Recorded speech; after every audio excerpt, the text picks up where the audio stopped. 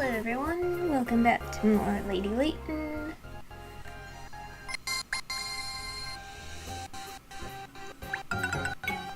Mic check.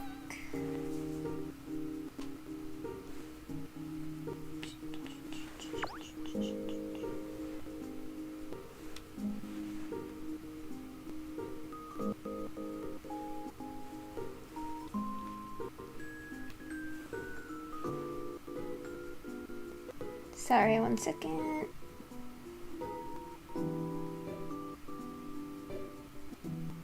Alright, I think we're good.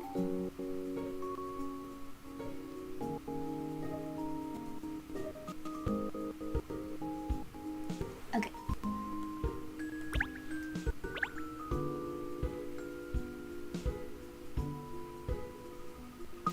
Ernest, that book you lent me the other day. Oh, have you read it, miss? Do you enjoy it? I thought it was a real page-turner. Yes, well, I did turn the pages, certainly. Although, that's true of any book, of course. I mean, it was interesting in a way. But in a way, it wasn't really. Make up your mind. Well, I enjoyed the murder on the stormy desert island, but the way the detective solved it was a bit dull. Personally, I prefer it when a detective hacks his way through all the possible suspects until only the terrified killer remains. Hacking through suspects? Yes, it's so much more satisfying that way. Satisfying and scary. Detectives are supposed to be cool and collected, basing their deductions on logic and reason, not hacking through suspects. Oh, really? Yes, detectives do traditionally have that image, don't they, of being systematic and lucid. But Miss Layton's inimitable style turns all that on its head. I think it's capital. You mean she relies on her gut rather than her brains? I prefer to call it miraculous instinct, Cheryl, not gut. It is miraculous, that's true. Miraculous you solve anything. Well, it sounds as if you know a lot about it. You're obviously a master of logic and reason yourself. Sorry. I know. How about this? The next case we get, you can try to solve it. I'm not doing your job for you. Won't put your money where your mouth is? Oh, that's the phone. I'll get it. Perfect timing. No doubt it'll be someone with a case for us. No doubt it'll be a case of a wrong number. It was Madame Dublé, miss. You mean the woman from the cinema? The matriarch of the Seven Dragons? That's right. She said that she had something she liked your assistance with and asked that you pay her a visit. Interesting. Perhaps she has a case for us. I really couldn't say. I will speak to the detective in person, she said. She was most insistent. I see. Well, I suppose we better go and visit her then. Come along. You do realize this could mean you'll actually have to do work for once. Me? You mean you, Shirley? Why me? I want to see your famous logic and reason at work, of course. You're going to solve this... You're going to solve this case. I am? Wouldn't you like to see Cheryl solve a case, Ernest? Rather, that would be a jolly hoot. Well, at least it would mean I wouldn't have to watch you bumbling through another investigation. Alright, you're on. Cheryl's on the case. Excellent. Good luck, Agent Cheryl. Agent Cheryl. I like the sound of that.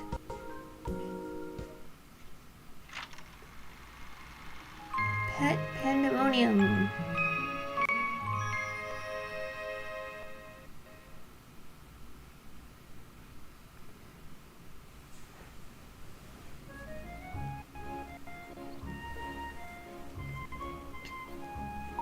I believe Madame Dublay's residence is around here somewhere, miss. Didn't you ask her for directions, Ernest? I did, yes, but she wouldn't give me a full address. She just told me we'd know when we were nearby. But this is Millionaire's Row. All the houses here are enormous. It could take us ages to find it just walking around aimlessly. I think this is a job for Agent Cheryl. Lead us to Madame Dublay's residence using your razor-sharp reasoning to guide you, detective. No. Wouldn't it be easier just to call her a passerby? Well, I suppose so, yes. Alright, let's ask someone.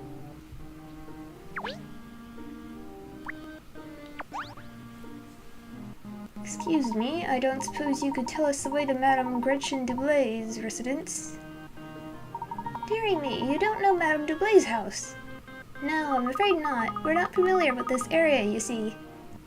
The Dublay residence is the largest building in the neighborhood. You can't miss it. Helpful. Well, let's see. Perhaps that's it over there. Exactly. What did I tell you? See, you can't miss it. Ah! So you have some business with Madame Dublay, do you? She asked us to pay her a visit, yes. Really? Madame Dublay asked for you? Well, you must be more important than you appear. You're very fortunate. I should dearly love to receive an invitation. Madame Dublay is obviously a very influential and significant member of society, isn't she? Did you hear that, Cheryl? You won't want to let down someone so important now, will you? Who, me?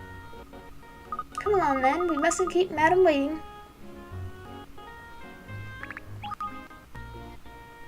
She can wait. I got stuff to look for. Hello, this is the well-to-do part of town, you realize. I'm always on the beat around these streets, making sure there's no unscrupulous characters lurking. Thanks for that.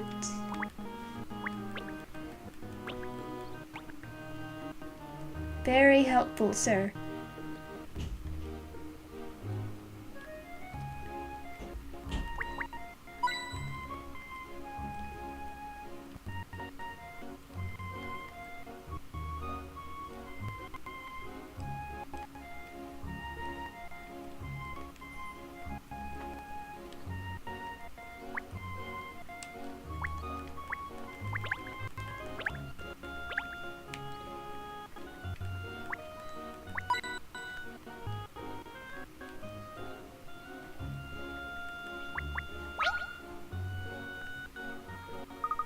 Aha, a puzzle in the chimney. Pinstripes, that's your job, cleaning chimneys. Why don't you solve this one? Oh, me? Yes, alright then.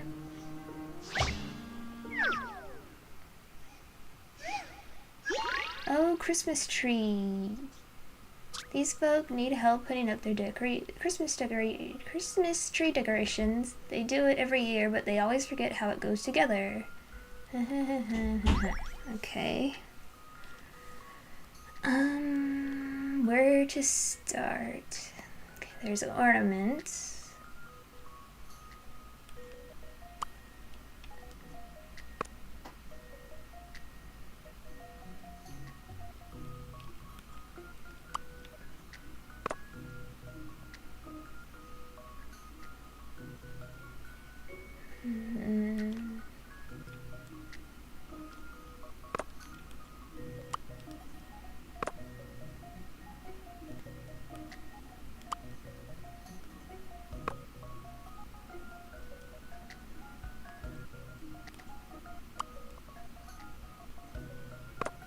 Almost. There we go.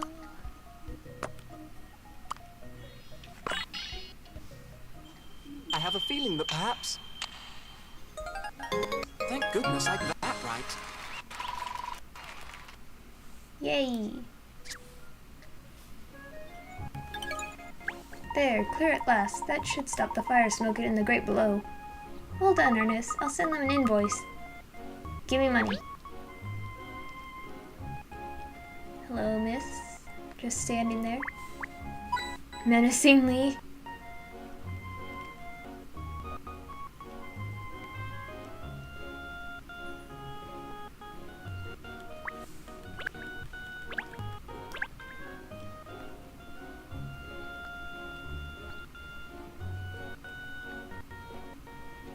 Guess that's it.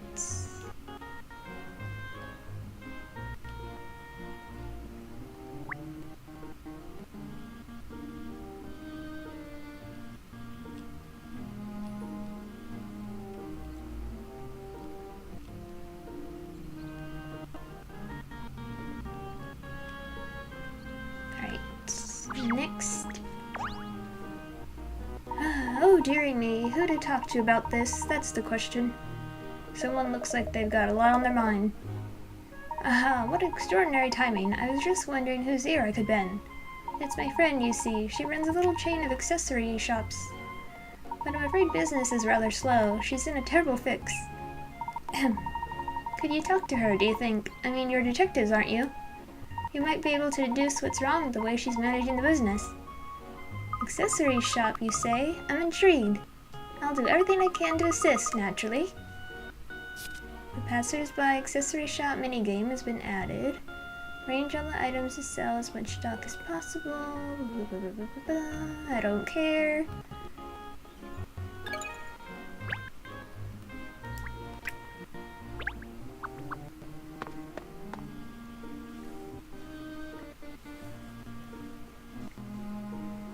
Gosh, this is Madame de Blai's residence. What a magnificent mansion. Worthy of the leader of the Seven Dragons, the millionaire of millionaires. It looks like those big double gates are the way in.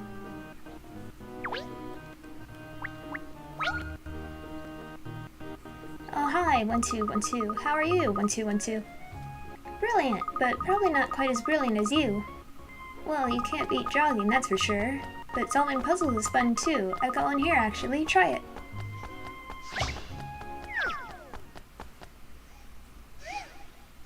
Weasel maths. Look closely at the weasels and the numbers and try to figure out which number goes at the bottom. It's like the... Okay.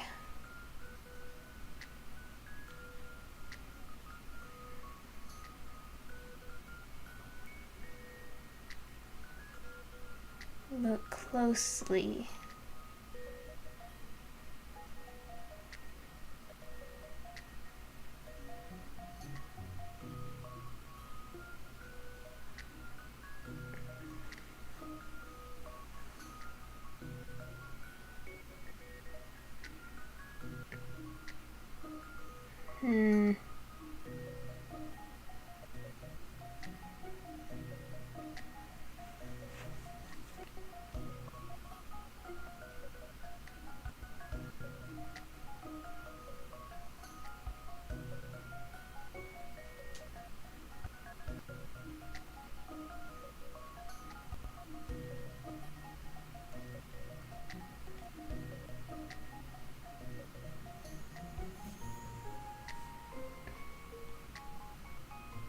Right, so these are the same.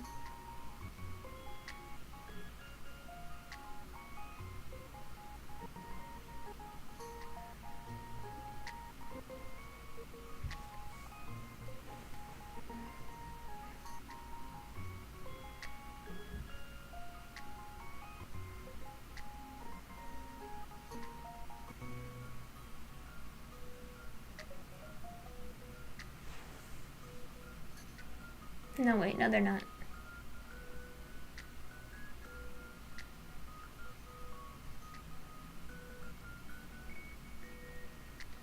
Like, there are lines and then they're colored in.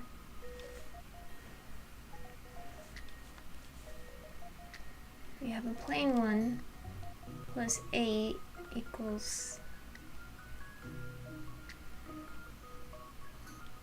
8.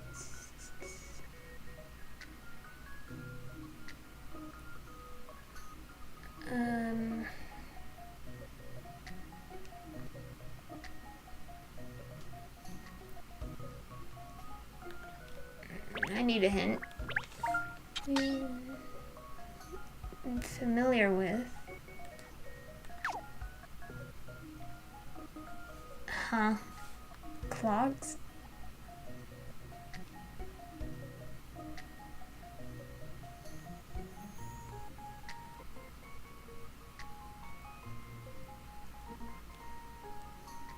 Two plus 8 is 10, okay.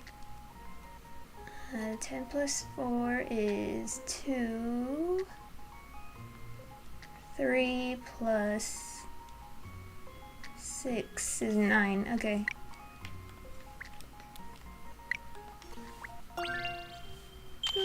This should do it, I think. And that's how it's He's... Well done, good job. I'll have to look out for another puzzle now, so I've got something for next time around to you. Thank you. I'm looking forward to it already. Can't wait. So excited. 1, 2, 1, 2.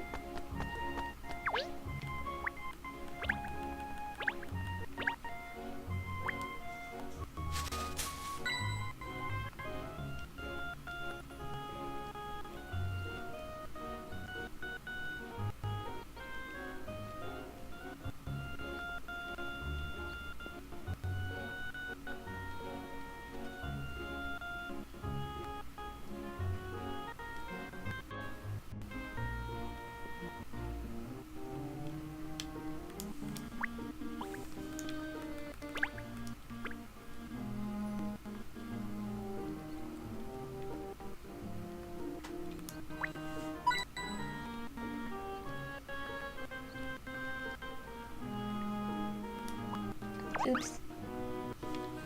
The gates are unlocked. I wonder if it's alright just to go in. Hello? Is anyone there? Oh my god. Your face. Ah, good day. You must be from the detective agency. Madam is expecting you. Please follow me. Oh, thank you. The dog, miss. Is he, with you? Absolutely. He's one of the team. I see. Well, in that case, do come in, sir. Don't mind if I do. You can't hear what I'm saying, can you? Woof woof woof woof woof woof woof. What a talkative little fellow he is. Isn't he charming? Charming, Cheryl. Did you hear that? Oh, I wasn't really listening. What? So that compliment has nothing to do with while your tail's wagging 10 to the dozen. No.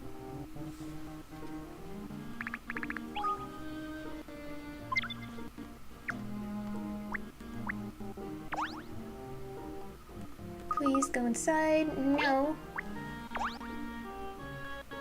Hello, didn't think to see you here. Alex, hello there. What are you doing in this part of town? Delivering order. One of my customers is having a party and they asked me to bake for them. Ah, yes. I'm sure the exclusive Lipsky cakes are in high demand around these parts. No, yes. This morning I delivered cakes here to Madame Dublé, but she did not look happy. I hope I did not do nothing to upset her.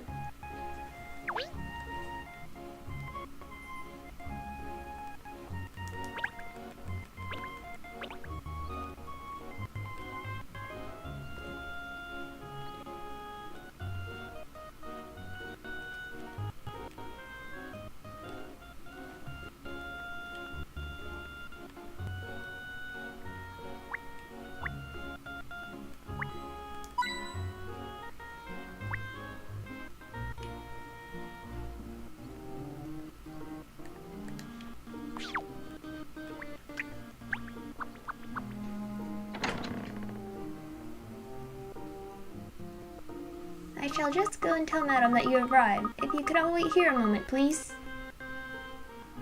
I say, the interior is even more amazing than the exterior. Look at all this tip-top furniture.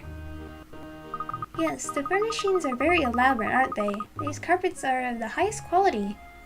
Well, what else do you notice, Cheryl? What's apparent from this hallway? Well, there are a lot of cats. Soft toy cats, cat ornaments, cat pictures. She's clearly batty about catties. Precisely. All these cat things, there's an unusual amount of them, when you say. Oh, look, here she is. Oh dear. No, I specifically request Professor Layton. I certainly didn't ask for a young parvenu like yourself.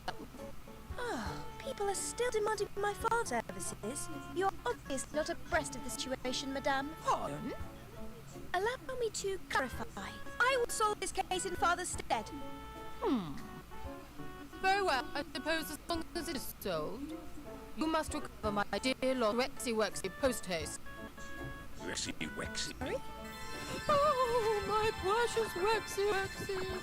Where have you gone?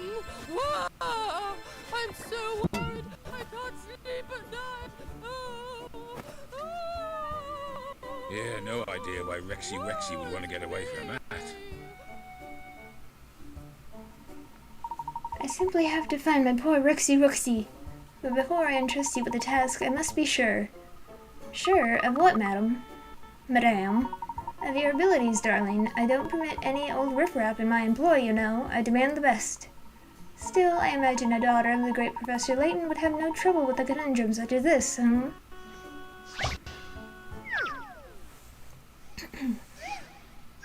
Puzzling pearls. Here we have some mysterious shells. When you close and reopen them, the number of pearls they contain doubles.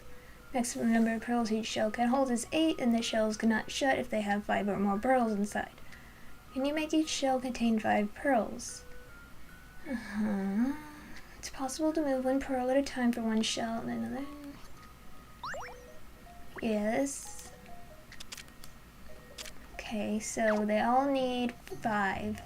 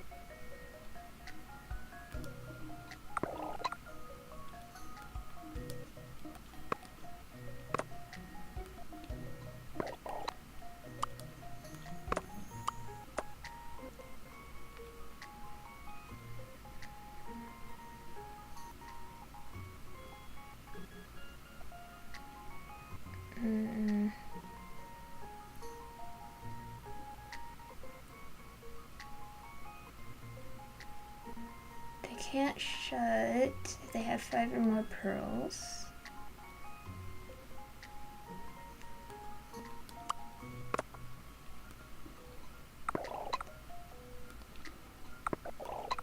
Okay. I've seen how to solve this now.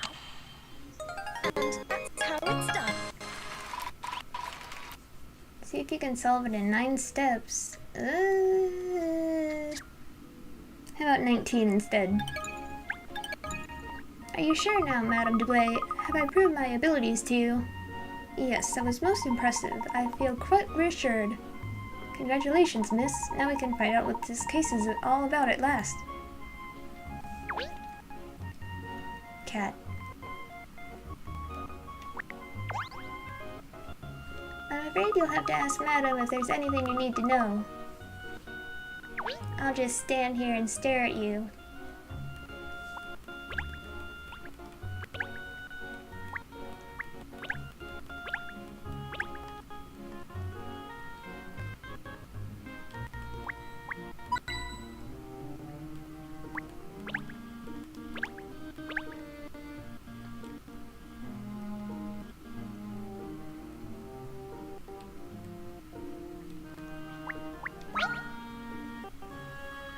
Oh, look at this portrait.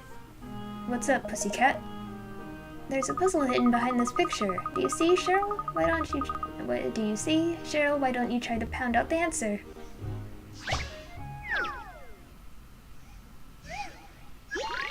Oh no, not this again.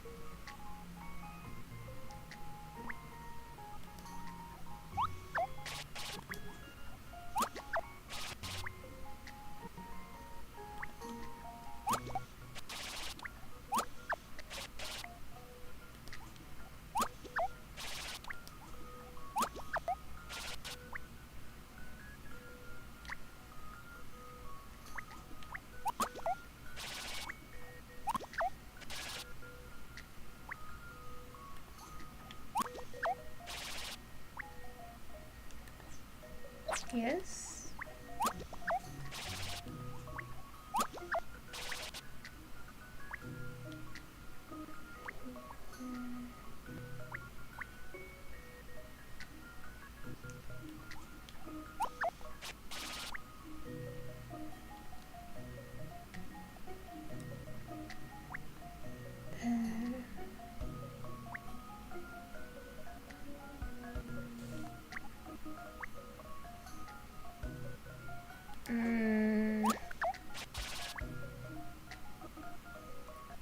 No. No.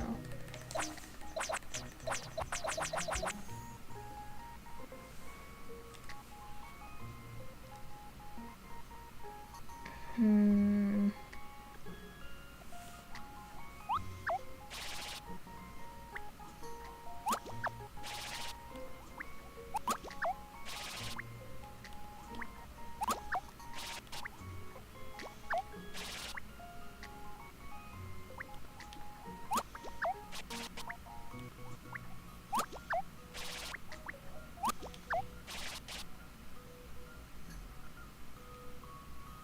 No.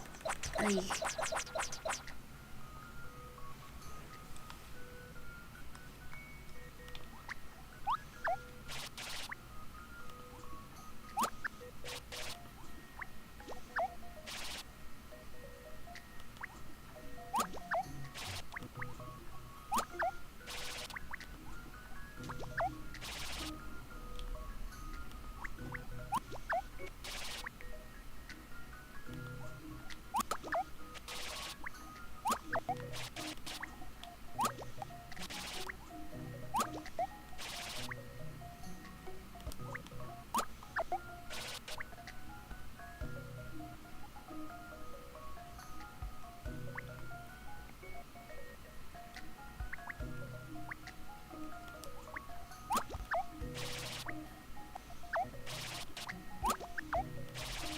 Ah, dang it.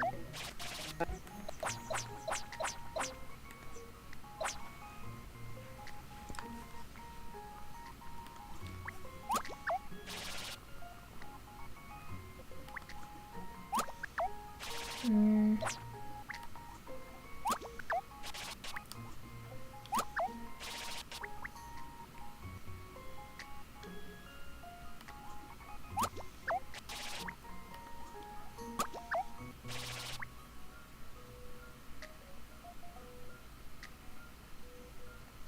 Ay.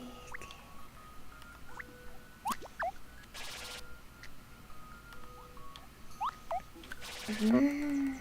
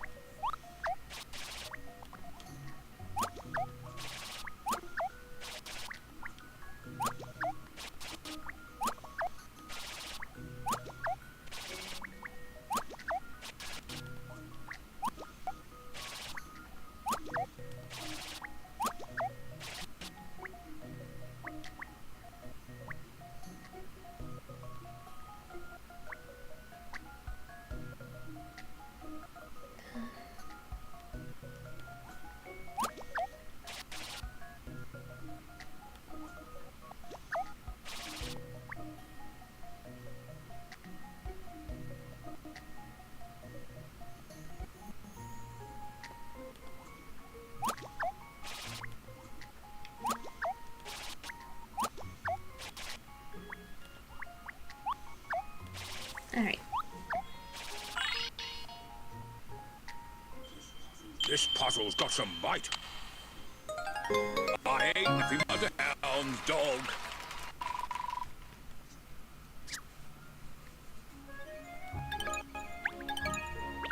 Well, I certainly wasn't expecting to find a puzzle behind a painting, or be made to solve it. There are puzzles everywhere in the world, Cheryl. It keeps us on our toes, doesn't it? Or in your case, on your paws.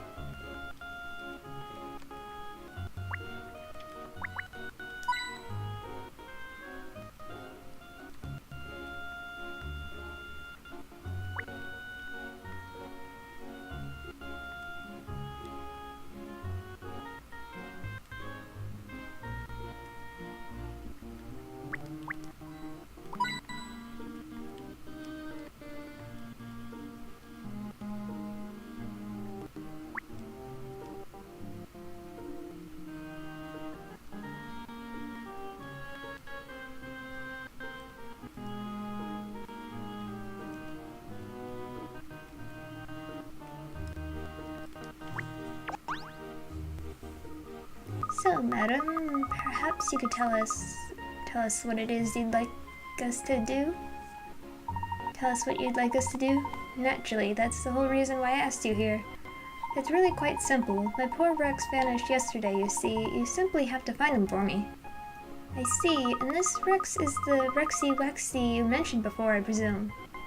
Yes, my beloved pet. Oh no, Rexy Wexy is so much more than a pet. He's family, I tell you. And you say Rexy Wexy vanished? That's right. Oh, it's too awful. I looked everywhere for him, but he's nowhere to be seen. Oh, Rexy Wexy, where have you gone? It's a mystery, Miss Layton, a complete mystery. Please, don't trouble yourself, madam. When I investigate, I leave no stone unturned. We will find him. Gosh, a member of the family missing. How terrible for you. I'll track down Rex without a moment's delay. Oh, please do. I'm simply beside myself with worry. So, madam, I'd like to ask you a few questions about your missing pet, if I may. Yes, of course. I shall do anything I can to Oh my goodness! What's the matter? Look at the time. I'm terribly sorry, but I have a luncheon engagement.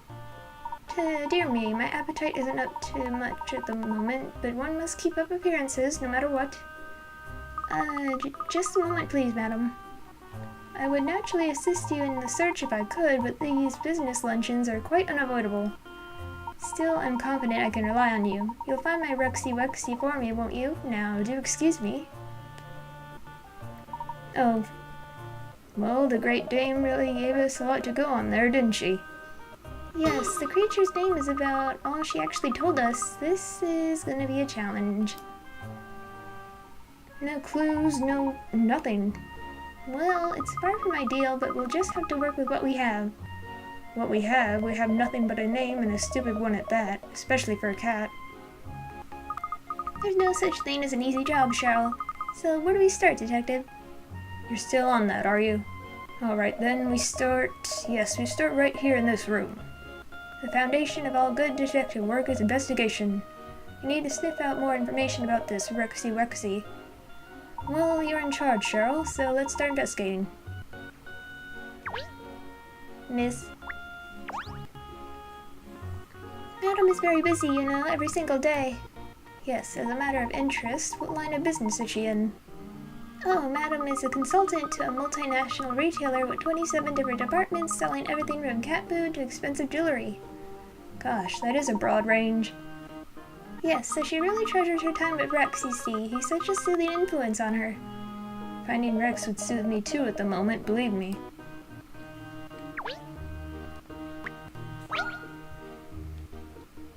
There's another cat toy here as well. They're everywhere. Oh, that's reminded me of a puzzle I know about cats.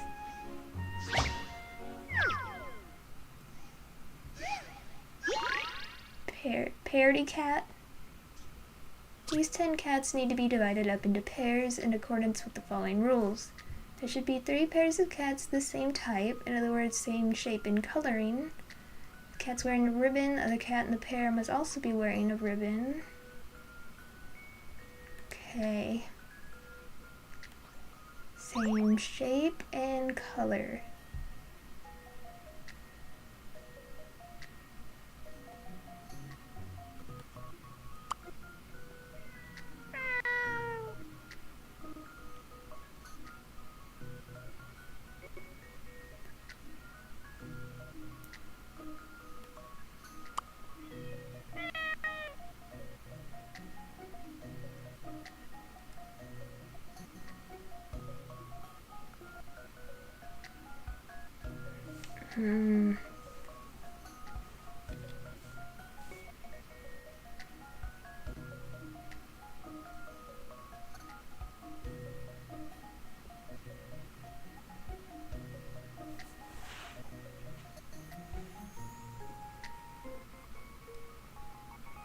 If the cat's wearing a ribbon, the other cat must also be wearing a ribbon.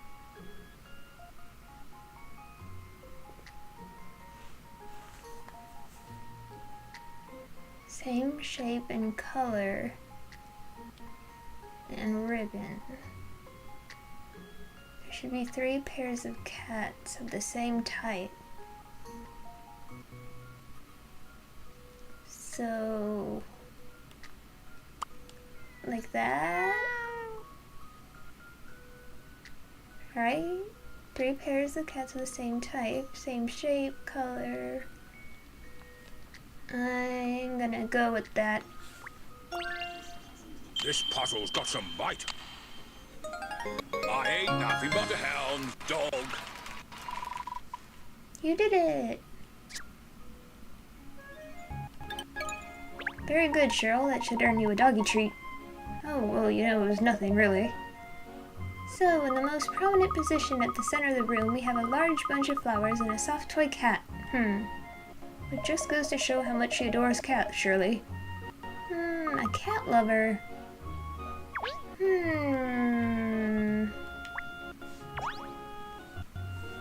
That desk looks like an antique. It's rather understated, but I expect it's worth a small fortune. And let's not forget the obvious, the whopping great stuffed cat sitting on it.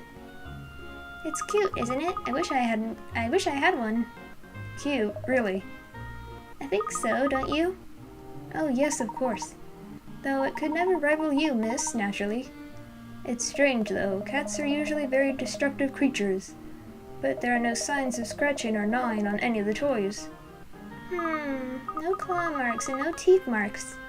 Ah, so Rexy Wuxy is an upper crust kind of cat, scratching and gnawing underneath him. Oh, jolly good, Cheryl. You're like a real detective. Well, I think we've explored the hallway here enough, don't you? Madame Dublé certainly has a lot of cat toys around the place, that's for sure. Yes, gosh, if she's this much of a cat lover, Rex must be spoiled rotten. It's not much of a deduction, but I suppose that's about the only tale this room tells. Well, Cheryl, do you know where Rex is, then? We've looked at a table and a desk, and she's asking me if I know where the cat is. I think we're going to have to broaden our search. It's like looking for a needle in a haystack, though. This mansion is simply vast. Where do we start? Excuse me, detectives. I hope you don't mind me interrupting. Madam did say she was happy for you to look around the residence if it would be a help. Ah, thank you very much. I wonder, could you tell us which room Rex spends most of his time in? Yes, of course, that would be Madam's parlor. It gets a lot of sun, you see. Rex always enjoys napping in the sunshine. I see. We'd like to investigate the room if we may. Although I imagine it's been cleaned and made up since Rex's disappearance, hasn't it? Oh no, miss. Madam was very clear on that. You must leave the scene completely undisturbed, she said. Perfect. Could you show us the way then? Certainly, miss. Follow me.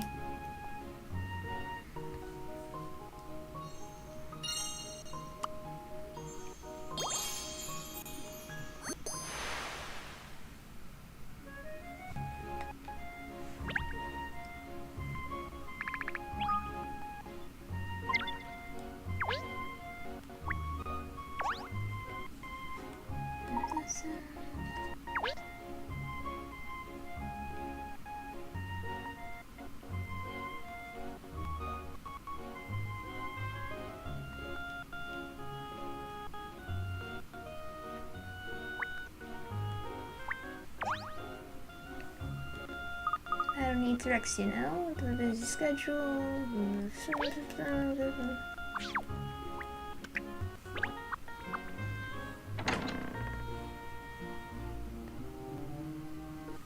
This is Madam's parlor. As I explained, she did say she wouldn't mind if you needed to look around.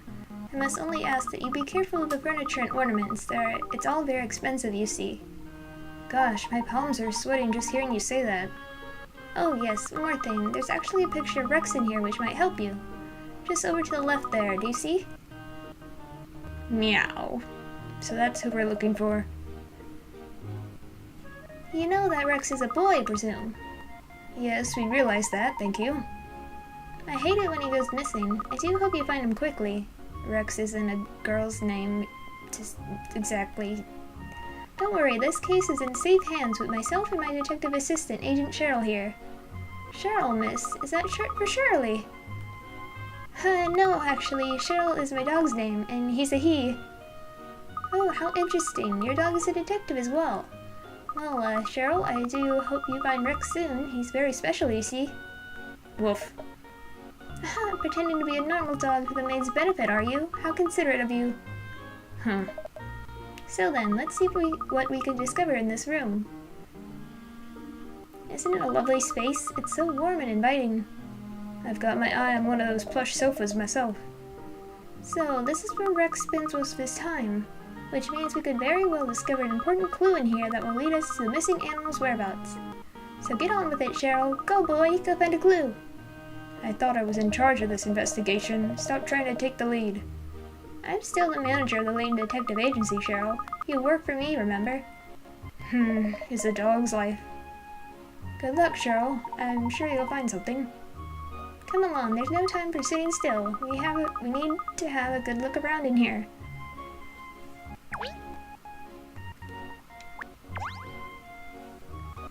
Remember, if you'd like to see a picture,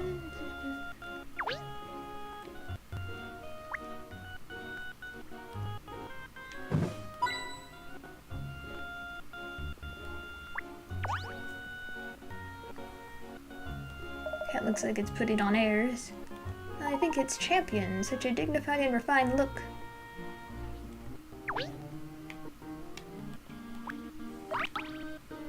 Oh no, it's a Popono.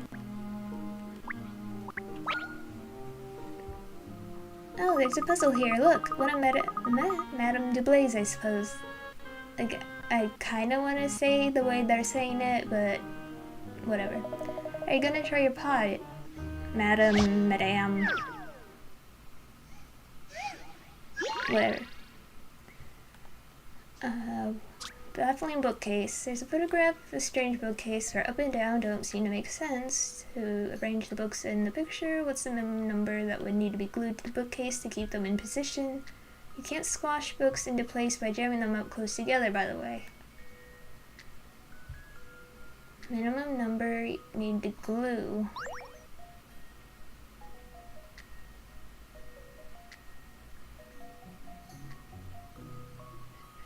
Up and down don't make sense. To arrange the books as in the picture, what's the minimum number that would need to be glued to the bookcase to keep them in position?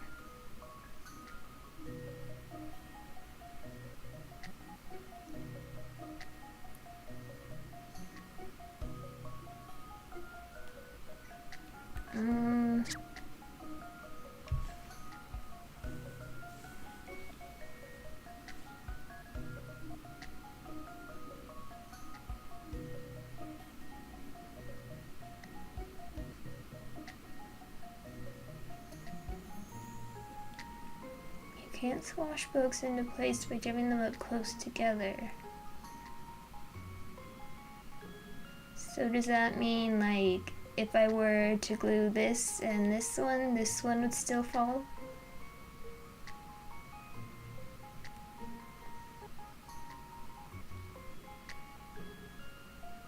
Minimum number.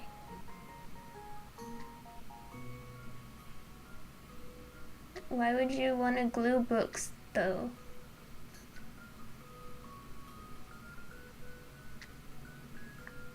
Is this a trick question?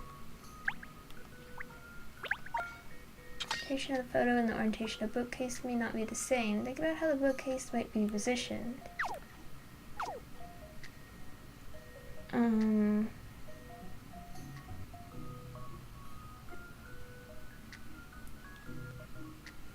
So let's say it's sideways, and then these two would fall. So you would glue these two, right? Again, I don't know why you would glue books, but whatever. I've seen how to solve this now. No. Not good, Triel, not good.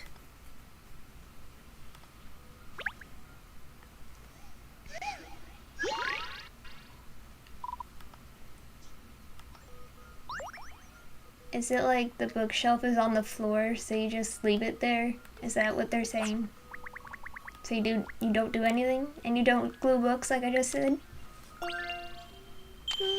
This should do it, I think. And that's how it's done. You did it. The bookcase is lying down on the floor. You just no need to fix any of them down.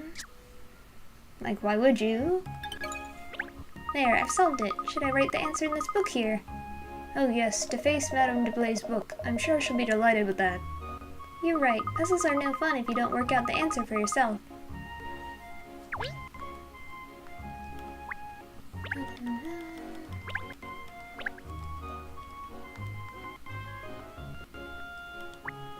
Zoom in on this plant here.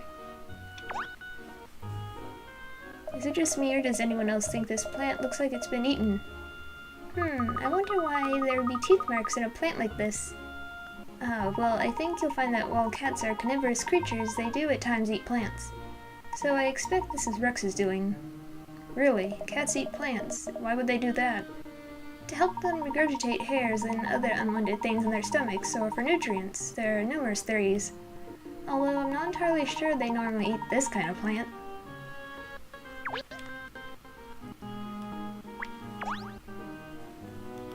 Perhaps Rex decided to nibble this houseplant as a light snack.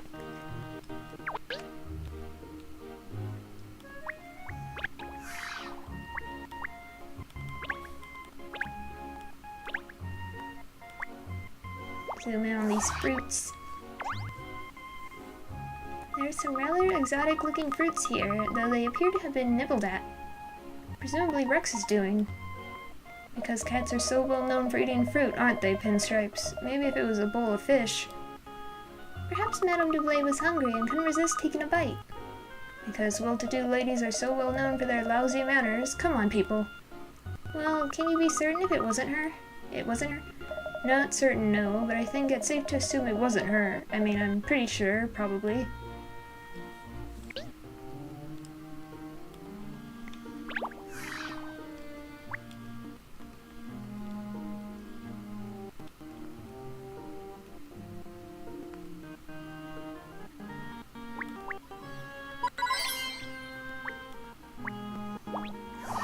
Bananas. Watch where you're treading, Ernest. There's some banana skins on the floor there. Gosh, you're right. I'd probably have fallen flat on my face if you hadn't warned me, Cheryl. You wouldn't expect to find banana skins left lying around in a place like this, would you? No, it's a little unexpected, but it seems reasonable to assume that someone ate some bananas and dropped the skins here. Presumably Madame Dublé, seeing as this is her parlor. Another woman who can't be bothered to tidy up after herself, eh, Cat? I'm not that bad, Cheryl. I don't leave banana skins lying around.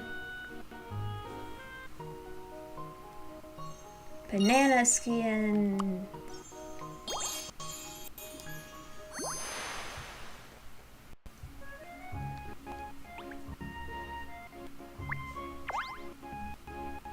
The French door's looking out over the garden are ajar.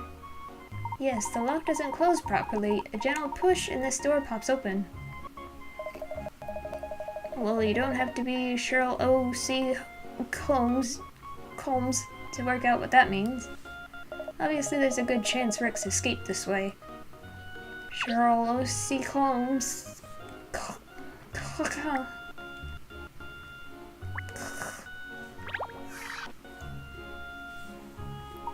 So, how's the case shaping up, Cheryl? Have you managed to deduce where we'll find Rex now? Well, it's not exactly a lot to go on, is it? An open door and some banana skins. But if I had to deduce the missing cat's whereabouts from the available evidence, I'd have to say, yes, Cheryl? I'd have to say, that Rex slipped on a banana skin and flew straight out the open door. Which means Rex is in the garden. Brilliant, Cheryl. A great deduction based on what we know so far. We should go and search the garden at once. How's that then, Cat? I'm earning my keep now, aren't I? Well, I certainly agree that we should go and investigate the garden. Come along.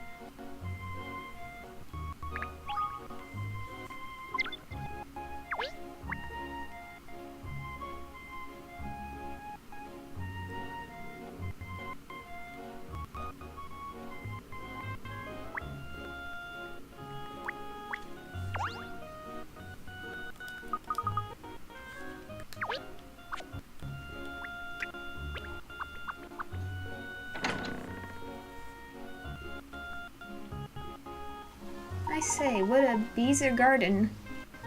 I've been to walks in parks, some smaller than this. Well, Rex could be hiding anywhere in here, so I better start looking. Hello. What a wonderful array of different trees and plants. Oh dear, what am I treading on? Ah, snake! Snake! Calm down, Ernest, it's just a skin. A snake skin? I hate snakes. I hate skins. Ugh, I feel sick. I'm not sure that it's a snake skin, actually. Oh no, miss, please don't pick it up, even on a stick. It's all part of investigating, Ernest. You can't be squeamish about these things. Now, let's have a look. It is a skin, but you're right, miss. It's hard to tell if it belonged to a snake or something else. In a garden this size, there are bound to be one or two otters. Cheryl, please! Oh dear, I hope we don't have to be here too long.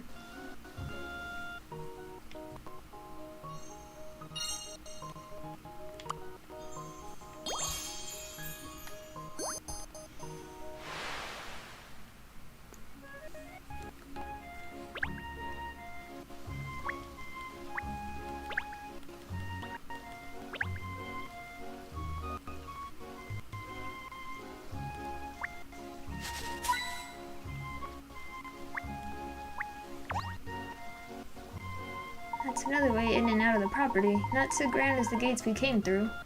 Look, it's a bit broken at the bottom. You're right, Cheryl. Perhaps it took a blow from a football or something when children were playing out on the street. I imagine it's hard to stay on top of repairs with a property of this size.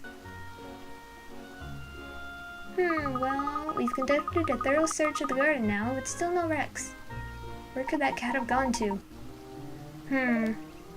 I see Agent Cheryl is thinking. Well, what have you deduced? I'm forming a picture of what might have happened based on the evidence here in the garden. Really, wizard job, Cheryl. Oh, this is exciting. Do tell us, Mr. Combs.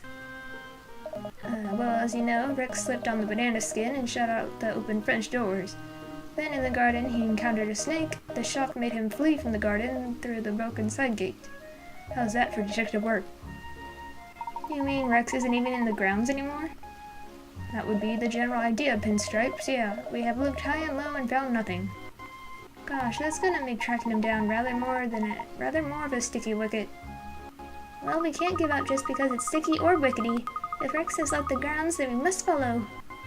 Alright then, let's head back out into the street. If the cat isn't used to leaving the property, then he's probably not too far away.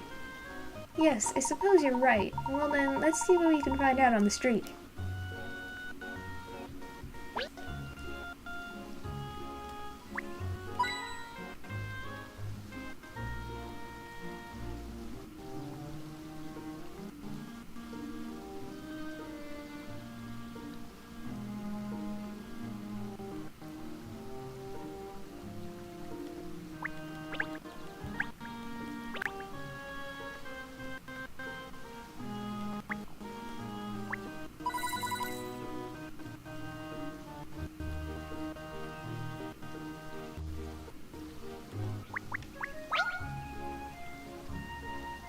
Oh, I say, miss, there's a puzzle hidden among these flowers here. What's a puzzle doing in a place like that? We may never know, but that doesn't stop us trying to solve it. Ernest, would you do the honors?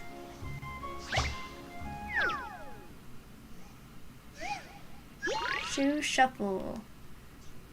The shoes were the front door in a complete mess. Tighten them all up so that they're in correct pairs. Move the double-ended arrow between the various shoes using no directions and so like this. Okay.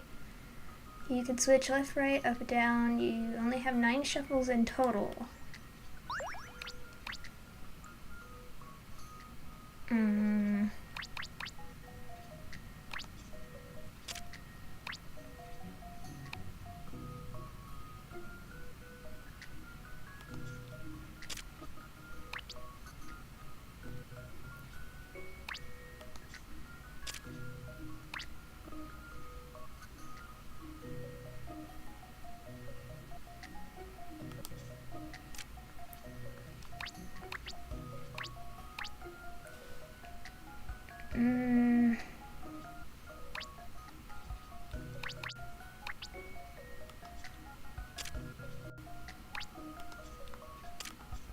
There.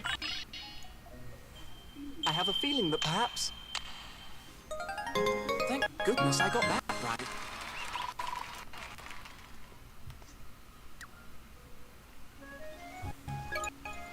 Very good, Ernest. Well done. Thank you, miss. That was a rather delightful little puzzle, don't you think?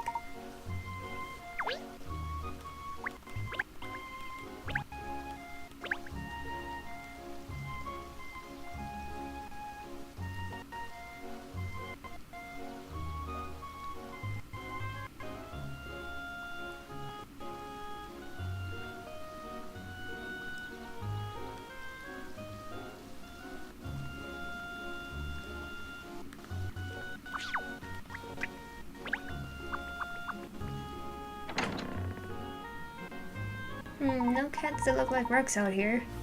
Rex, your mommy's worried about you. Come home. Mummy? Madame Dublé. She's human. Rex is a cat. Does that mean she can't be his mother? Oh! What? A cat! Over there, look! Do you see, miss? Meow. Meow. Meow. Oh no, that's not Rex, that's some other cat. Different colored fur and everything. And it's far too skinny. The cat of a wealthy owner like Madame Dublé wouldn't be skinny like that. Agreed, let's keep looking. But the kitty...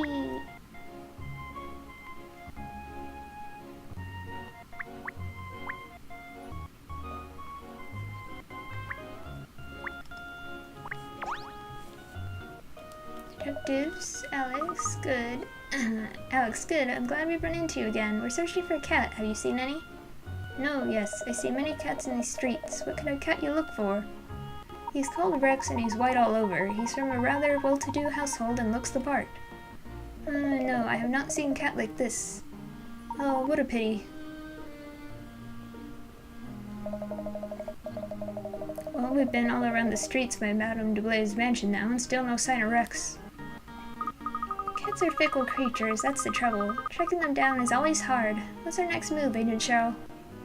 The only option now is to widen the search. If we're lucky, maybe we'll find a clue at least, even if we don't find Rex himself. Alright then, let's do it. Let's start looking further afield. Meow. Meow, meow, meow. That's not Rex. Where do we look next? I want to look at the kitty. Ernest, shut up. Hiya, how are you?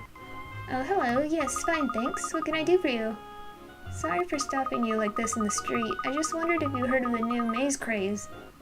The new maze craze? No. Ernest, do you know about such a craze? No, I can't say I've heard about anything like that. Just to be clear, I'm a dog, so no. Oh, well, I tried it, you see, but it's a bit too hard for me, so would you like mine? Oh, thank you. Yes, it sounds interesting, I must say. I thought you looked like the sort of person who'd want to give it a go. Here you are, then. It's all yours. That's very kind of you. I look forward to trying it. How to live down. Puzzle games. How to shower.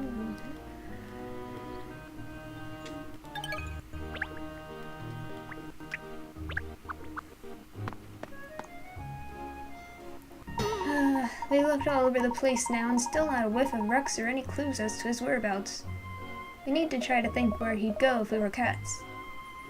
Agreed, but I am a cat, and I don't know. Well, I think they generally like small enclosed spaces and high-up vantage points. But there are hundreds of places like that around here. No point sticking our tails between our legs and giving up. Let's take another look around.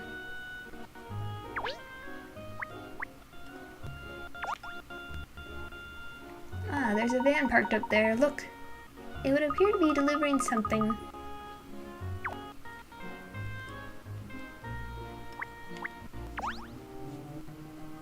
Oh, hiya. What are you up to? Anything exciting? We're looking for a cat. It escaped from Madame Dublé's residence, it seems. Madame Dublé? Oh, the large lady who lives in the big mansion over there. Yes. No, what if she overhears you, cat? Don't worry, she's not around at the moment. You haven't seen a cat around here, have you? Yes, I have. Really? I just saw it over there a minute ago. Hold on, I'll go and bring it over for you. This could be it. Case closed. Let's wait and see, shall we, Ernest? Here he is. Look, isn't he terrific? I don't know how you say terrific without the E. Terrific? Terrific? Meowie. This could be the one at a push. It sort of looks like the cat in the picture, doesn't it? Wishful thinking, Cheryl. Wishful thinking. No, sadly this isn't Rex. It was very good of you to try to help, but unfortunately this isn't the cat we're looking for. Meow. Oh, well, so Kitty, what do you want to do? Come home with me? Meow. Hey, where are you going, Kitty? I ran straight over to that van. Perhaps the van's carrying something the cat likes the smell of.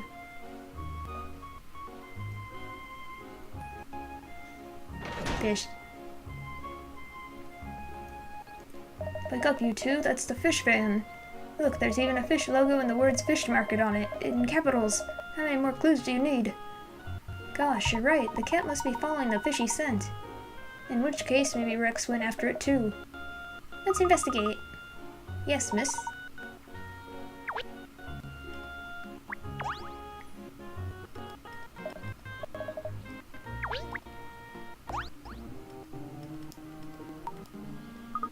Oh, we found it. Thank you. We're looking for a cat. Lost your cat. No,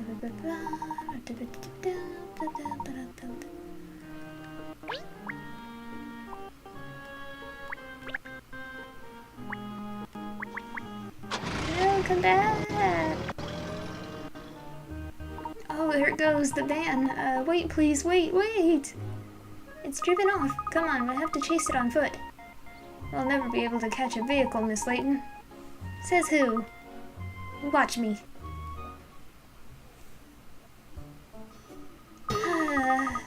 Can't catch it too fast. It was an impossible task, miss. Time to call it a day, I think. Never. Catriel Layton doesn't know the meaning of the word give up.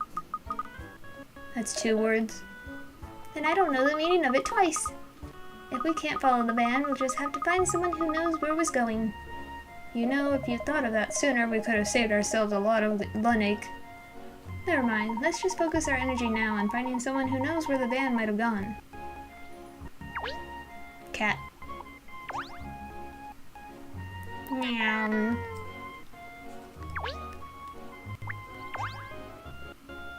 Do you happen to know where the van that was parked here before might have gone? The fishmonger's van. Oh, well, no.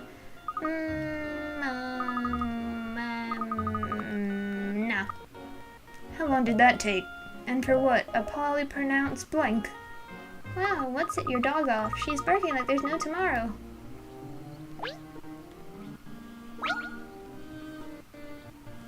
I say, excuse me, do you know anything about the van that was just parked here?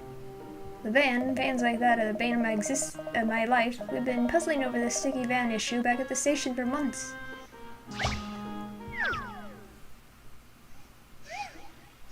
Tunnel vision. We need to use this truck to get through to the other side of the tunnel, but the truck is just a little bit too tall and won't fit. It looks like it would get through if a little something was removed from it, but what? You're not allowed to break the truck or take off anything that isn't normally removable. Give your answer as a word. Well, you could take the wheels off, but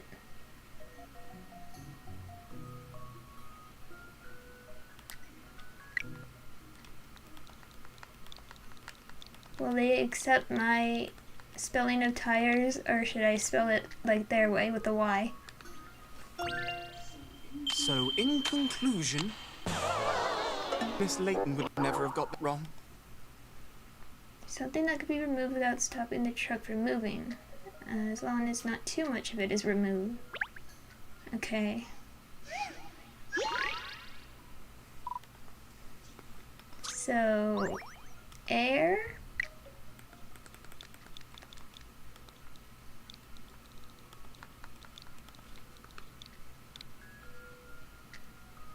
If a little something was removed from it, you're not allowed to break the truck or take off anything that isn't normally removable.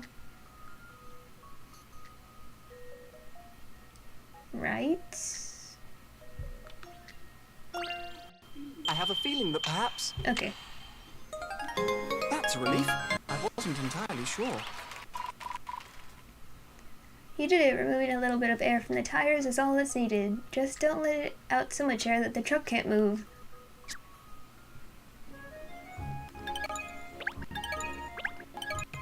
Oh, that's smashing, that is. Well done. Now I can finally get your mind back on the job. Now then, Constable, do you think we could get back to the matter at hand? Oh yes, Miss Layton. Was there something in particular you was wanting to speak to me about? We were wondering if you might know where the van that was parked here before would have gone to. The one with the fish logo, you know? Ah, yes, the fishmonger's tin can. That one comes straight from the wharf, I believe. The wharf? Just near here in the Thames, you mean? Thank you, PCB. Could be that Rex hopped a ride in that van and has ended up by the river then. To the Thames, team!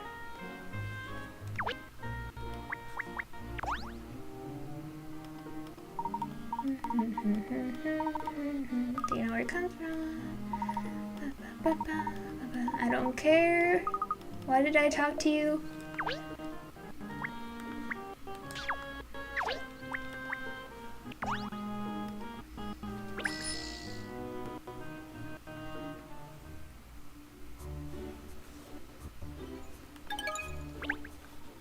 Here we are, look, this is the wharf. Gosh, look at all the boats coming and going.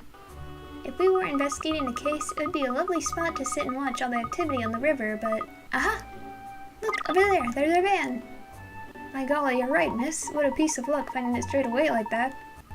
Let's investigate while we have the chance. It could drive off again at any moment.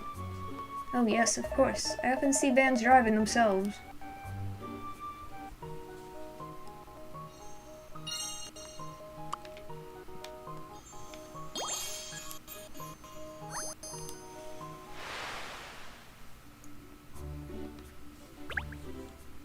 Oh no, Popono man. Hello, Popono. Hello, I'm very sorry, but I'm really not interested in buying a Popono. Okay, no problemo. Maybe you'd like this cute bunny puzzle instead.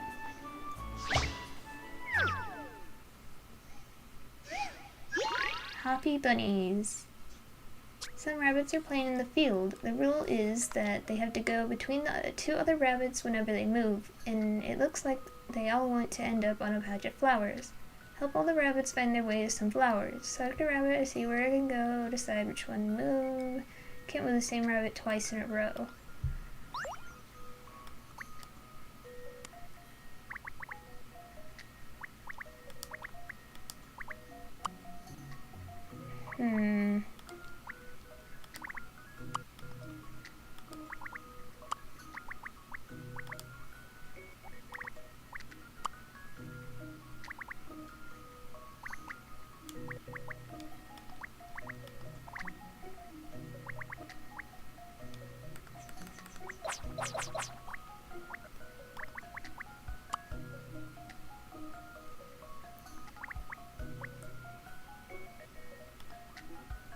Whoops.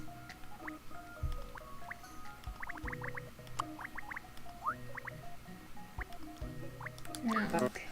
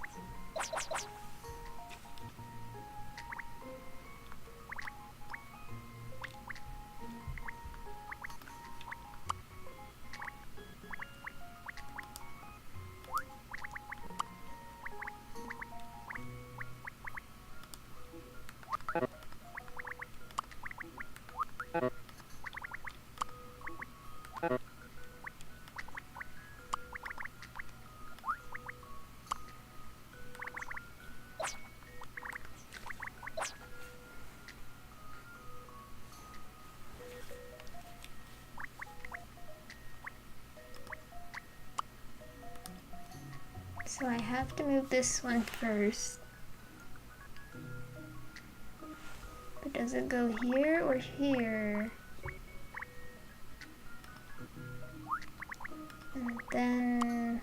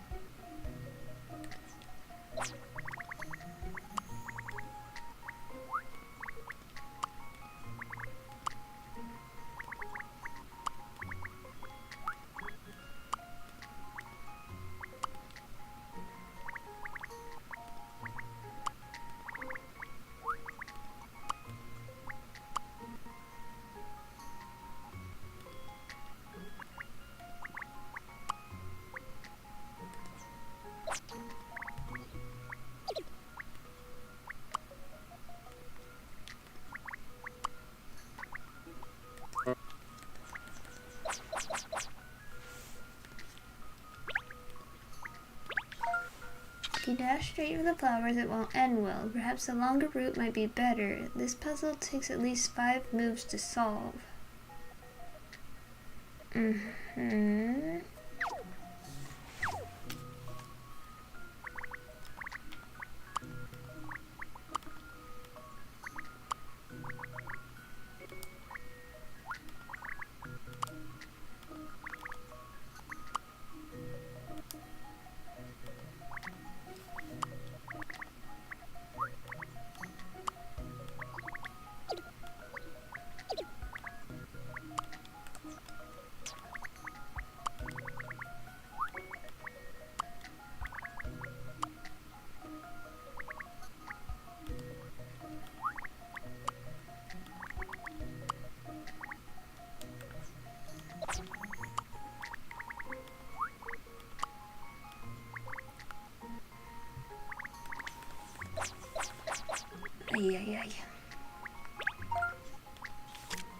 There's a rabbit on a patch of flowers from the very beginning. Let's leave him there. Okay, so don't move the one on the flower.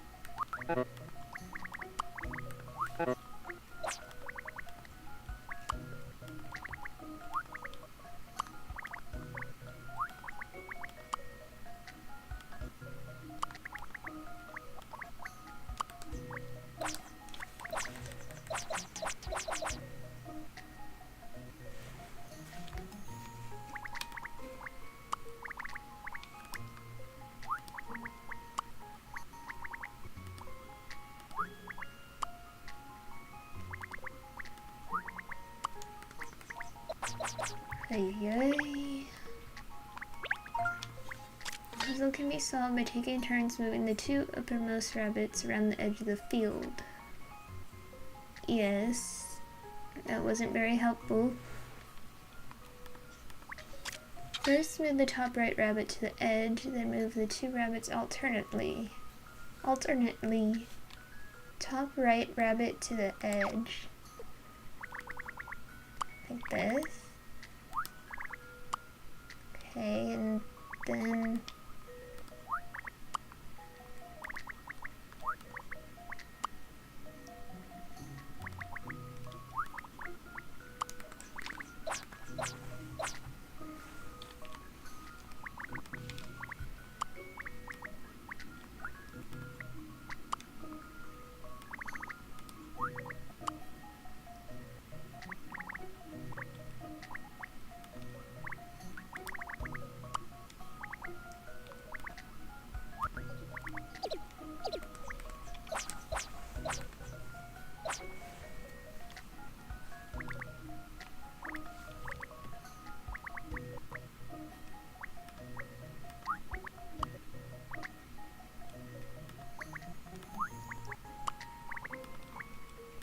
oh my god, okay.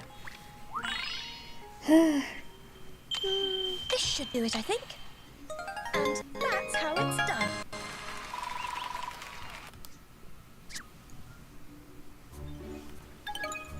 Thank you, that was a cute puzzle, you were right. You did it, you solved the puzzle. You're a very clever solver of puzzles. Now let's see how you dance. No.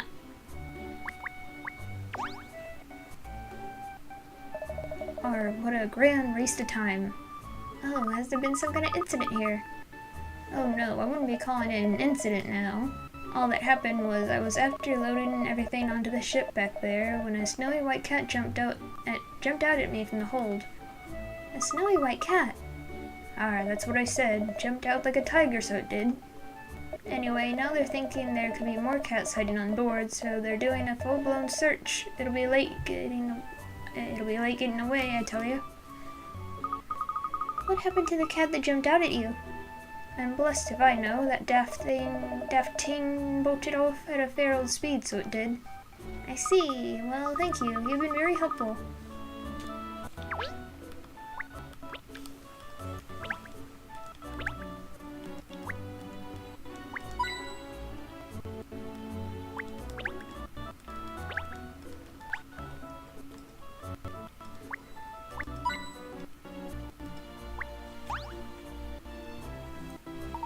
Ooh, what a pond. You'd certainly know what this van is used for, wouldn't you? It's dark and dingy, cramped and fishy. It's like being inside the belly of an enormous whale or something. It's very invigorating. In what way? Rex, if you're in here, come on out now. Nice try, Pinstripes, but it's not gonna be that easy. Perhaps he's already slipped out of the van and gone somewhere else.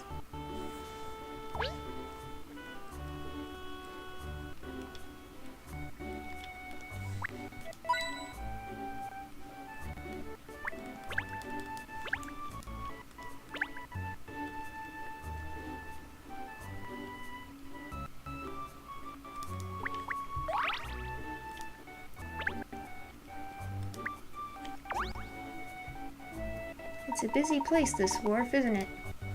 Look at that boat that's just about to leave now. What do you suppose that's carrying? Bananas, I think. Probably imported from overseas and now being delivered to somewhere else along the river. I do like rivers and boats. I'd love to jump on one now and sail away. Oh, well, miss, if you will, I will. Leaving a dog in charge of the business. Good thinking, team, good thinking. I'm sure you could handle things, Cheryl. Well, obviously I could. In fact, the Cheryl Combs... This name is so hard to say. Detective Consultancy, that almost sounds believable. You have to move the office to Barker Street, though. Are you mocking me? Yap, yap, yap, yap, yap. What's that? It's a dog barking, isn't it? Can you understand what it's saying, Cheryl? It caught me off guard. I didn't catch what it said. Really? Even with those enormous ears of yours? That's right, even with my enormous doggy ears. Oh well, if you didn't hear, it can't be helped. Maybe something's going on over there. Yes, you could be right. Let's go and investigate.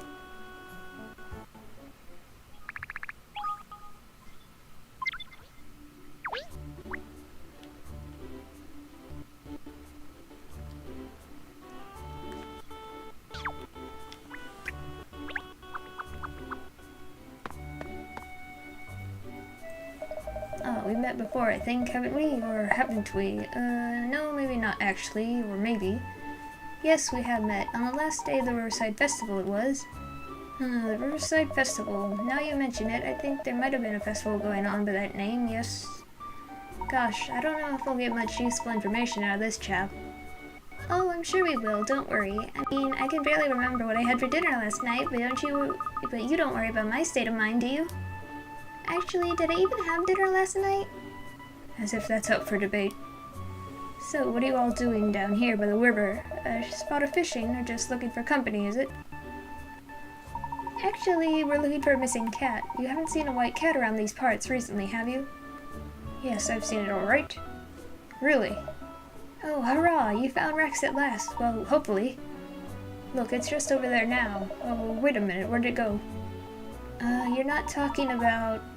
That's actually a dog, Mr. Fisher. Now that you mention it, I'm not sure if it was a cat I saw. Perhaps it was a catfish, or was it a dog? It looks like we're now closer to finding Rex after all. I think it must have been that stray over there we heard barking before, don't you? Vagrants are your area, Cheryl. Sorry, I mean dogs. I heard that. Alright, leave the yapper to me. I'll find out what he's so excited about.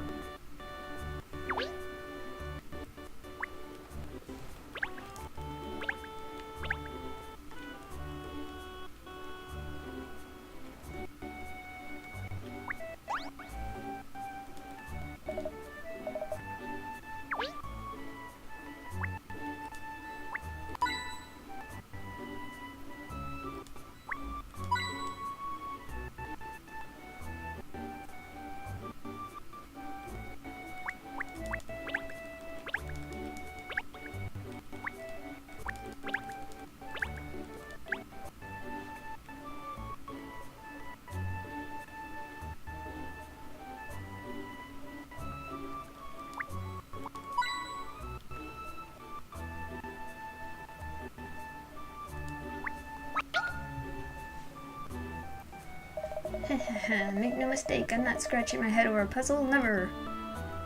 If you'd like me to solve a puzzle for you, please just come straight out with it and ask for help. Solve it for me? Never. But if you're interested in trying it for your own amusement, then be my guest. No need to be shy.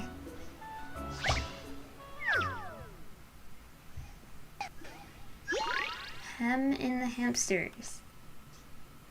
Here we have 11 hamsters. If they're all left together when their cage is being cleaned, they start to fight with each other, so they need to be separated into their own individual spaces using just 3 enclosures. Select the enclosures and move them around, holding down them, place them. Okay.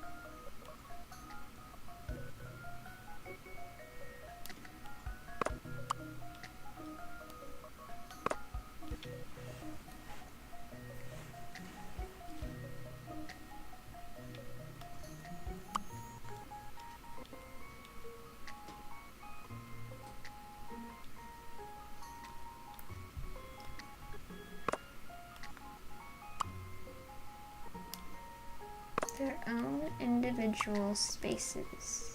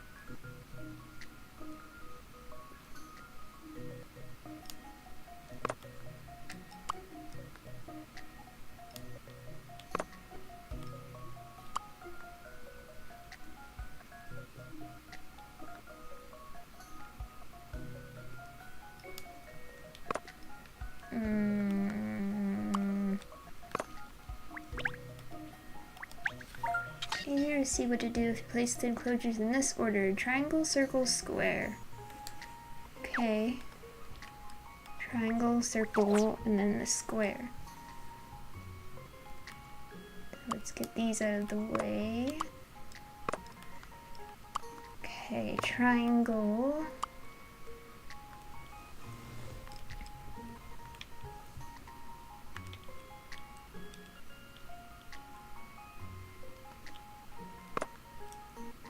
Circle.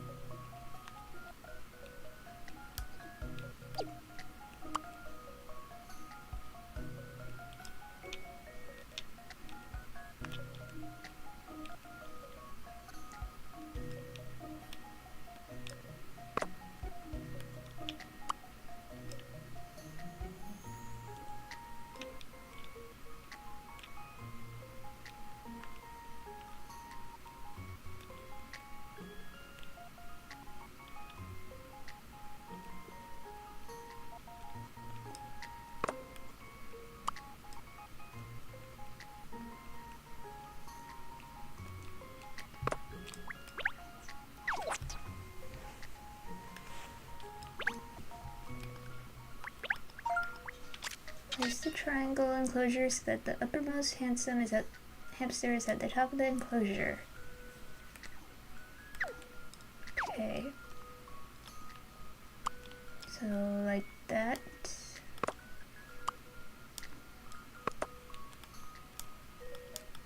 Then we need to put the circle.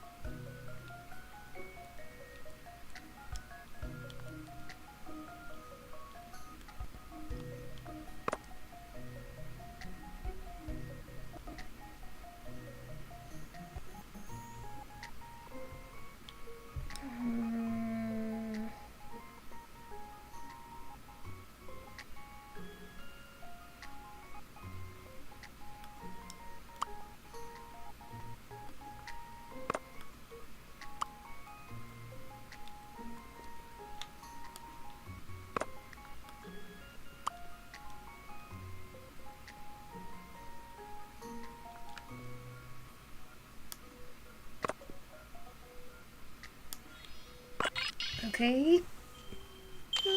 This should do it, I think. And that's how it's done. Yeesh. There, all done. Are you happy now? So that was the answer. At last you managed to do it. Well done. You did just want someone to solve it for you, didn't you? I thought as much.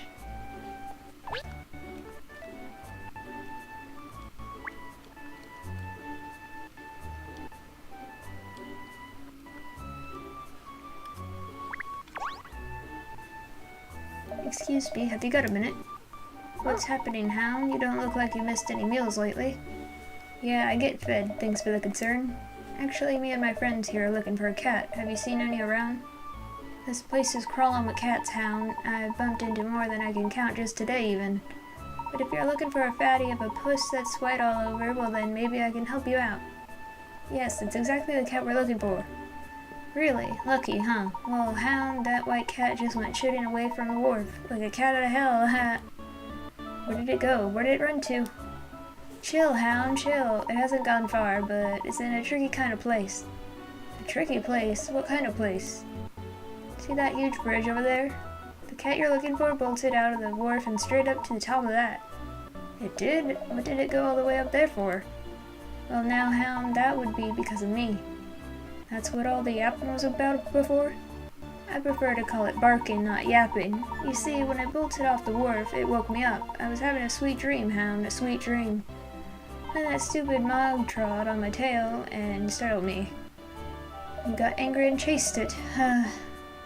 Sorry, Hound. Never occurred to me a fellow canine would be looking for that clumsy mog. Well, never mind. You couldn't have known. Anyway, Hound, what's the deal with you? Your owners got you doing their detective work for them or something? That's rough. Tell me about it. I have no idea how I ended up in this mess. I mean, at least I'm not bored, but no one even says good boy to me, despite all the hard work I put in. Well, if you ever get sick of being bossed around, you can come and hang out with me, Hound. Us strays have got it pretty good. It's a dog's life, right? Thanks, I'll remember that. You take care now. Is everything alright, Cheryl? Yep, I don't know what that dog's name was, but I'm calling him Bingo. He says he saw a fat white cat. Really? That's wonderful. Does he know where it went? Apparently it climbed to the top of the tower on the bridge over there. I suggest we go and fetch it down before it runs off somewhere even harder to reach. Good idea. Come along then, you two. Let's hurry.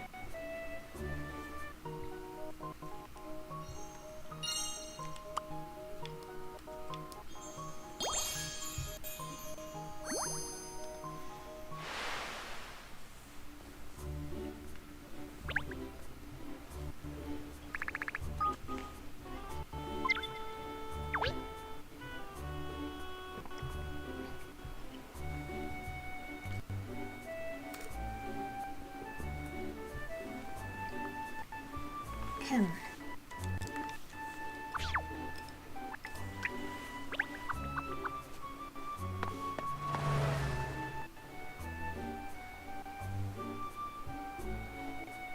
Cat, up there, cat! How did it get itself all the way up there? Good gracious, we must help it down at once. What if it fell? Alright everyone, let's just move really, really slowly so we don't scare it. Slowly. Top of the morning to you all. My dirty nose for a story led me straight here to the bridge today. I knew something was up. There is a cat, that's what's up. Now, how can we get that poor thing down?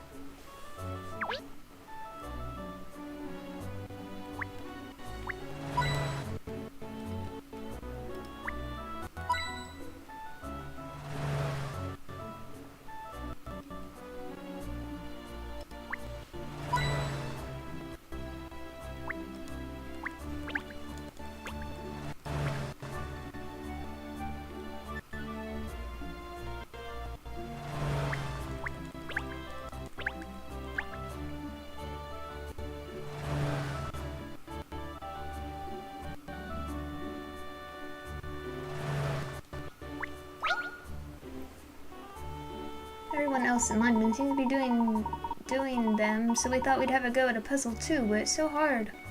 Yes, it's so hard. Can you solve it for us, please?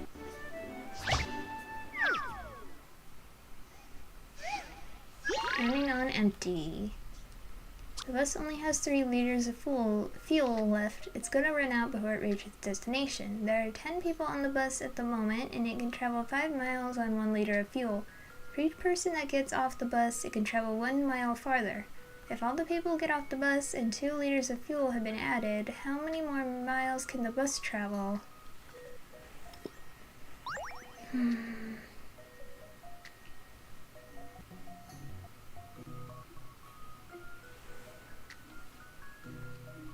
10 people on a bus, including the driver, I'm assuming, can travel 5 miles on 1 liter. For each person that gets off, it can travel 1 mile farther. If all the people get off the bus and 2 liters of fuel have been added, how many more miles can the bus travel?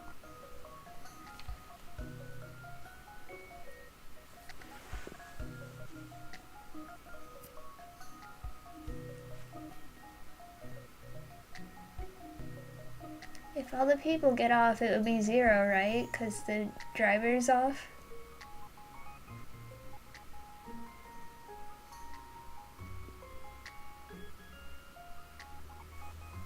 Right? There's no one on the bus, right? Right? I've seen how to solve this Okay. now. Puzzles are made for solving. You did it. If all the people get off the bus, there's no one to drive it, which means it can't travel any distance at all. There, does that help?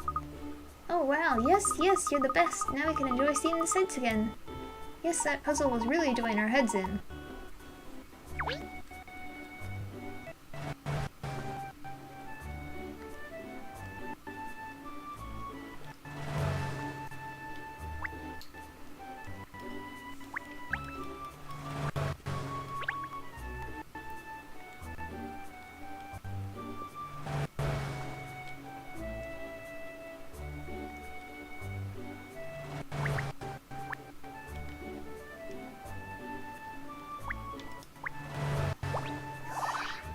Slowly.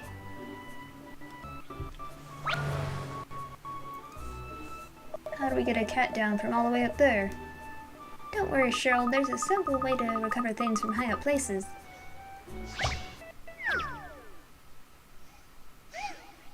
Stair blocks.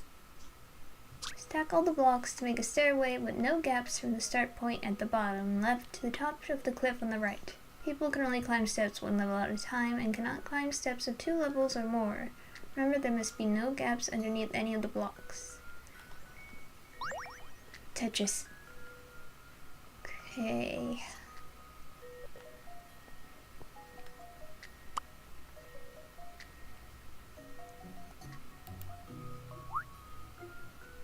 I'm gonna try to work backwards. That's too high.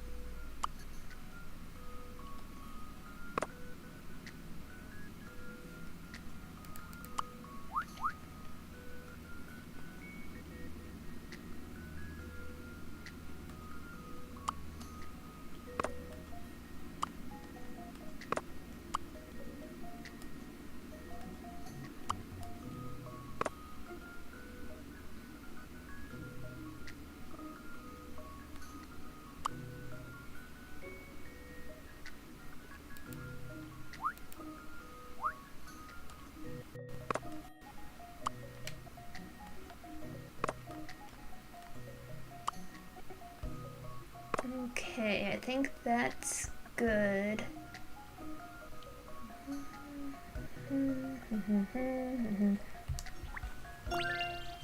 I've seen how to solve this now. Puzzles are made for solving. Yay.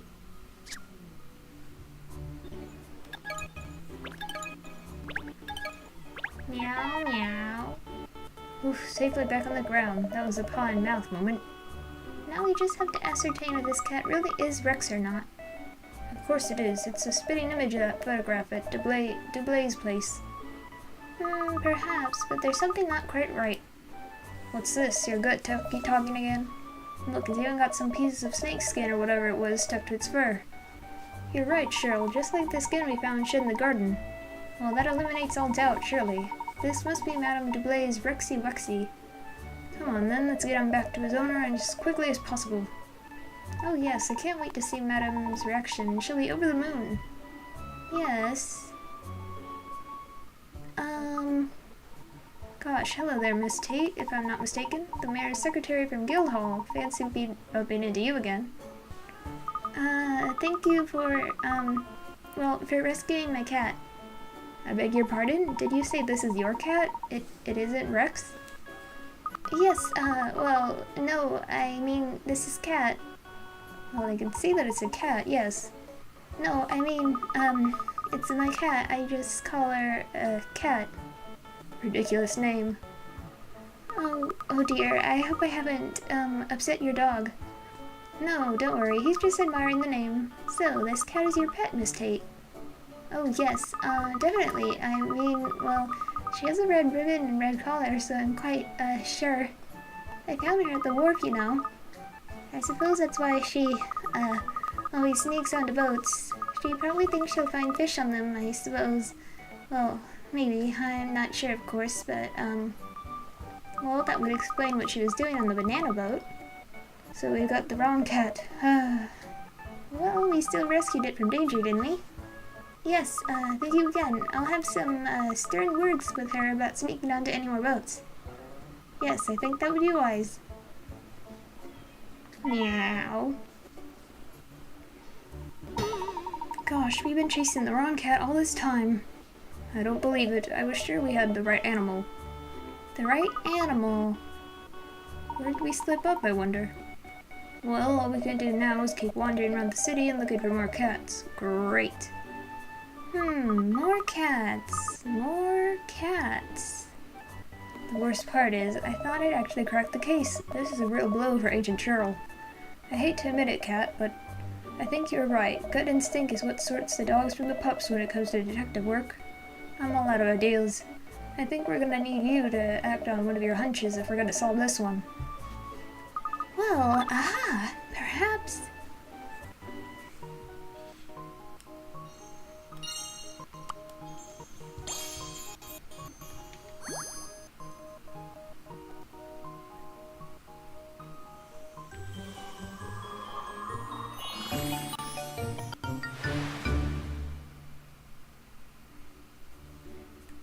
Let me look around real quick.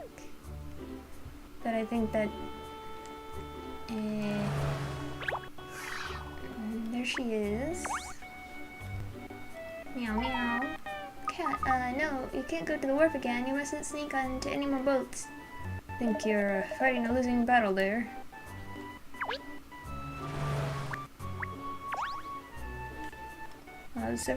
That's a relief, I tell you. Thank goodness that poor creature's safe and sound again. Quite a drama, wasn't it? If I hurry back to the office, I should just have time to squeeze it into tomorrow's Disasters Averted column.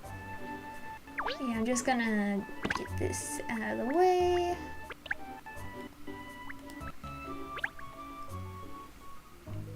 Ah! Is that your head working or your gut? I think I've almost worked out where we went wrong. What do you mean, miss? For a while now, I've had the feeling there's something fundamentally wrong with our investigation. You've had a feeling, so it is your gut then. As I said, Cheryl, I prefer to call it miraculous instinct. And miraculously, I'm about to pinpoint where we made a mistake. Are you sure, miss? We better put our heads together, Pinstripes, while her gut's busy rumbling.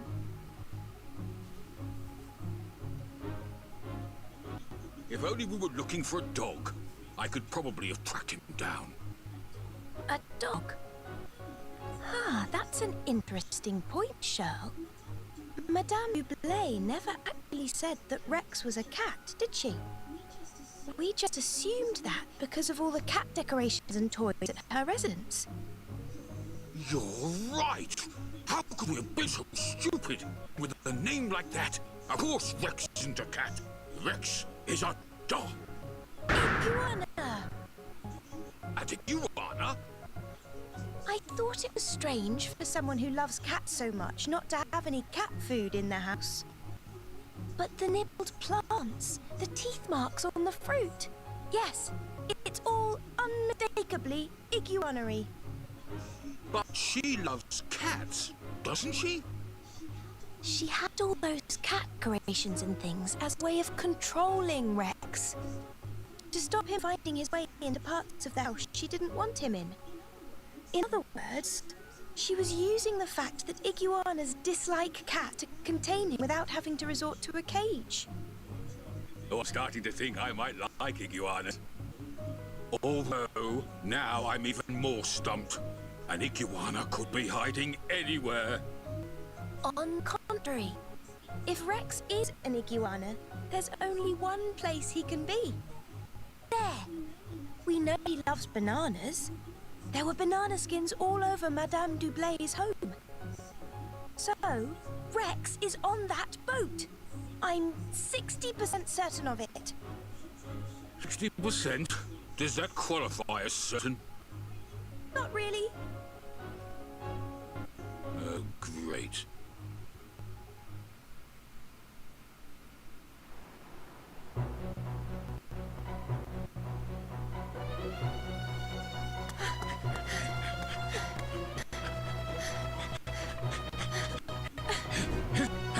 Here goes nothing! Phew. We made it.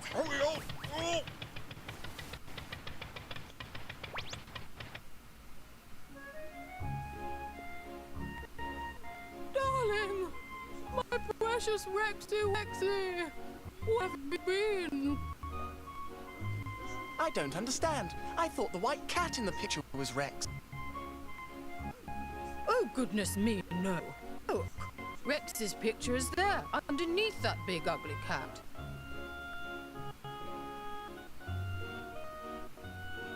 Ah. Well, why did you run away, you bad, bad boy?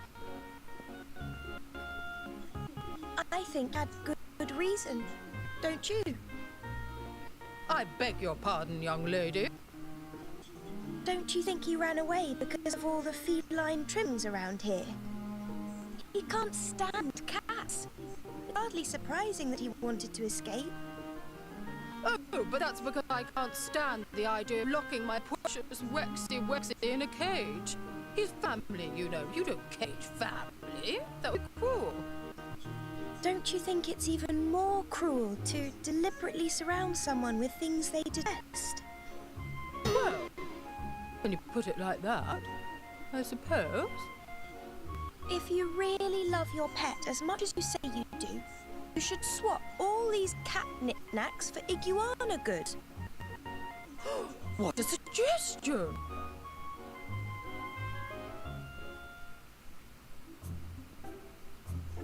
According to this letter from Madame Dublé, she's seen a great improvement in Rex's behavior since installing all the iguana decor. He's stopped soiling the furniture, and she no longer needs to confine him to particular parts of the house. What an amazing turnaround. When an owner treats a pet right, great things happen. Isn't that right, cat? No, Shirl, it's not. Iguanas are just very territorial animals. With all the cat pictures and ornaments changed to iguana ones, Rex feels the house is his patch now, that his territory is established. So that's the reason. Miss Layton, brilliant as always. Oh, please.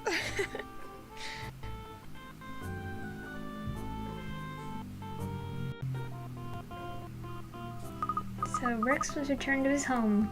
and Madame Dublé learned to care for her pet in a less oppressive way. While for me and my Layton Detective Agency, the successful resolution of the case led to all sorts of new inquiries.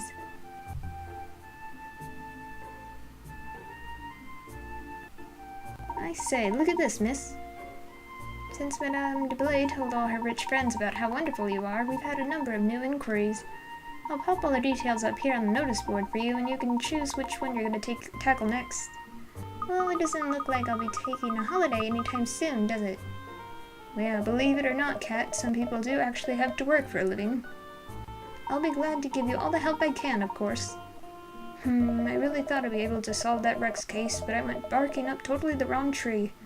It's unbelievable. It's like the blind leading the blind around here. How do you always manage to stumble on the truth, Kat? I just don't get it. Now, Cheryl, if you think it's the blind leading the blind, perhaps I should be training you up to be a guide dog. I'm not wearing one of those bright yellow coats. Well, would you like to go out to dinner together before we become too busy with all these new cases? Rather, that's a smashing idea.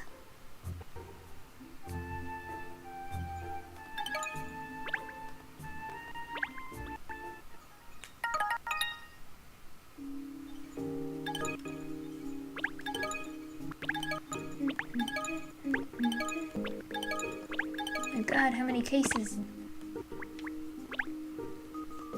Rex reunited. I've taken down all the cat things, madam. Everything should be nice and iguana-y for Rex now. Yes, very good, very good. Now my little Rexy Wexy can relax in his home instead of being scaredy-waredy all the time.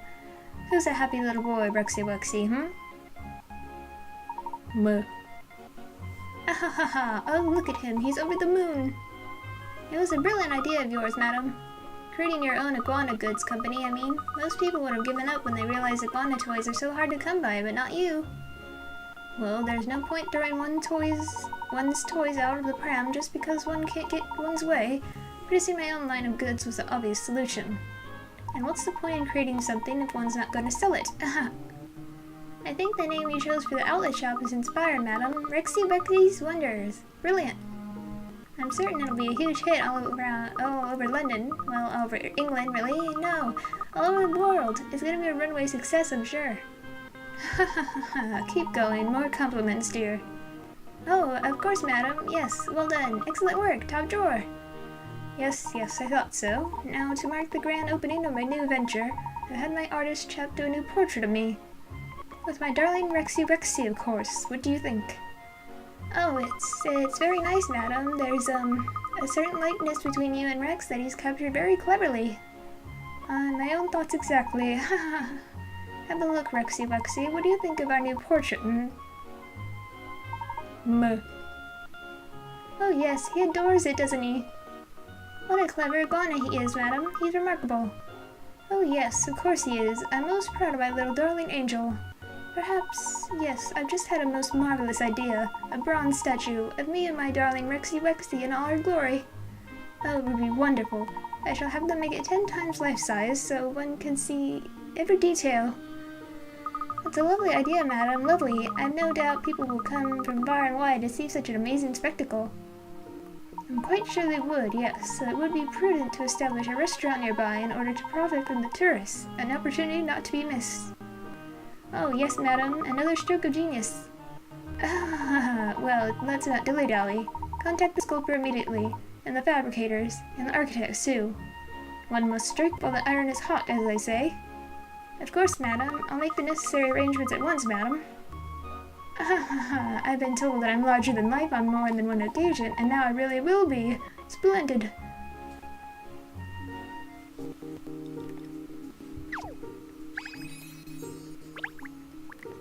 Okay, going back. 2 more puzzles and 1 coin.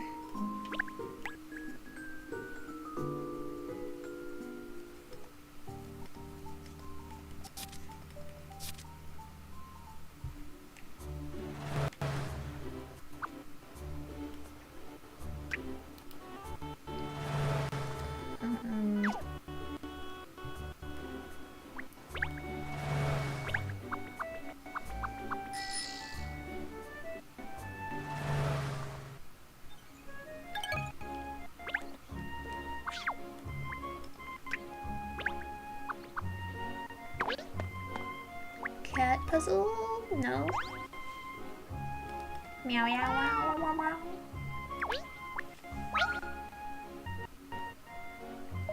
Ah, good, you're here at right time. I have a customer who has given me tricksy puzzle that I cannot solve. Oh, well, Alex, we can help you with that, I'm sure. I'll have it solved in a flash.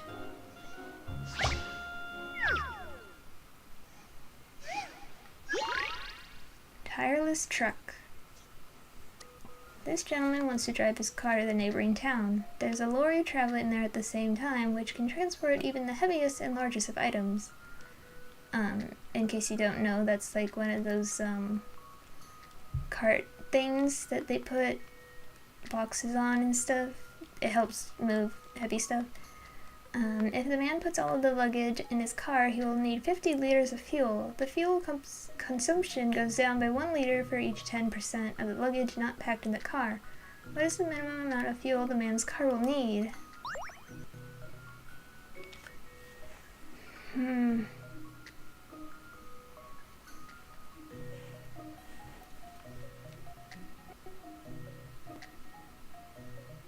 Lorry traveling there at the same time. If the man puts all his luggage in his car, he'll need 50 liters of fuel. 1 liter for each 10% of luggage not packed in the car.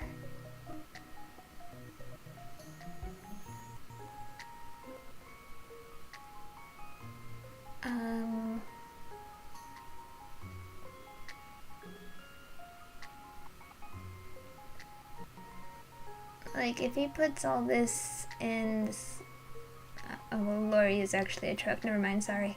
If he puts all this stuff in the truck, he needs at least 1, right?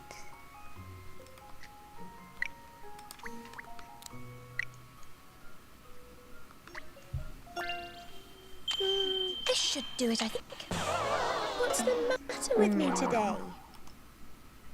Remember, the question is asking about the minimum amount of fuel needed for the car.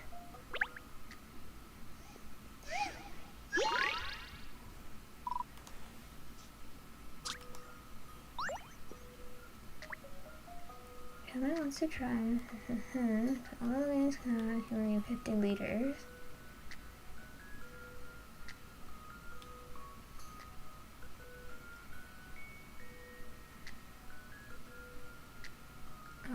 What's the minimum amount of fuel the man's car will need?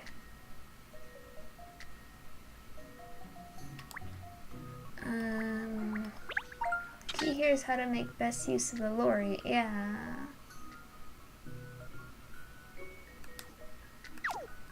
So, like, are you saying put all this stuff in the car and put the car in there? Is that what you're saying?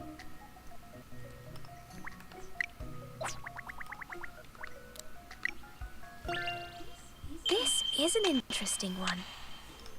Any mystery or any puzzle solved. You did it. The car doesn't need any fuel at all. Yay! There you are, Alex. A piece of cake. You want piece of cake? Another one. Yes.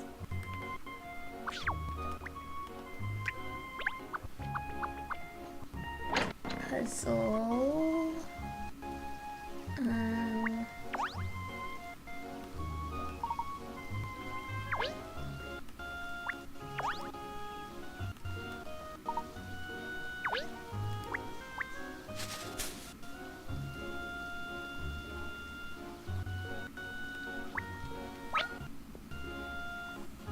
Oh, what's this? An outdoor puzzle? Ah, well found, Cheryl. Why don't you solve it, seeing as you sniffed it out? Alright then, I need to show you pups what a real puzzle-solving master can do, after all.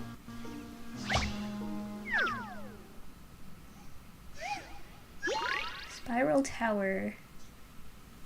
Here's a cylindrical tower with an evenly spaced spiral slope going up the outside of its walls. The start point is on the ground to the left of the tower, and the goal is at the top of the tower just before the center. How many meters long is the slope from the start to the goal?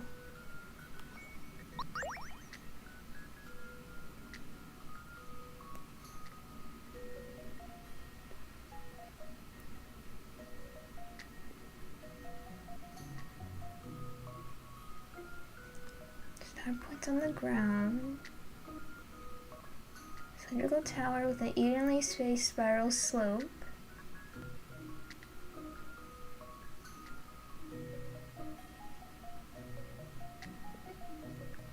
The goal is at the top of the tower just before the center. How many meters long is the slope from the start to the goal?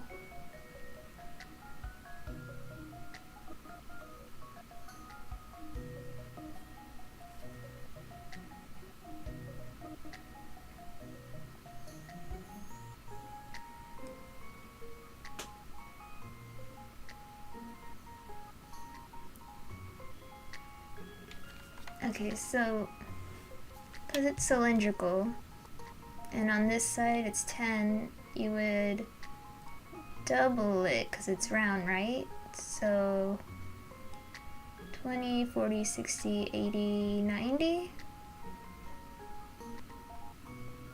Yes?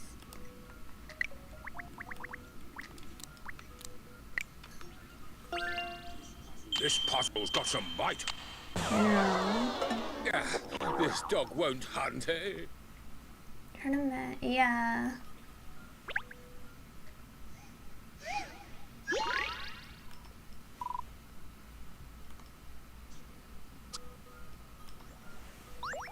Okay, cylindrical.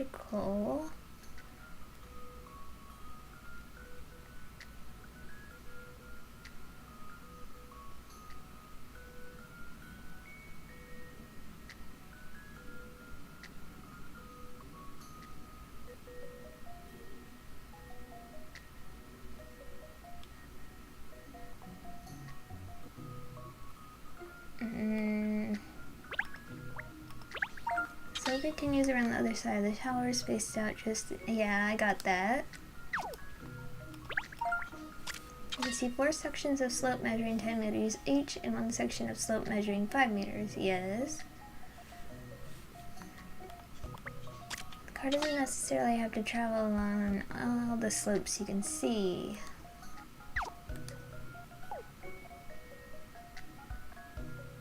Huh.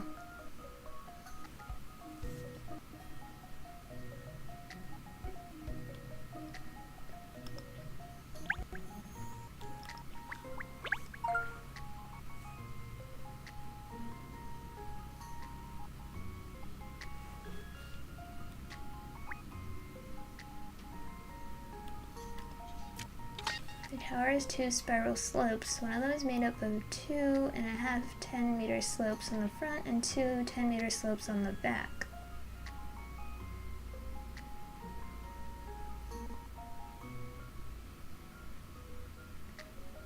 Two and a half 10-meter slope.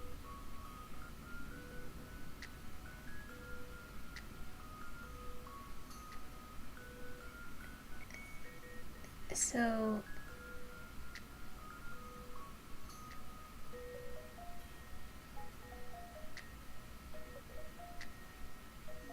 35? No. 2.5. 25. 35, 45?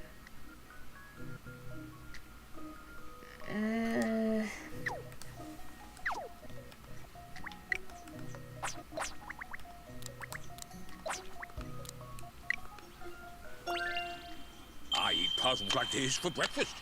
I overcomplicated it, I guess. Game's nothing.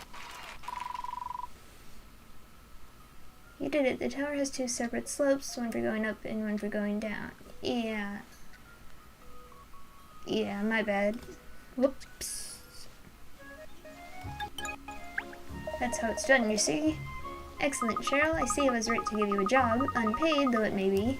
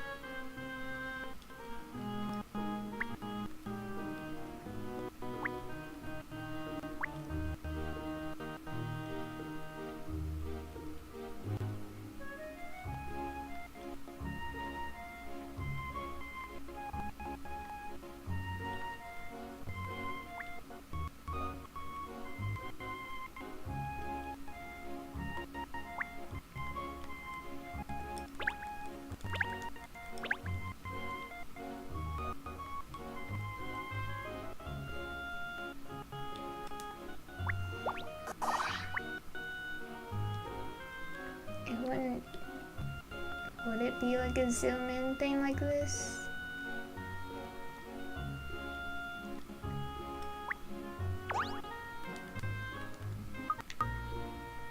Like when I zoom in, I don't think I can interact with anything else.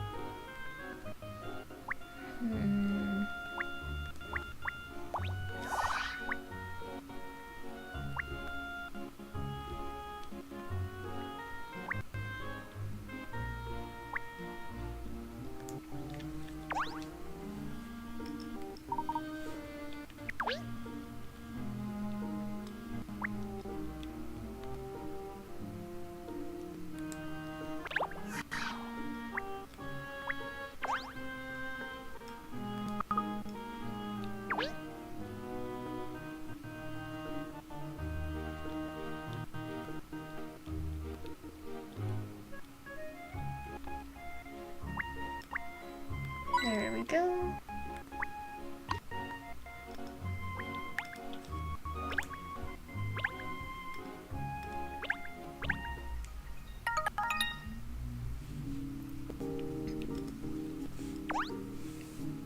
Okay. Ghost busted.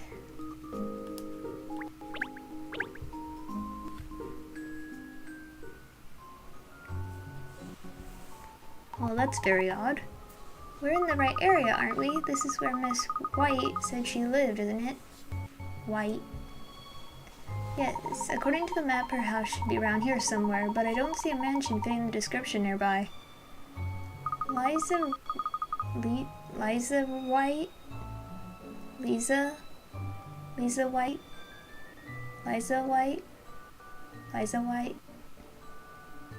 I'm trying to sound out like maybe a pun somewhere in there, but I don't. Liza White? Liza White? I'm just gonna say Liza. Liza White is one of the 7 dragons, isn't she? That's right, so she's sure to have a very luxurious home. Now, where could it be? Remind me again why she's asked us out here in the middle of the night. She simply told us that she had a mystery she needs help unraveling. She specifically asked us to come at night, but she wouldn't elaborate any further. Perhaps she's very busy during the day. What is it, Cat? That suspicious-looking person over there, do you see her? Oh great, it's that Emiliana Perfetti from Scotland Yard, the perfect storm. So it is. Well, I wonder what she's doing out here at this time of the evening. Let's go and say hello. It would be rude to ignore her.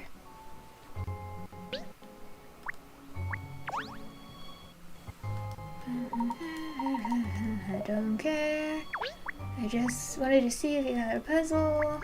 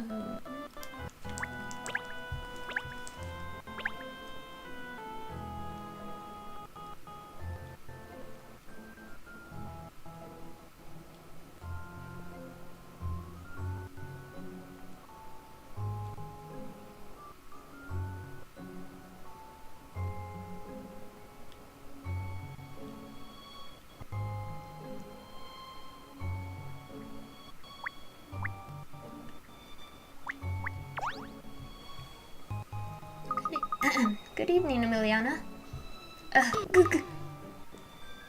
Go where? Oh, it's you.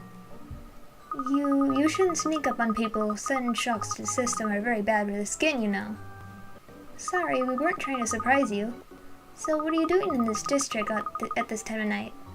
Work, of course. I was asked to pay a visit to a rather prestigious lady's residence. You were? Well, that's why we're here. You're here on business, too. Yes, we're just on our way to Eliza White's home. You've heard of her, I presume. She's one of the 7 dragons. That's where I'm going, too. This is very strange. She told me she has a mystery she needs help to solve. That's right. Well, I wonder what this mystery is. It's mysterious already. Clearly, it's something very troubling. After all, she asked for the best analyst at Scotland Yard, and apparently a schoolgirl detective as well. I'm a real detective, Emiliana. Well, anyway, you might actually be able to be of some use. I can't find her residence. Can you help?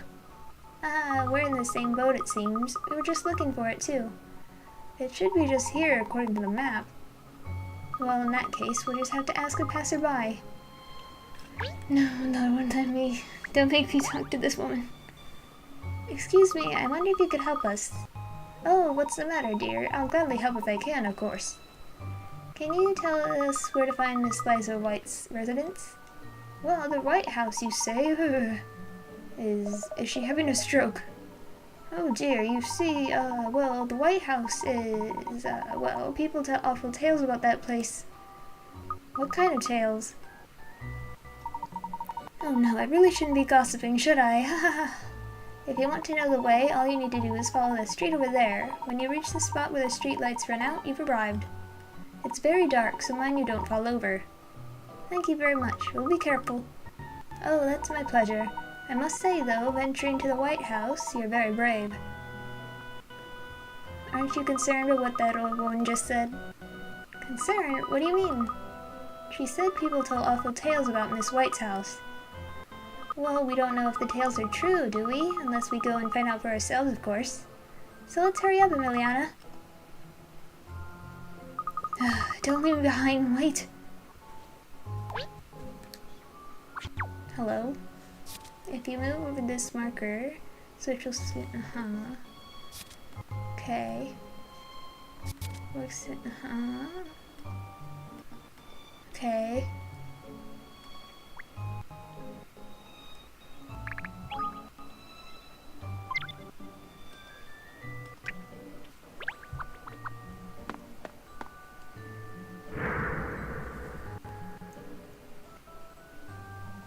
This must be the place, I presume. Are you sure? I mean, you haven't made a mistake. It looks, well and truly like a magnificent haunted house. Yay!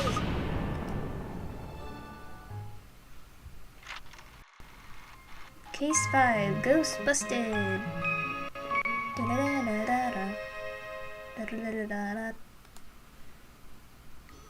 Catriel, you didn't have to actually say it. Are you perhaps scared of ghosts, Emiliana? Well, yes I am. Does that make me a bad person? Not at all. It's just interesting to see a different side of you, that's all. You're usually so cool and collected. Fear is a vital survival instinct, you know. Someone like you who doesn't understand fear wouldn't last 5 minutes in the wild. Well, luckily for me, I'm not planning any trips to Outer Mongolia. What are you two yapping about? Please, ladies, let's not fight. Shall we go in now that we found the place? Oh, yes, of course. The mystery. Keep your mind on the job, Cat. Miss White, hello. It's Catriel Layton from the Layton Detective Agency. No answer. Perhaps she's gone out. Surely it's simply that the house is so large she can't hear you from where she is inside. Although, how about knocking on the door? Yes, let's do that.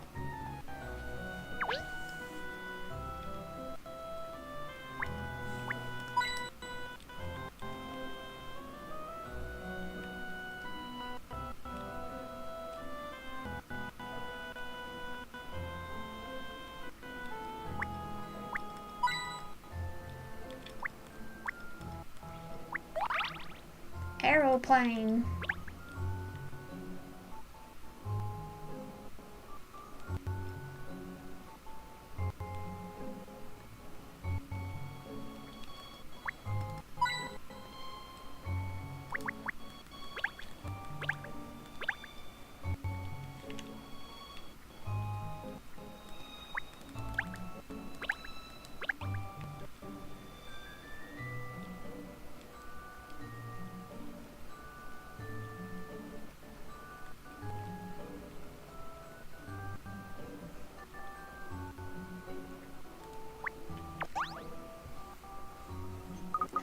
Miss White.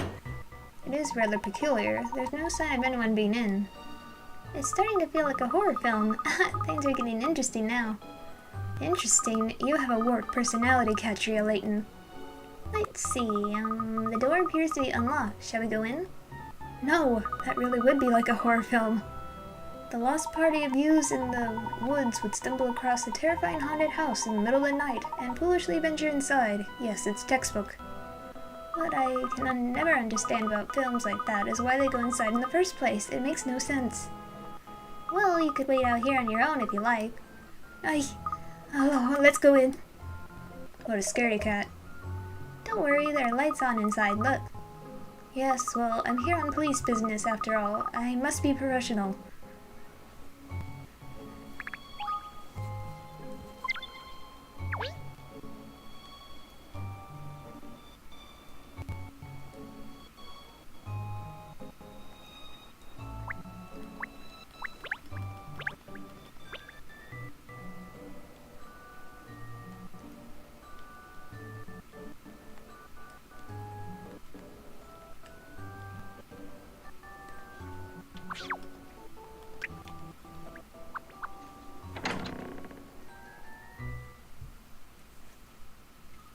Hello? Is anybody home? No, there's nobody here. We'll have to go. But there are lights on, and the place doesn't feel empty. So if there's nobody at home, perhaps this really is a haunted house. Catriel, stop it. I'm only pulling your leg. Careful, Cat, or she'll run off screaming down the street like a little girl. I find it hard to believe that there's nobody at home. Miss White asked both of us to come at this time. Wait. What? What is it? I thought I heard something. What did you hear? What was it? Was it a Good evening, and welcome. Yeah! How unexpected, visitors. Wooster. It's a ghost. Wooster.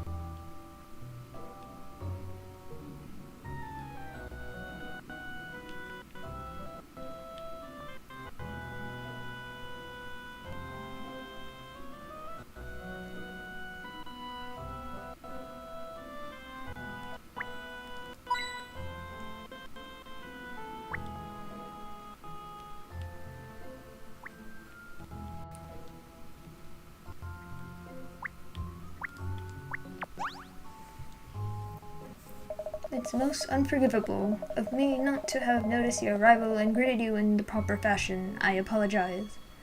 Welcome to the White residence. I am the White's butler, Wooster. Wooster? Did he say butler or scary old man? I didn't catch it. Hello, Mr. Wooster. I'm Katria Layton, and this is... Oh, yes, Emiliana Pervetti, Scotland Yard. Hello. Miss White asked us to come because she has a mystery she wants help solving. Very good, ma'am. I'm sure Miss White would like to give you the details personally. Miss White is the head of the household, I believe. Indeed, ma'am. Mr. and Lady White regrettably passed away in an unfortunate accident. Miss White was their only child. The young Miss White is disinclined to venture outside the residence. She is of a solitary disposition. Really? What does she do to entertain herself all alone in this large house, I wonder? Since infancy, Miss White has been most adept at crafts and handiwork, ma'am. She maintains a full schedule of such activities. I see, and could you tell us where we might find Miss White now, please, Wooster? Of course, ma'am. Kindly proceed directly up the staircase. Miss White is expecting you.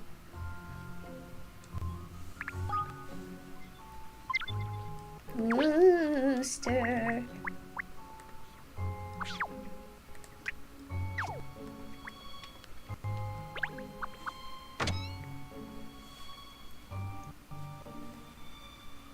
Hello? Oh, you've come. At last, a normal room with a normal person in it. That would appear to be Miss White. Let's find out what this is all about. Is she, like, really tall, or what? Miss Layton, look, there's a puzzle hiding here. Well, a stumper, not a spook. Then, in the spirit of puzzle solving, I'll unstump it without delay.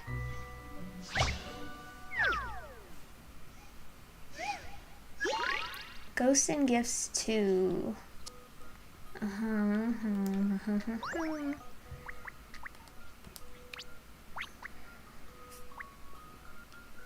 Okay.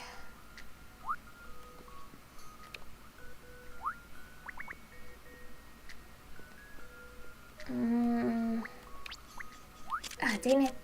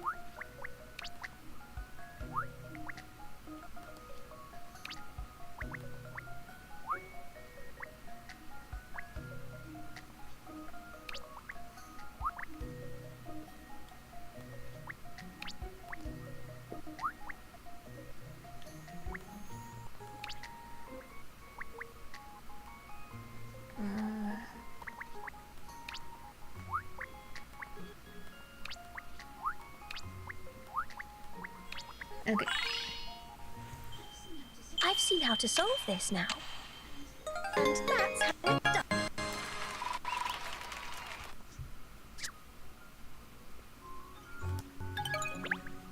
There. It's disappeared in a puff of smoke now that I've solved it. I say, puzzles are rather like ghosts in a way, aren't they? It's almost as if you have to solve them to let them rest in peace. Girl, why is your house so dusty? Your butler sucks.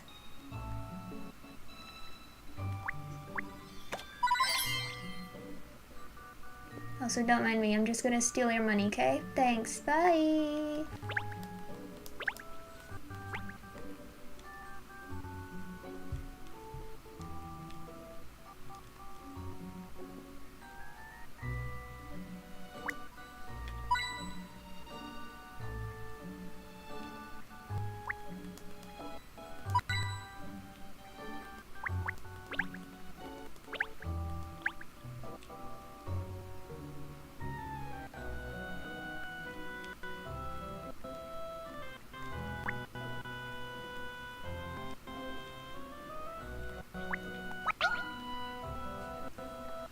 Hello, Miss White. I'm Catriel Layton from the Layton Detective Agency. Hello, Catriel. Thank you for coming. So you, I presume, are from Scotland Yard? Yes, I'm Ileana Perfetti. If we could get straight down to business, please. Do you have some problem here at your home, Miss White? Oh, please, call me Liza. Yes, I've consulted so many people already, but no one seems able to solve my problem. Then the other day, Madame Dublé mentioned a lovely young detective woman she knew. I see, so she recommended me. How kind of her. Yes, and I also heard there was an extremely competent analysis at Scotland Yard, so... Well, I thought perhaps one of you might be able to help, so I decided to invite you both here to explain. Well, we'll certainly do our best, I'm sure. Could you tell us what the problem is then, Liza? Oh, yes, of course, but if you don't mind, I'd rather like you to solve this puzzle first. I don't want to waste your time, you see. If you can't manage this, I'm sure the ghost would prove too much for you. Ghosts?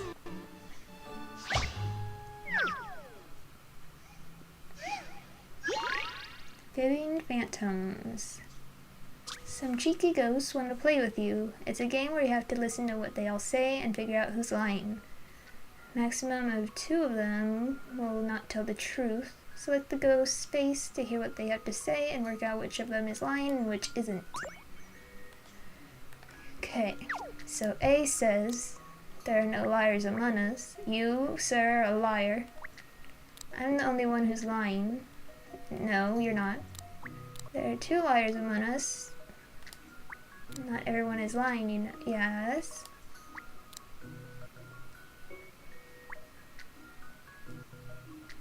Figure out who's lying, right? I'm the only one who's lying. There are no liars among us. Bada bing, bada boom.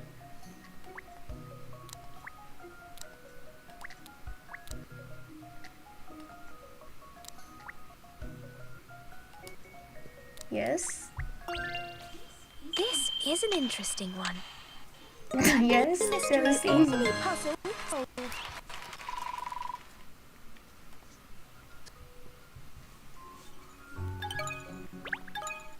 Well, Liza, do we pass muster? I've solved your little puzzle.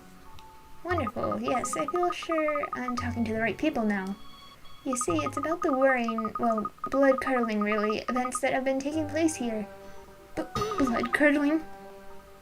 I don't know if you'll believe me when I tell you this, but we have ghosts. I knew it. Yes, and not just a few either. The whole house is crawling with them.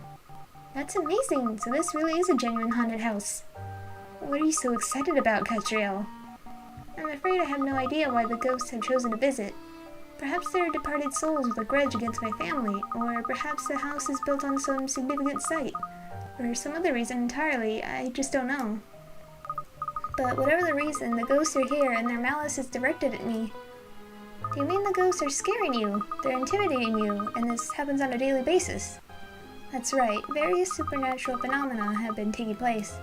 I'm so scared, I don't know what to do. I've consulted so many people already.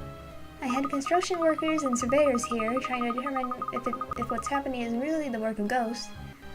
I asked the police to investigate in case it's criminal activity that's behind it. And when none of those avenues bore fruit, I even had a famous spiritual medium and a shaman here trying to help. And no one has been able to stop these mysterious happenings at all. I see. So you've really been at your wit's end, but then you heard about us. I really don't think it's a profiler that you need, Miss White. I'm not at all sure we can be of any assistance against ghosts. Of course we can. Any mystery solved. That's the Layton Detective Agency motto. How can you possibly claim that? So, does that mean you'll take the case, Miss Layton, and meet with Perfetti? Just a moment. I really don't... Of course we will. Whatever's going on here, be it ghosts or guinea pigs, we'll get to the truth of it. I haven't agreed to anything yet. Thank you so much. Oh, that's such a relief. Wait, what? Profiling ghosts. This really isn't in my job description, Catriel. But Liza is clearly extremely worried. We must do our best for her, don't you think? Oh, I say, you are so generous of heart, miss. I do agree. It's our duty to help people who are in trouble. No self-respecting English gentlewoman could turn their back on a person in need. Well, I have Italian blood. If I've been. I don't like to be manipulated like this, but as you say, we have a duty of care to the community. So, shall we start by investigating the house? No, I think we should start by questioning all the relevant parties. We need more information about what exactly is happening here. I certainly don't disagree. Allure, I will accompany you. Oh, really? But this, Savoy Theater case, you were determined to operate independently. There may be vital evidence or hints that you overlook without me there to point them out. Sure, it's got nothing to do with you not wanting to be alone in here, has it, scaredy cat? Your dog has a very disconcerting bark, Catriel. Come along then, let's get started. I think it's clear who the best source of information about the goings-on in this house will be.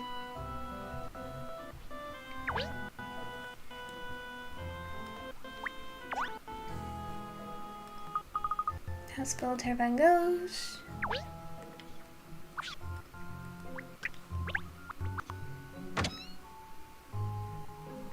Gosh, ghosts. It's rather scary, isn't it? Gosh, ghosts. It's scary you believe in that rubbish, Ernest. You mean you don't, Cheryl? Of course not. It'll all just be some big misunderstanding. May I? Wah! Arrgh! It would appear I startled you, sir. My apologies. Yeah, and you should apologize to Ernest, too. The poor pup nearly jumped out of his skin. What an exceptional canine you keep, ma'am. One discerns an almost intelligent tone to her bark. Thank you, Wooster. In fact, we were hoping to speak to you about what's been happening here in the house. Indeed, ma'am. It is to be understood that you have accepted Miss White's request, then. Very good. I shall endeavor to answer any questions you care to ask. Liza tells us that you've been experiencing a lot of ghostly visitations recently, is that right? That is correct, ma'am. Phenomena of the supernatural are to be observed here with some regularity, since the late Mr. White passed away, that is. It is my understanding that the rather unfortunate moniker of the 6 White House Horrors has been adopted by local residents. That is unfortunate. The 6 White House hauntings has a more mysterious ring to it, don't you think? Great idea, Cat. Mock the terrifying butler. Tell me, Wooster, have you witnessed any of these strange happenings yourself? Indeed, sir, I have seen the ghost of which Miss White speaks. A most spine-chilling experience. It was the first of the 6 occurrences, an incident that has come to be referred to as the ghost in the garden. Tell us more. Very good, ma'am. One evening I was performing my usual duties, patrolling the grounds that surround the property. As I was walking through the garden, I heard a peculiar noise, somewhat like a muffled voice. Compelled to investigate, I approached the source of the sound. To my surprise, I observed a great number of ghostly forms in one corner of the garden, jostling and withering together. I say. Discombobulated, I nevertheless had the presence of mind to retire before the apparitions became aware of my presence. Regrettably, however, I stumbled upon a small shrub and was bound to exclaim. Unsurprisingly, the ghosts heard my outcry. They turned to face me, and with great malice in their eyes, made an utterance thusly. Woo! Ah! Arr! That is the tale of the ghosts in the garden, ma'am. You certainly tell it very vividly, Wooster. And you say there are 6 such tales? Indeed, sir. That which I have just relayed to you, and 5 others of equally disturbing nature, I'm told. I trust you will uncover them all. I most certainly will, don't you worry. Ugh, that butler's too creepy for words. Could you hear what he was saying, Liliana? You were standing a long way back. Of course I could. Now tell me, how exactly are you planning on getting details of the other 5 tales? By asking people. Let's see if there are any locals nearby who can give us some information. It sounds like this wonderful haunted house is something of a local attraction.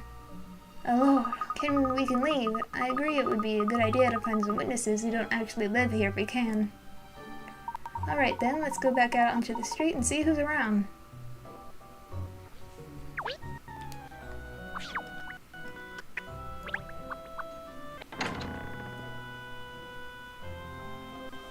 This house still gives me the creeps. It's funny, I would never have said you were the type to believe in ghosts, Liliana. A good profiler must always interpret data with an open mind. Allowing your personal beliefs that ghosts cannot possibly exist to cloud your judgment is an elementary and fatal mistake. Oh, I thought you were just scared. What did you say? Yikes, sorry, nothing. So, shall we find some people to question? Hello, sir. Hello, miss. Let me see. Yes, Miss Layton and Emiliana, good evening. What are you doing here, DC Booker? According to my notes, the owner of this house, yes, here it is, Miss White has asked Scotland Yard for help. She's been the target of some rather grisly supernatural goings-on and wonders if it could be the work of pranksters we're investigating. Liza did tell us that she enlisted the help of the police already, didn't she? So, Detective Constable, how is the investigation going? The details are all here somewhere. Inspector Hastings was on the case, but he was called away unexpectedly. Really? I wonder what for. He asked me to take over the investigation, so I'm taking over the investigation. Have you learned anything useful at all? My notes say that we haven't discovered anything that could explain the happenings. However, well, I did spot a rather suspicious-looking shadow at the window before. And it is your job to look out for suspicious-looking things, you know, Constable. Yes, miss, I'm sure I noted down my observations here somewhere. Here we are. I was investigating the grounds of the house by myself late one night. Something made me look up for some reason, and I saw a shady-looking shadow at one of the mansion's windows. All shadows are shady, Constable, but surely it was just somebody standing at the window, wasn't it? Oh yes, it was much bigger than a person, though, and then it just disappeared. Poof, like that. Well that certainly sounds like a supernatural phenomenon. After asking some local residents, I discovered it's been seen before. People around here call it the Wraith at the Window. I'm afraid that's all I know. The Wraith at the Window. Presumably that counts as another of the 6 mysterious happenings. Yes, I think so too, Ernest. Well then, that's one more off the list.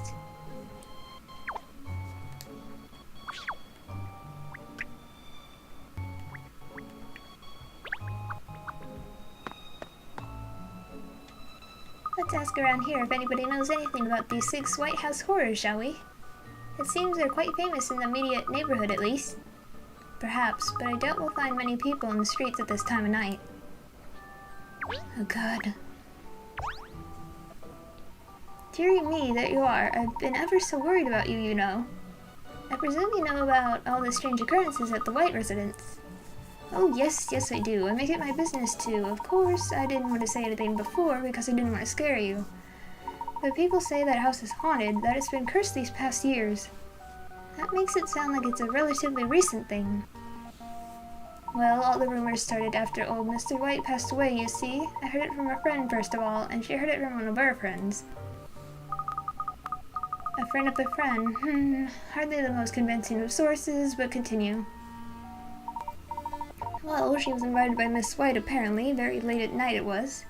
She was shown into the living room and was just waiting for Miss White when a puppet that was on display in there started moving all on its own.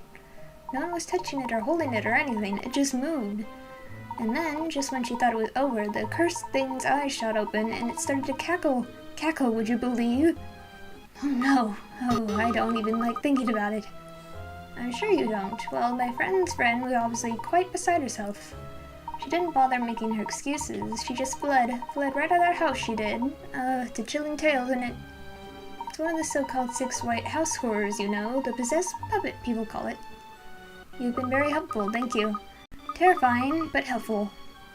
Oh, well, I don't like to gossip, but if it helps, do take care if you're visiting the place again, won't you? I shudder to think what you might find in there. So, the possessed puppet, that's another tale under our belts. They seem to be something of an urban legend around here. Let's keep going and see if we can find out where the others are. There aren't very many people around at this hour to ask, are there? No, it's rather different from when we came to this area before during the day. There were lots of people around then, weren't there? Ah, yes, that's when we were visiting Madame Dublay's residence, isn't it? That's not far from here, if I'm not mistaken. That's right, miss. I wonder how Rex is getting along. Rex? Who's Rex? Oh, I'm sorry, Miliana. Rex is Madame Dublay's pet iguana. Iguana? What a strange pet to have. Actually, Liza said it was Madame Dublay who recommended me to her, didn't she? I think that calls for a visit. We must go and thank her at once. This is hardly the time for making social calls, Catriel. Alright then, let's make a business call. We'll ask some questions while we're there. She may well know something about the 6 White House horrors, mightn't she? I suppose that makes some sense. Good, it's a plan then. Let's pay her a visit at once.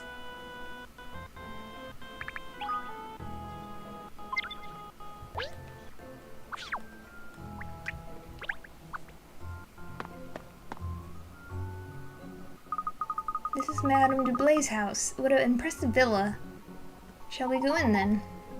Not yet. Let's ask some questions of people on the street first. Good idea. Somebody might be able to tell us something useful about the Wright residence. The dog, obviously. Ah, I say, isn't that Cheryl's pal over there, that yappy dog we met on the hunt for Rex? You're right, Pinstripes. Looks like this is his territory, too. Well, in that case, he's bound to know Liza's house. Go and ask him, Cheryl. See if he's heard of the 6 White House horrors. Go on, boy, go on! Alright, stop hounding me. I'll go and bark hello and slip that into conversation when I can. Hi there, Hound. Didn't expect to see you around here. Oh, it's you, Hound. Still got your muzzle to the grindstone with that old sleuthing work, eh? Oh, it's not so bad. Anyway, I was just wondering, do you know the White House that's near here? You mean that really gloomy-looking place? I know it well. Ever seen anything weird there, like maybe a ghost? Wow, what have they got you investigating now? I feel for you, Hound, I feel for you. So, ghosts, huh? Well, have you ever heard of the tale of the sealed cellar? No, that's a new one on me. What's the story? They say that old house has a cellar, and sometimes ghosts show up there. Is that the kind of lowdown you were looking for, Hound? Yeah, thanks. I retreat. So, according to my sources on the street, apparently there's a tale about the cellar in the White residence. The sealed cellar, he called it. The sealed cellar? That sounds like another of the 6 tales. Good boy, Cheryl. Golly, a cellar with ghosts. I don't like the sound of that.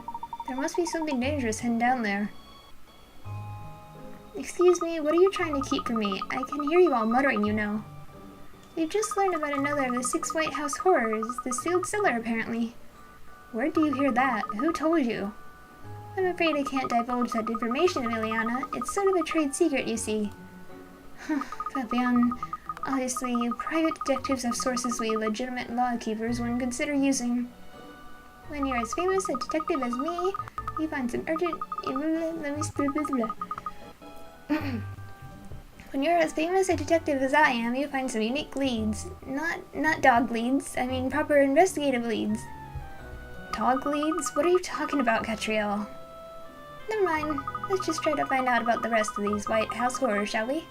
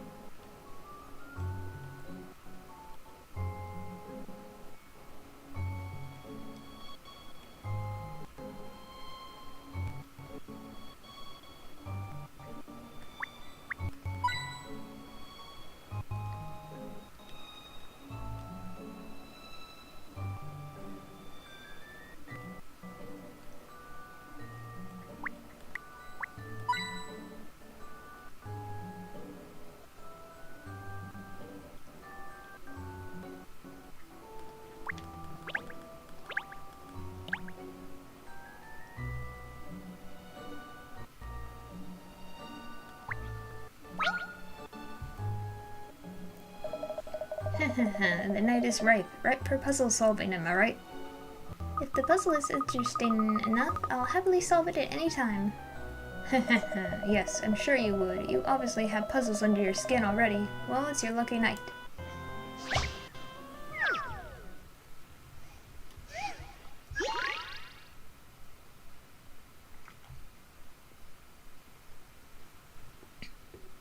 Level up. A group of monsters has appeared. Defeat all the monsters and level up all 3 heroes to level 5. Shout out to the company. They each need a different number of experience points to level up. Blue on the left needs 5. Yellow needs 10. Red needs 15. Okay. It's also possible to do...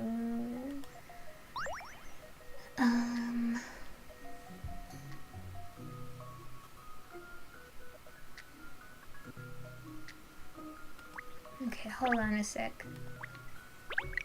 So, hold on. I should probably use blue. Okay, so blue, in total, he needs 25. 5 times 5. Yellow needs 50.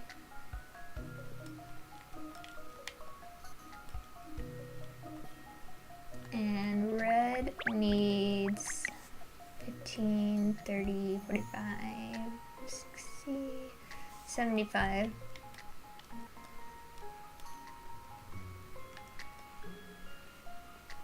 Okay.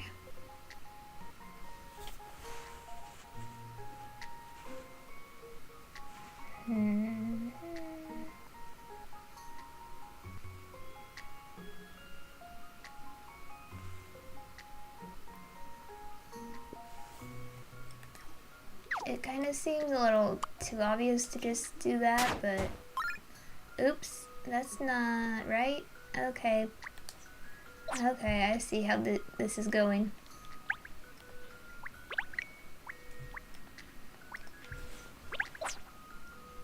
Okay, so times 4 then.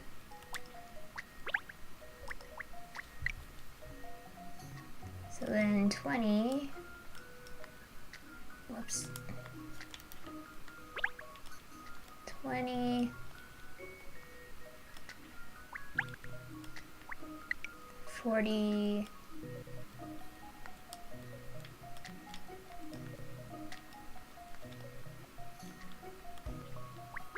And 60.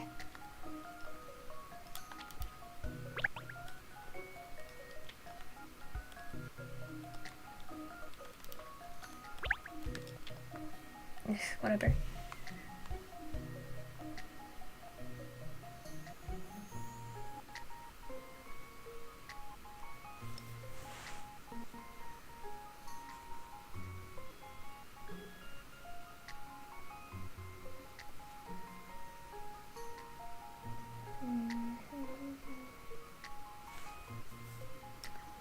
Okay, let me try this.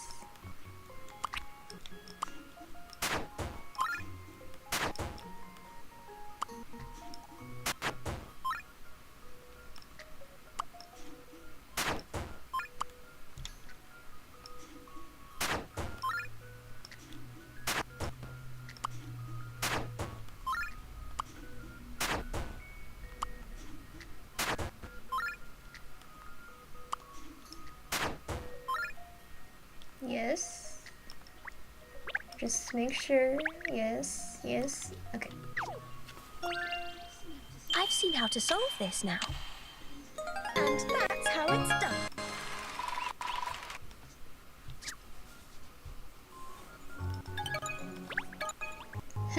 Well, was it as satisfying as it was promised to be? Of course, I always enjoy a good puzzle. Yes, you do, and I'll have more puzzles for you when the time is right.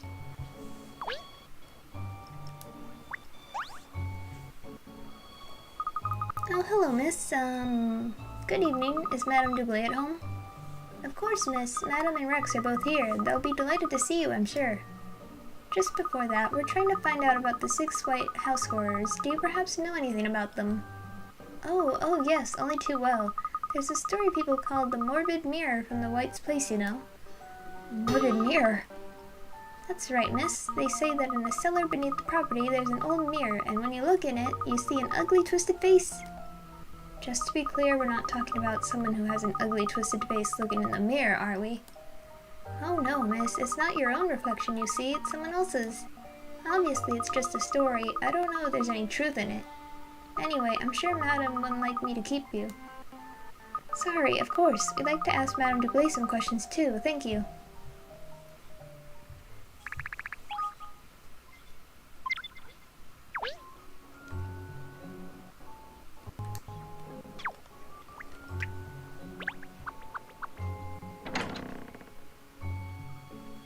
Oh, look, miss. All the cat paraphernalia has been replaced with iguana trinkets and ornaments.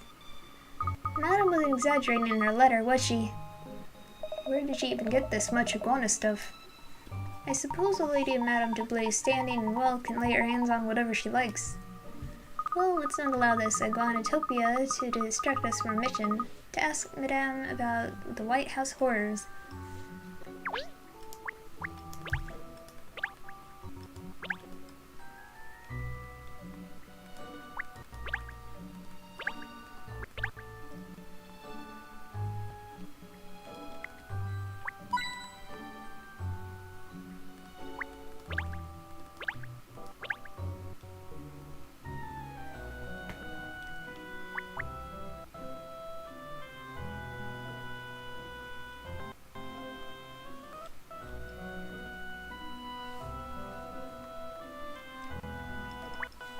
Oh god, this one.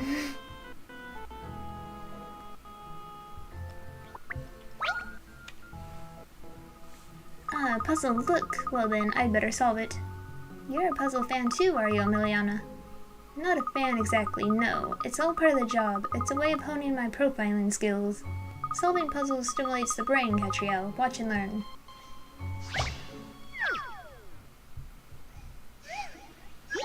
Sleeping sand. This girl has 2 sand timers. When she sees the sand in both of them finish falling to the bottom at the same time, it makes her sleep like a log. One of the timers takes 3 minutes, and the other one takes 5 minutes. If the girl only turns the timers over when the sand in one of them has fallen to the bottom, what is the shortest possible time in minutes would it take for the sand in both to finish falling at the same time? If the girl only turns the timers over when the sand in one of them has fallen to the bottom, what is the shortest possible time in minutes it would take for the sand in both to finish falling at the same time?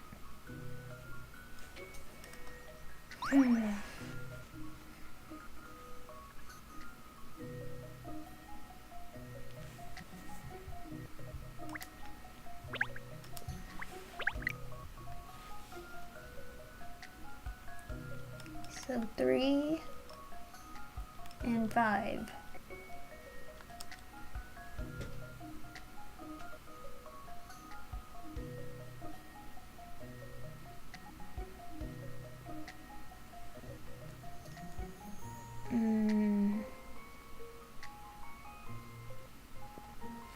If she flips a 5,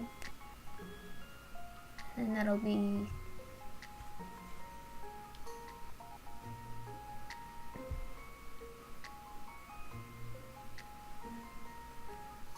the girl turns the timers over when the sand in from the bottom. Okay.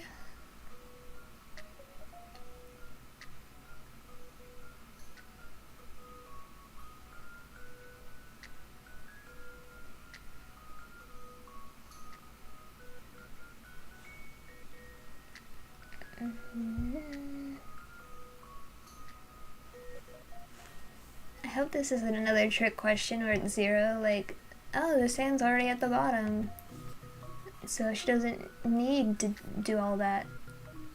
Okay, so 5, and 3 starts over, so then you have 2, and then there's 1 and 5, 4, 3, and 1.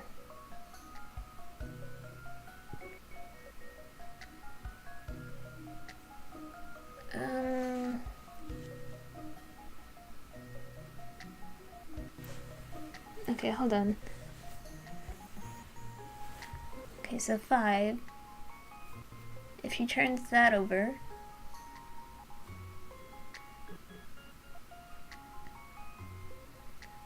no. If she turns the 3 one over,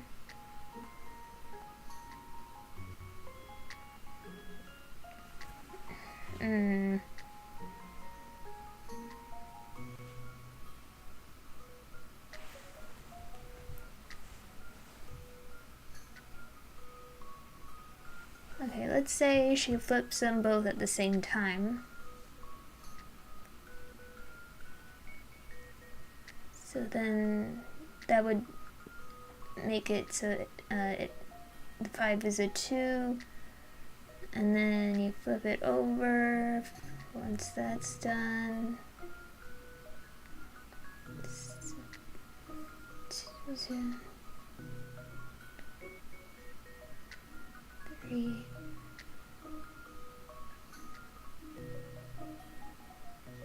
1.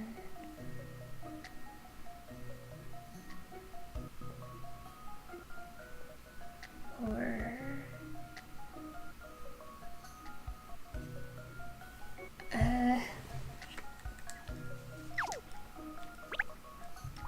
oops.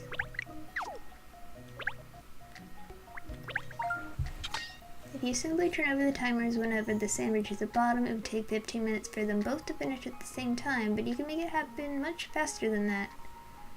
Yes, I know. When one of the timers is finished, you should turn over both. Okay. When the timer has finished, you should turn over both of them at the same time. Okay.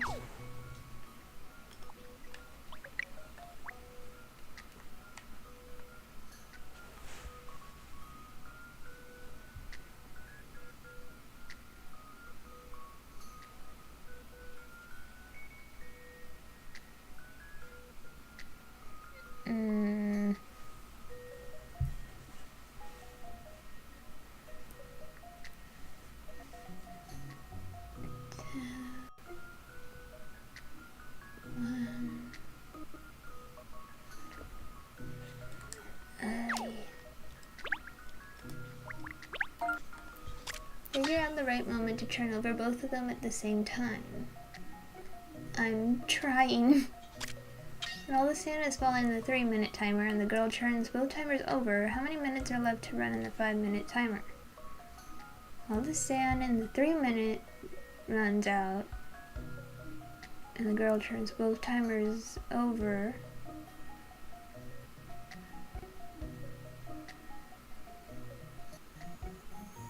Oh. Wait a second.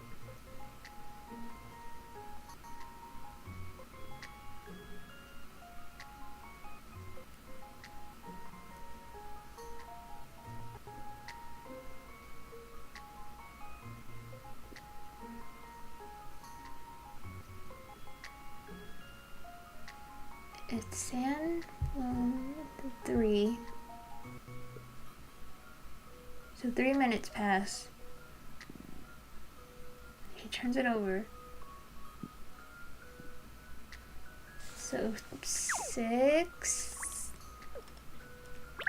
No, stop it. 6.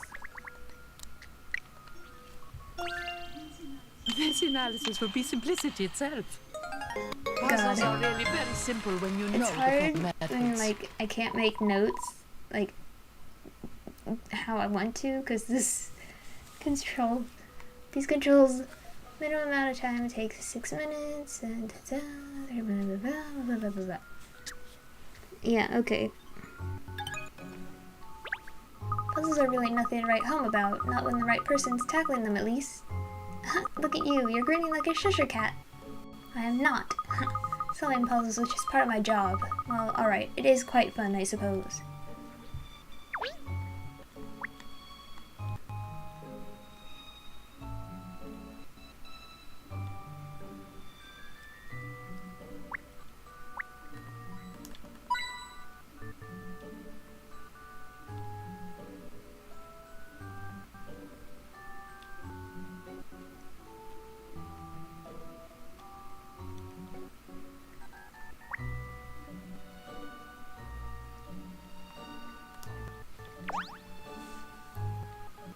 Good evening, madam. I'm sorry to drop in on you unannounced like this.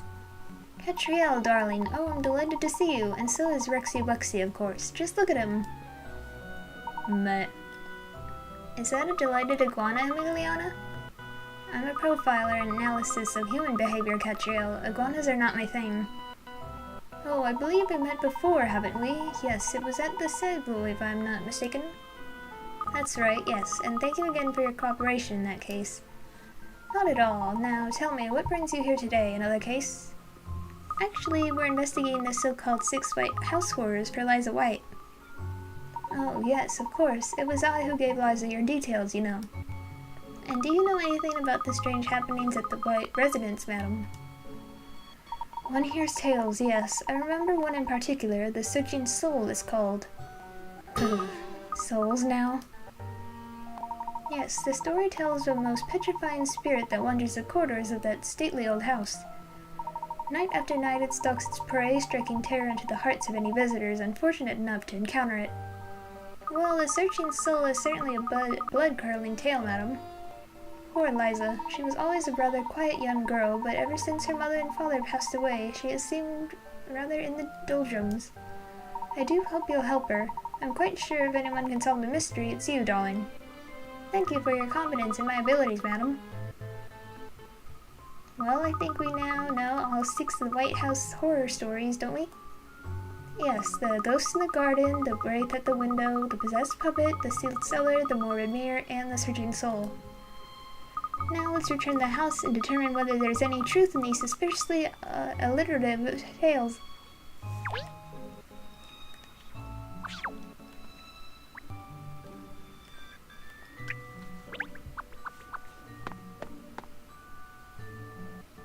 Good evening again, ladies. Is one to understand that you are now apprised of the details of the 6 White House horrors? Yes, we found out about all 6. Now we'd like to investigate them. We would need access to the house to do that, of course. Will that be alright? Leave no stone unturned, ma'am. It is Miss White's sincerest hope that you are able to explain these happenings.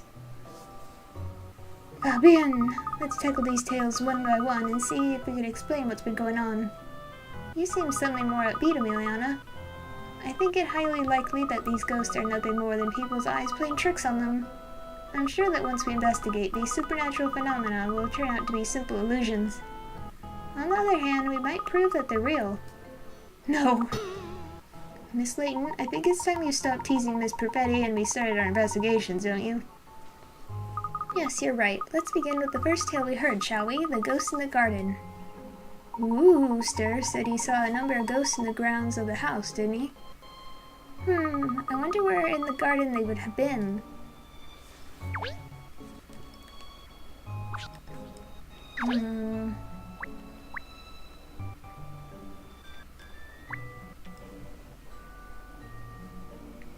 Hello?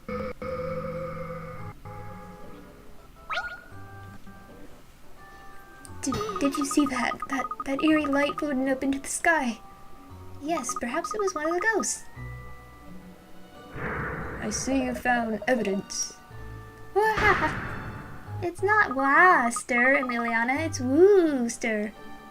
You appeared out of nowhere, so I thought...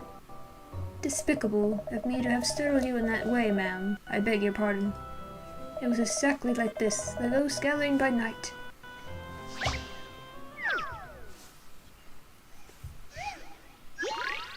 Posing poltergeists.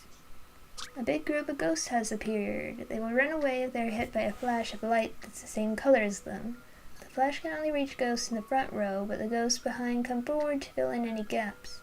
Each color flash has a limited number of uses. Eliminate all the ghosts using the number of flashes you have.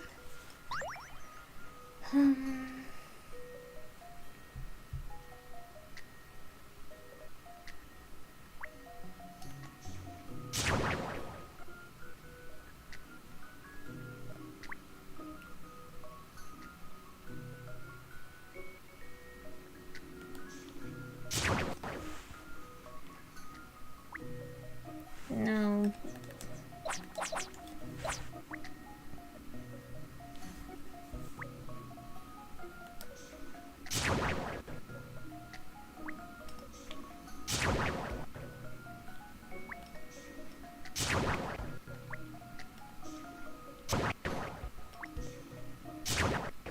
Dang it.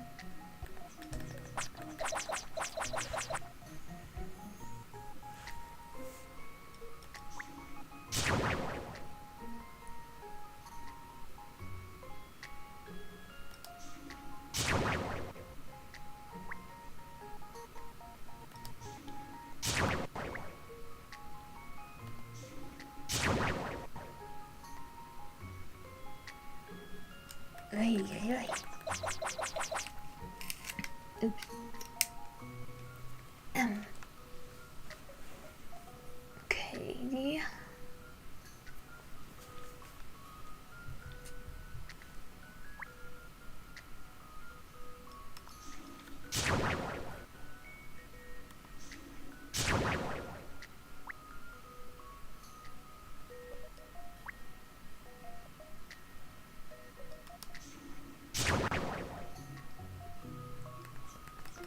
Oh my god.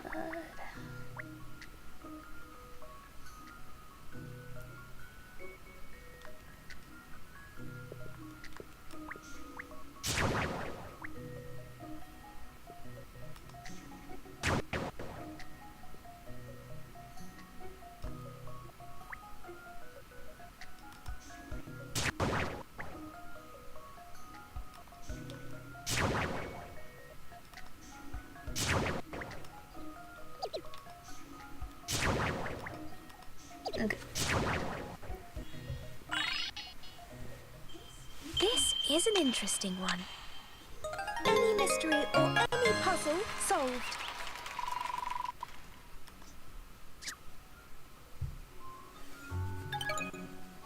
A most meritorious performance, ma'am. Now, if you will excuse me.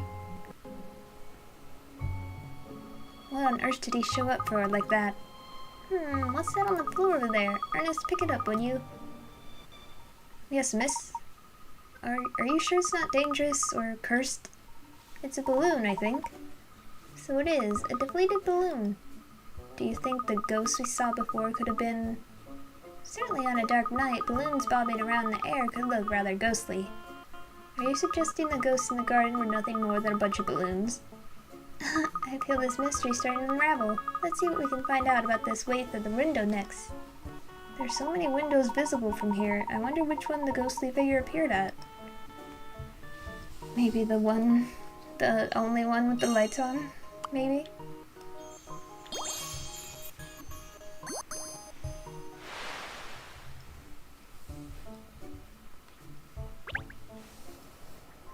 Like, I don't know, this one? But no. Is it in? No, it's out. This one? This one? This one?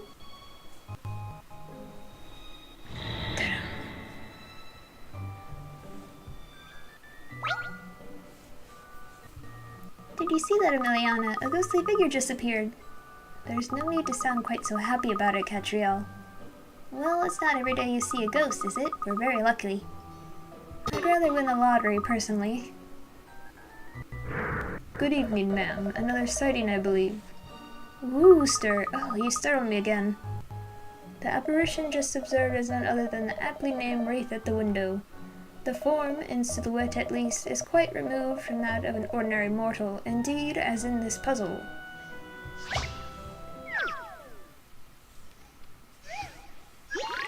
Silly silhouette. This is a silhouette of something behind the curtain. It's made up of 3 statues, but which one? Look at the 5 statues and select which of the 3 are the ones hiding behind the curtain.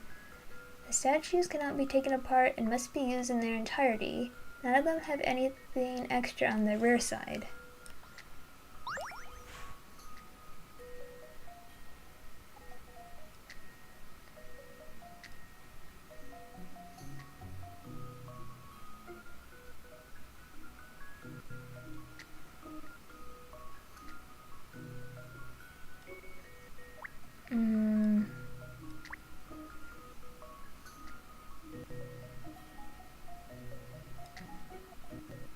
I don't know about the top one because only one of them has this wing thing.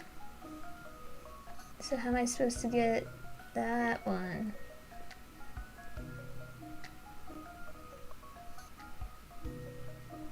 Made up of 3 statues. Which ones?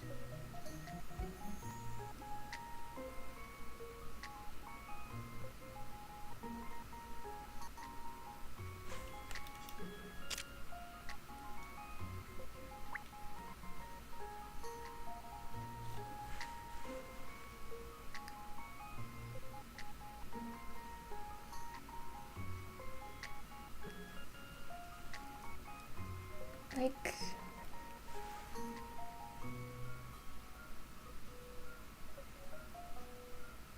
Statues cannot be taken apart and must be used in their entirety. So maybe I could use one of these green guys then?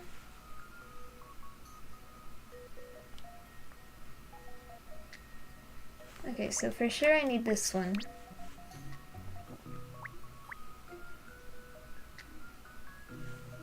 And these 2? Let's see. Flip this one upside down, we get that one. No, the wind's on the wrong side.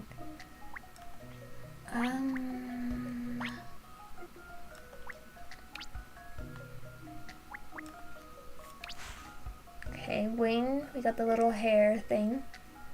Wait, no. Wait. Yeah, no.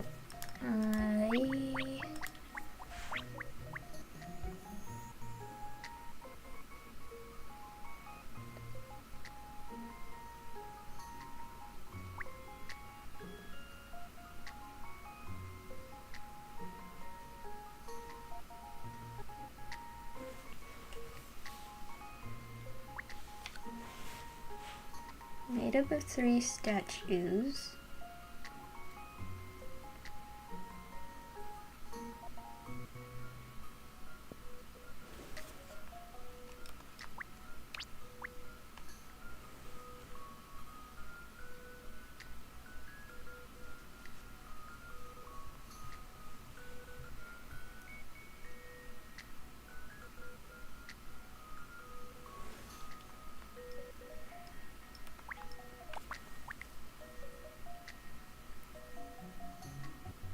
I guess,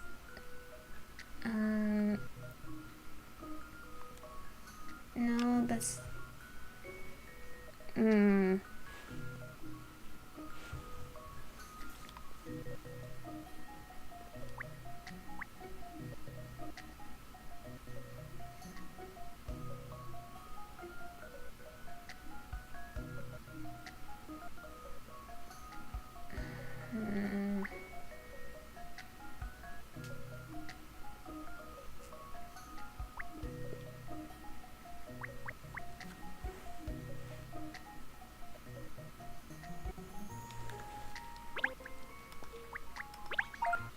silhouette is made of shiny light and yes. Be sure not to muddle up the position of the arms on the left. Yes, I know that.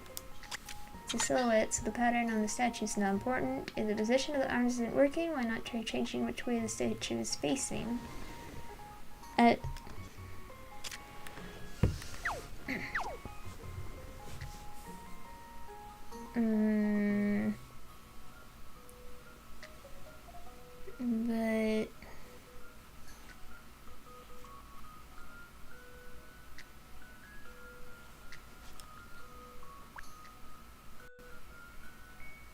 let's say we flip this one upside down.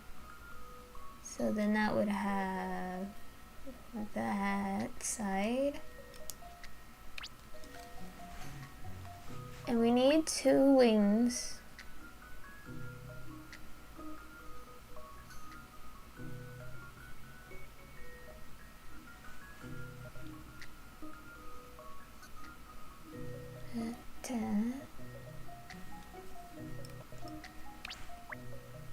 Then I need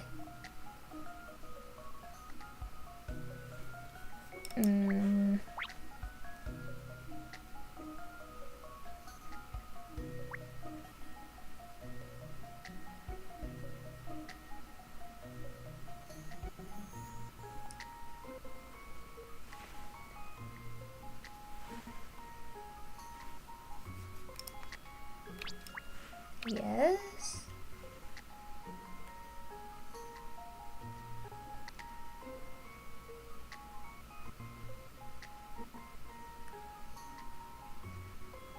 If you turn which way they're facing,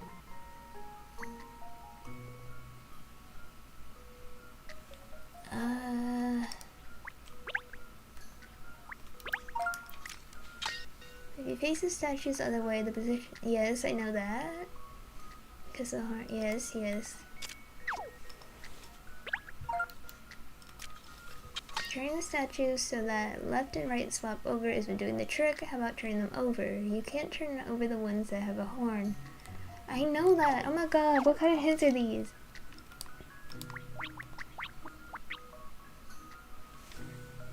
What a waste of hint coins.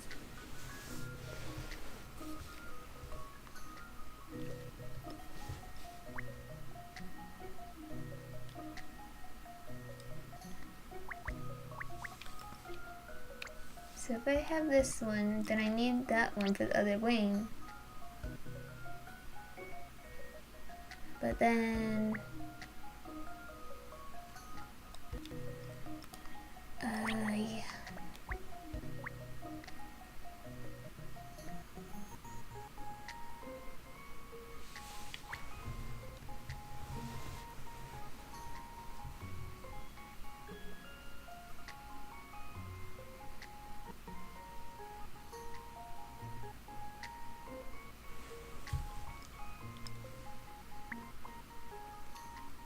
So if we turn it this way, they'll have an arm there and the arm there.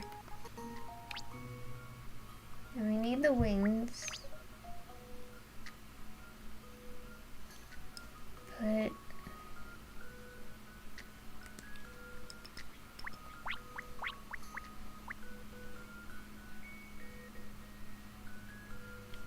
so I would need this one for sure, right?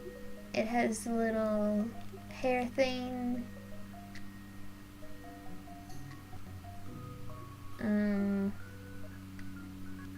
This thing. Because you can't flip that around at all. So you have to use that.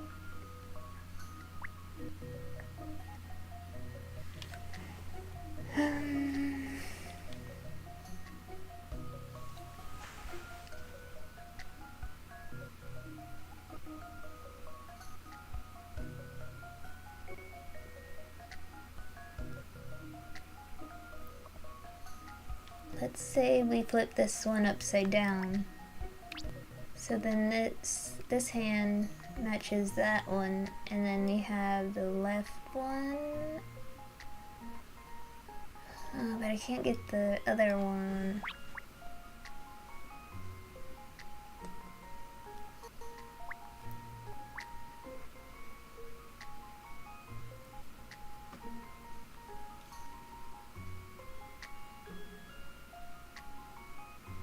If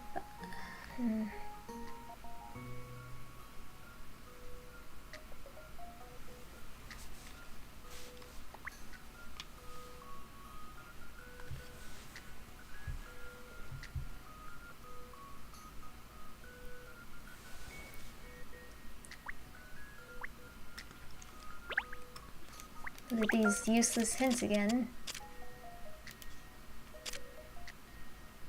If the position of the arms isn't working, why not try changing which way the statue is facing?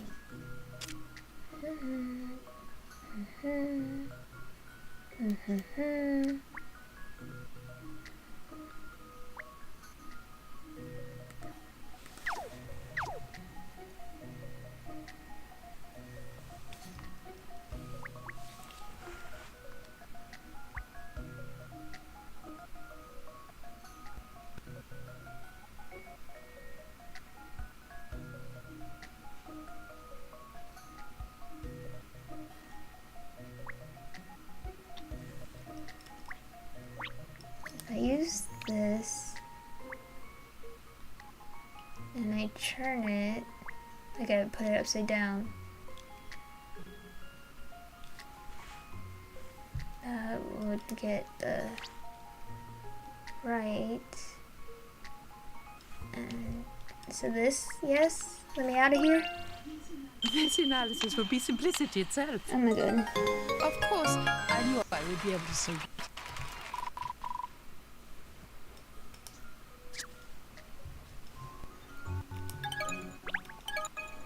Any puzzle can be solved with the application of logic. The stirring performance, Miss Perfetti, most exceptional. Now, if you'll excuse me... Why does he keep appearing and then disappearing again like that? Isn't that, Look at this, Miliana. You wouldn't expect something like this to be hidden in the bushes, would you? A projector? Yes, any image projected from here would look enormous on the wall. So the wraith at the window is just a piece of cinematic trickery. Well, first the so-called ghost in the garden, and now the wraith at the window. Both of them were set up by someone. Which means the remaining four tales of supernatural phenomenon may well turn out to be fake too. Yes, which one came next? It was the possessed puppet, wasn't it? Let's head to the living room and carry on our investigations there.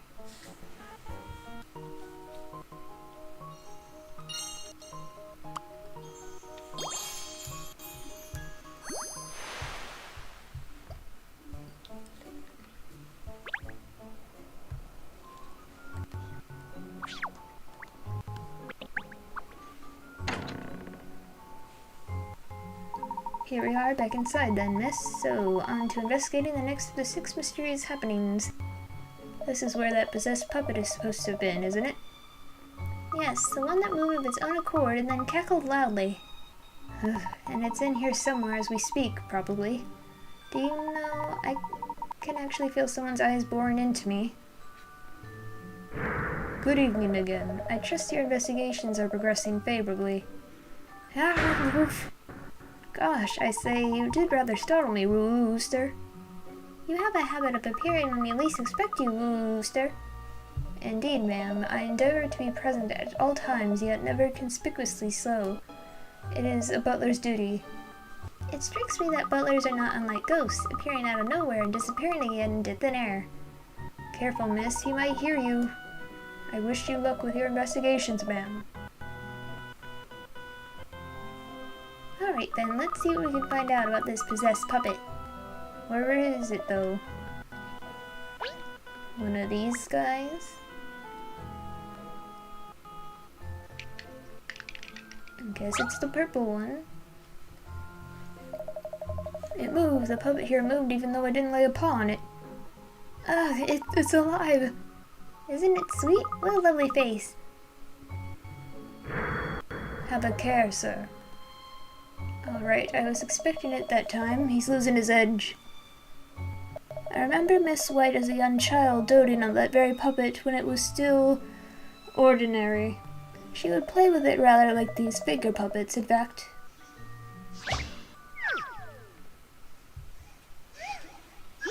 Puppet performance. This is a puppet show with finger puppets on 2 hands. You need to move the finger puppets so that there's a blue one on each thumb, a red one on each little finger. Finger puppet can only move to an empty space on the other hand, and you're not allowed to have the same colored puppets next to each other on one hand. Okay, blue on the thumbs, reds on the pinky.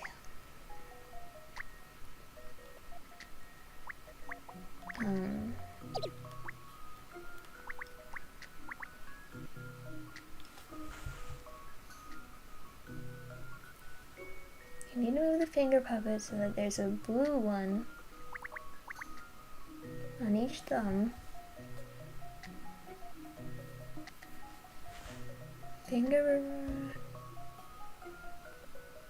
Same colors are not allowed on one hand.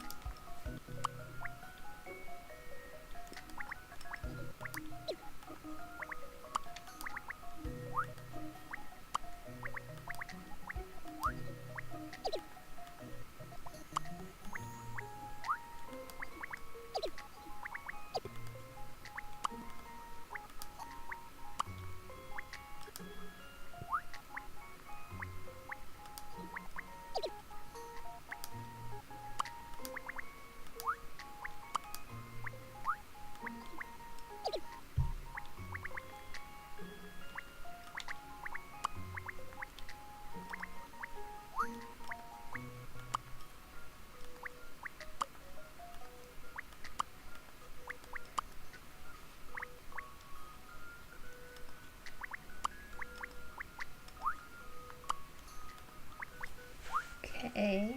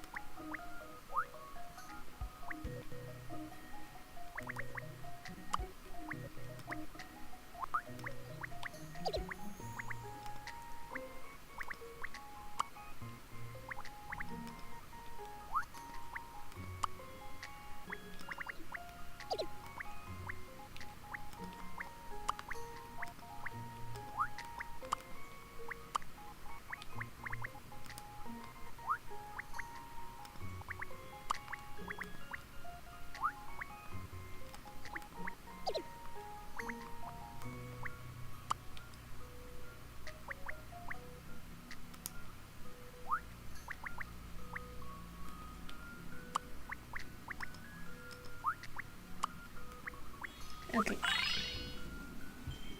If you'll entertain my idea here...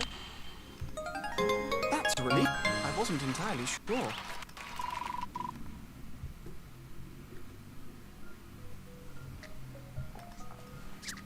12 moves, huh?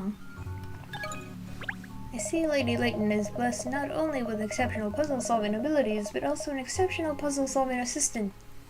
Thank you, Wooster. I do my utmost to be a worthy member of the Layton Detective Agency. In fact, miss, I think I may have discovered something important. Yes, Ernest, what is it? Look here, there's some sort of device inside the puppet. So there is. You snipped that out pretty quickly, Pinstripes. I was thinking to myself that the puppet's movements looked rather mechanical somehow, you see. Yes, that would explain how the puppet was able to move without anybody touching it. So this is just a wind-up doll.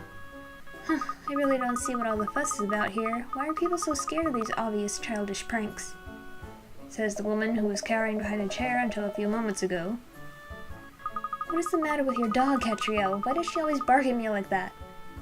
Yes, well, there are only 3 of the 6 White House horror stories left now. Next it was, the Sealed Cellar, miss. We'll have to find the way down there. Cellar, sir. I have been in service here at the White residence for a considerable number of years, but not once have I heard mention of a cellar, sir, nor have I seen evidence of one. Didn't think old Terror Eyes would let us down there. Looks like we'll have to sniff out the entrance ourselves. I don't imagine it'll be easy to find. After all, it's called the Sealed Cellar. So this is gonna be fun. Come along, let's start looking.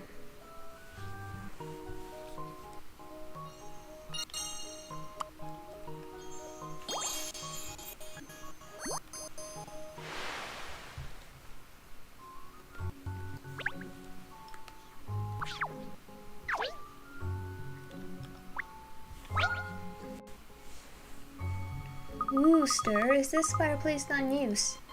Indeed, ma'am. Miss White tells me she is most comfortable when there is something of a chill in the air. I see.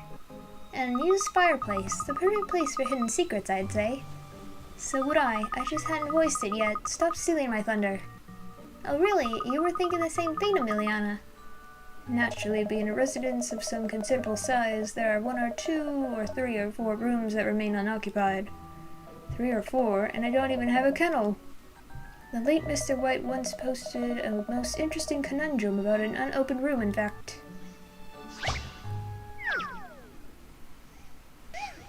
The unopened room. This is a closed room that no one ever enters. However, 1 year has passed and it seems that something in the room has changed. What is it? I assume the water, right? It evaporated?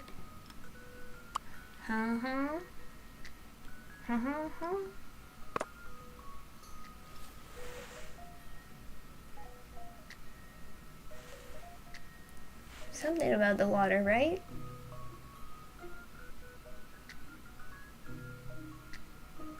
At the very least, it changes temperature, correct?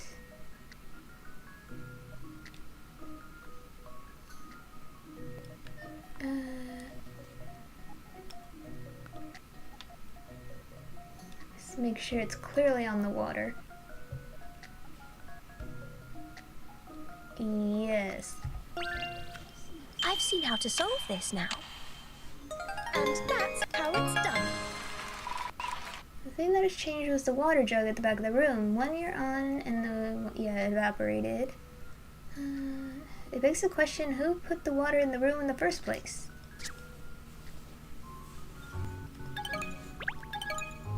A most extraordinary performance. This is a somewhat taxing puzzle. Well, every puzzle has a solution, Wooster, just as every mystery has an explanation. Look at the fireplace. A passageway is opened up, leading underground.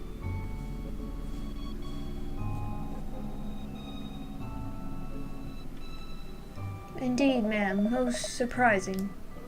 Well, that looks like our way into the sealed cellar. Let's see what's down there. Would a lantern perhaps be of assistance, ma'am? I carry it with me when I'm patrolling the grounds at night. Thank you, Wooster. Shall we then, Emiliana? Sorry? Go down there, you mean? Of course. We can't investigate the cellar from here, can we? If you're scared, you can wait here with Wooster, just the two of you. Let me through. There could be clues down there that a wannabe detective like you would miss. Well, we wouldn't want that, would we? In you go then. Stop pushing me, Catriel.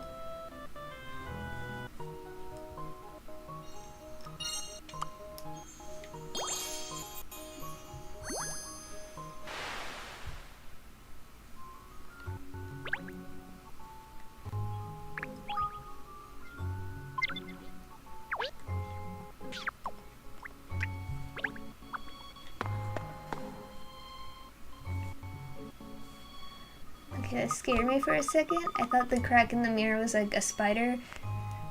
Ugh. This must be the hidden cellar. It's dark and damp and awfully cramped down here, isn't it? It's like we're exploring an ancient ruin or something. What fun! When you put it like that, miss, it does seem rather fun, doesn't it? Puppy love, what's it doing to you, Pinstripes? Still, this is no time for games, is it? We must make a thorough investigation of the cellar. Flick, flick, flick, flick. Oh, hello. God!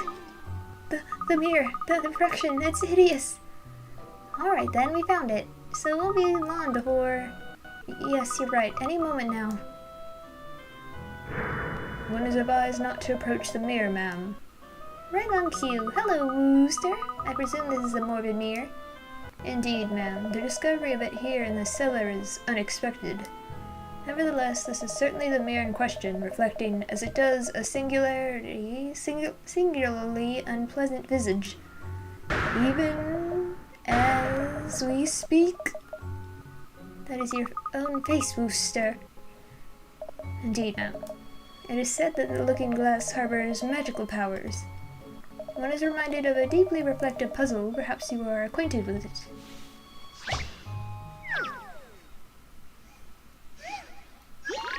Deep reflections. Get your light to shine on the treasure at the bottom of the lake. Beneath the water lies mysterious crystals that reflect light just like mirrors. If you select one of these crystals, it more than doubles in size. You can change the direction in which your light travels. They say something happens if the treasure is illuminated.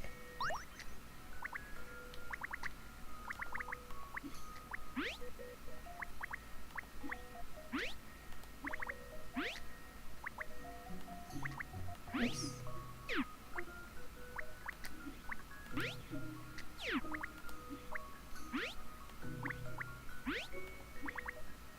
No.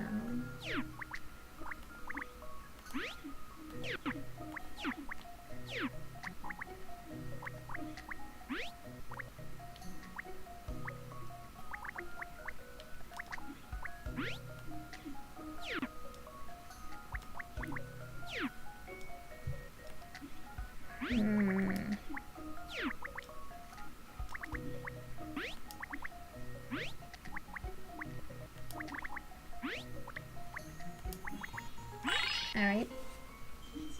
This analysis would be simplicity itself. That was just a simple bit of profiling work.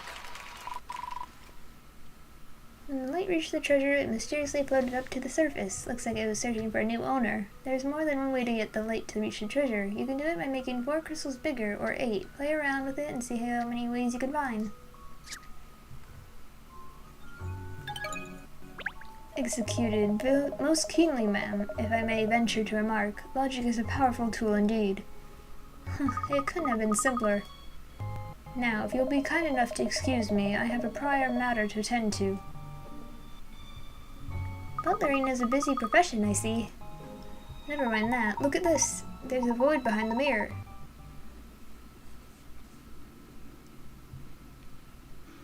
Ah, severed head. Save your vocal cords, Emiliana. It's just a mannequin's head. Yes, the head is positioned so that it appears to be an image in the center of the mirror. Oh yes, and in fact this isn't a mirror at all. It's made of some special reflective glass. You can actually see through it. There's even a lamp behind the mannequin's head to illuminate it, look. Which gives the illusion of a severed head reflected in a mirror. Hello.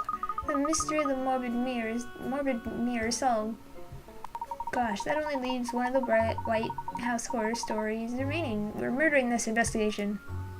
Yes, it seems that rather than working separately, joining forces has really paid off. If you think so, I don't. Oh. What I need for a successful investigation is information, not collaboration. The only person I can rely on is myself. Other people are distraction. Thanks for the pep talk, Liliana. Talk about thinking you're top dog.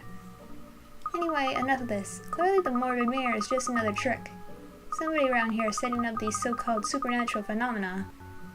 Huh? Is everything alright, Miss Layton? I just had a strong sense that somebody's watching us. The last of the 6 horrors, you mean? The searching soul? I couldn't say, but I think it would be a good idea to return to the living room.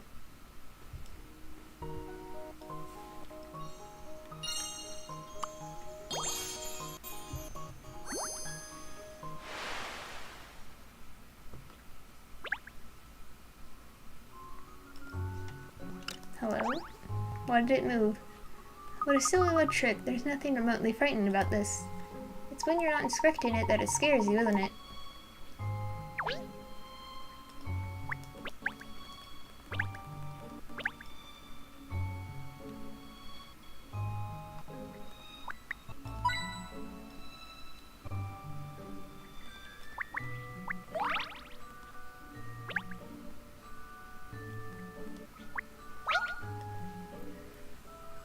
Now, here's a suspicious-looking box. When you say, I wonder what's inside.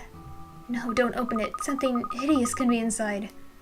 Oops, I seem to have opened it already. Catriel! Sorry, it just looked too fascinating to ignore. And anyway, there's no cause for alarm. It's only a puzzle inside. Don't open the box. Oops, I already did. Fit for a king. You visit the castle to show the king the 5 treasure chests you collected on your adventures. However, castle regulations state that each visitor may carry only 1 item of luggage. You are here with 1 companion, and you are a 3-minute walk from where the king is located. How many minutes will it take to show the king all the treasure chests? 1 chest counts as 1 item of luggage.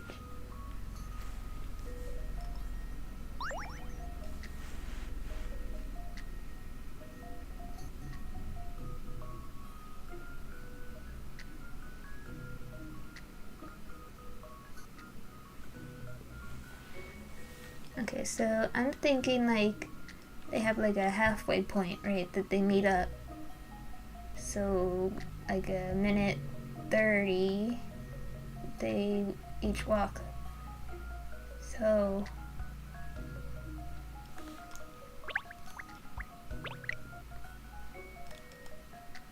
$130. Yay.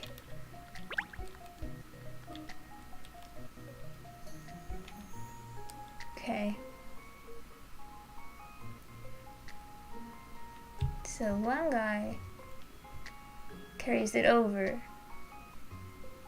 and then this guy takes it, and he goes that way. And while he's going that way, this guy gets another chest.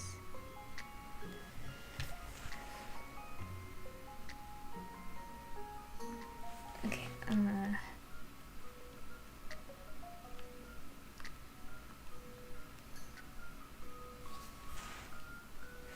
how am I supposed to write this down?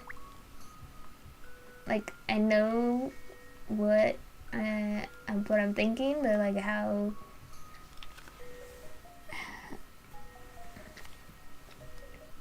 Okay, 1:30, right? 3 minutes. 3 minutes for 1 chest.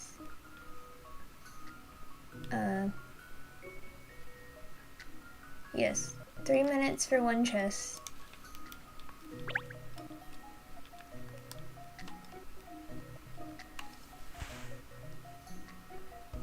And he's that, and then that.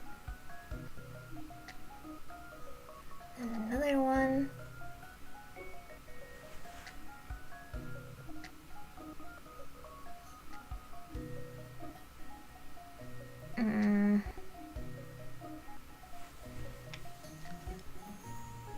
I feel like there has to be a better way than this. Visit the castle, show the king 5 treasure chests. Okay, 1 piece of luggage. One chest counts as one item of luggage. You may only carry one item of luggage. You're with a companion and are a 3-minute walk from where the cane is located.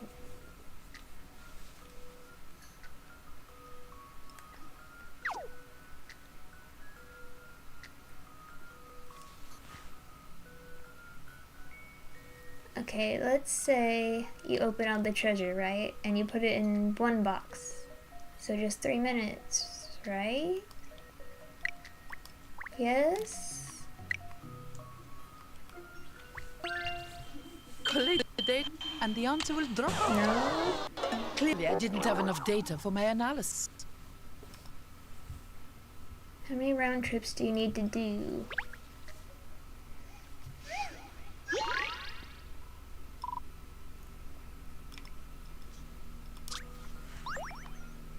If they go at the same time,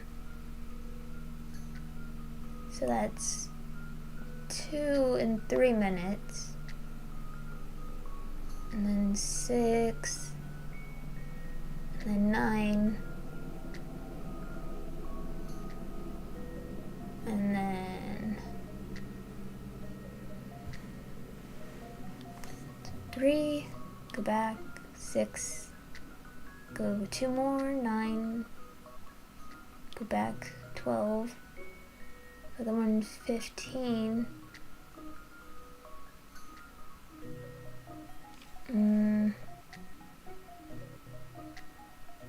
or is it because you have a companion and he can help you carry, so like he carries half the weight, right?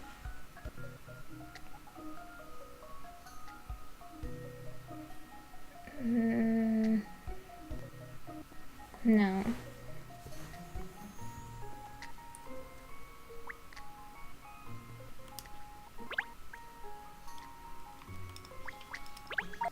So you take 5 treasure chests to the cane, it'll take 2 of you 2.5 return journeys. There's a quicker way though. Yes, I'm trying to figure that out.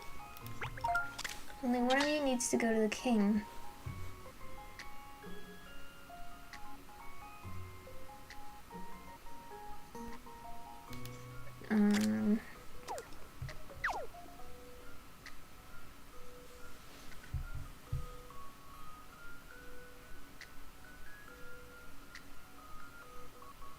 So 6 minutes, right? You're bringing the king here. Is that it?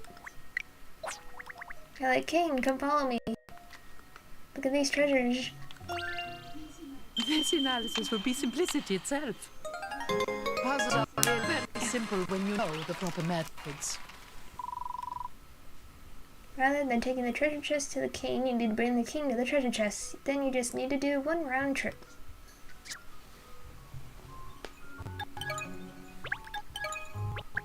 That was a fascinating one, Emiliana. The puzzle was perfectly fine, but the way you opened that box when I specifically asked you not to was not. I'm sorry, I just can't help myself. The curiosity would kill me if I didn't look.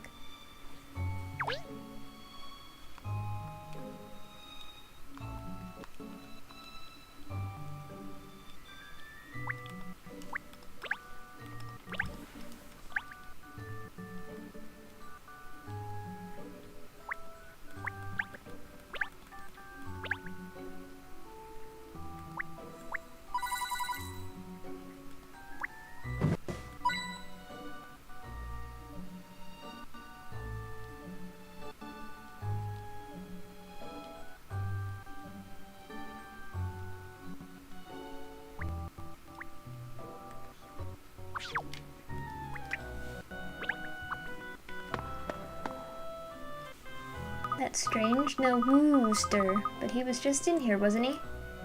Look! It's the ghost!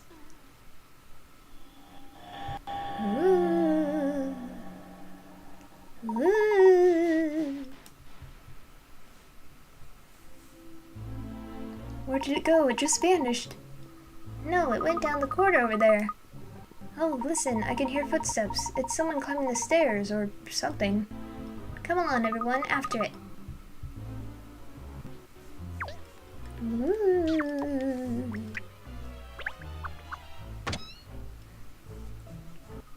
Are you alright, Liza? Goodness me, whatever's the matter? Y'all look as white as sheets. Where's the ghost? We were hot on its heels. It doesn't appear to be in here, though. It must have vanished. You didn't see anything then, Liza.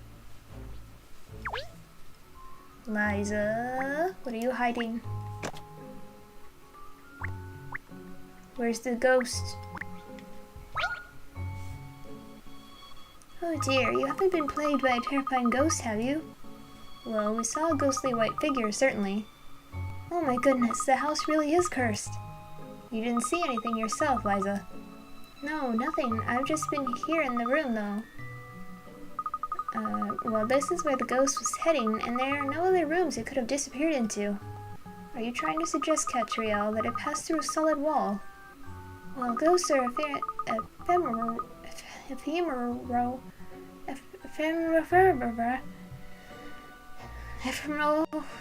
things. It could have simply disappeared. Just like they appear out of nowhere sometimes, too. Liza, do you have any idea why ghosts might be appearing in your home? No, no idea whatsoever, although I feel like I do understand how a ghost must feel sometimes. Whatever do you mean by that? All alone in the dark, the poor ghosts must be very lonely, I imagine. I think they wander around looking for company, really, just like in this puzzle. Ephemeral. Black and white conundrum. The black ghosts travel on the white paths, and the white ghosts travel on the black paths. They've been split up from their friends in the black and white maze. Use the 5 panels to connect the maze paths so that the white ghosts are united with each other. Black ghosts are Oh, the pace cannot be moved. Okay.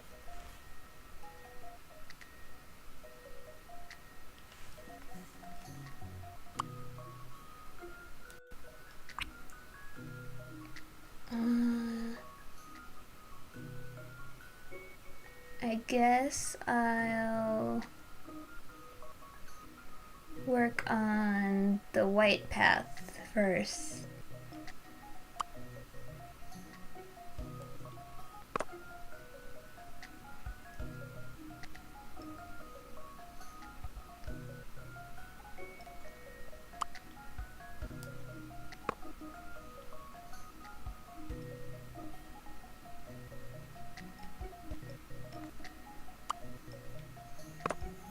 Okay.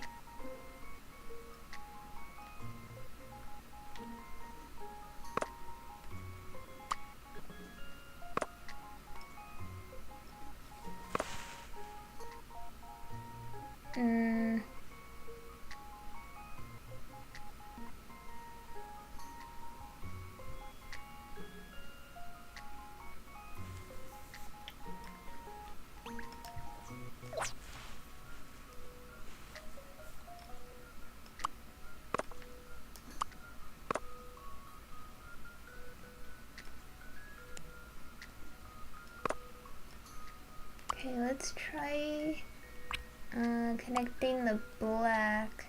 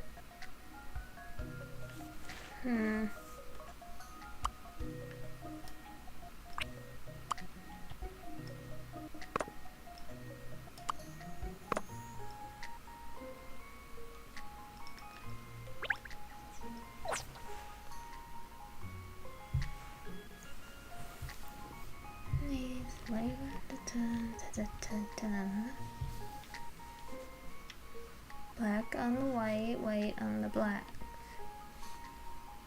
And you can't move these ones.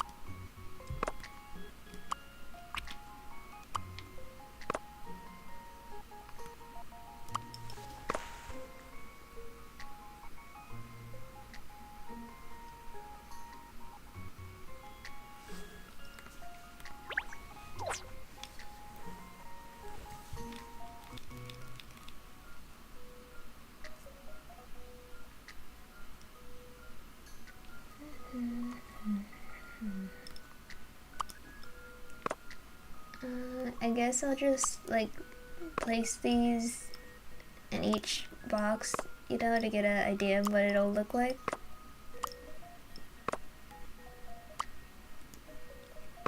So I don't think this one can go there or there. Probably not here either.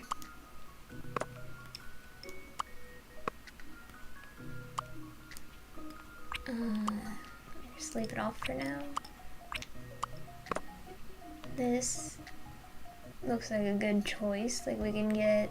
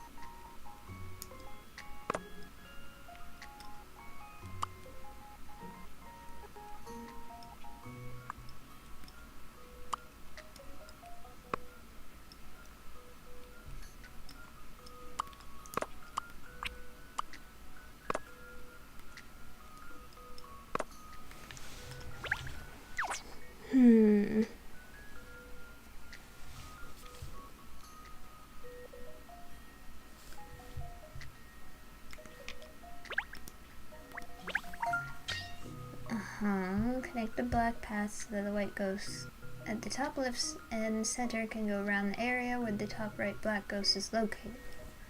Connect the black paths so that the white ghost at the top left and center can go around the area where the top right ghost is. So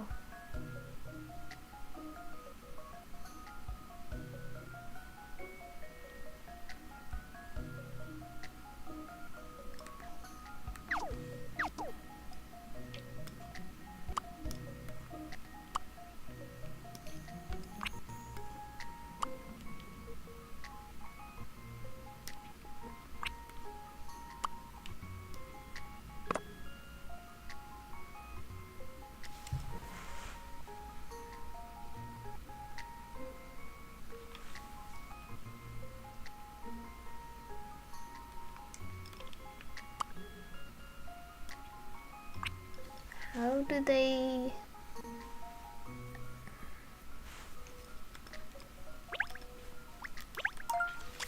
Connect the white paths so the black ghosts at the bottom left and top right and go around the area near the top left white ghost in an N shape.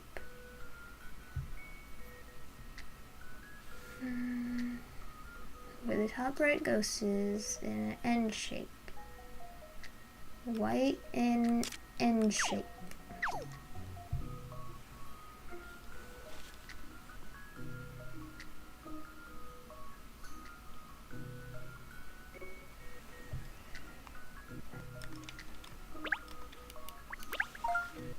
Connect the black that go around here.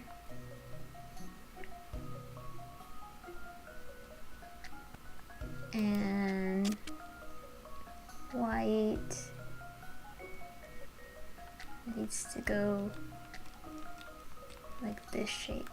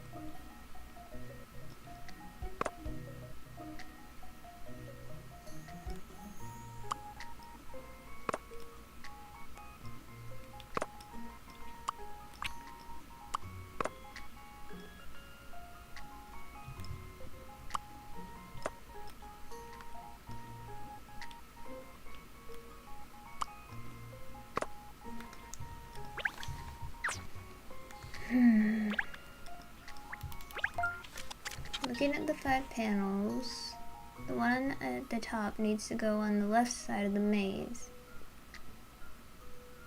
The one at the top needs to go on the left side. The panel below that goes at the bottom right. So top goes here, and then this is this.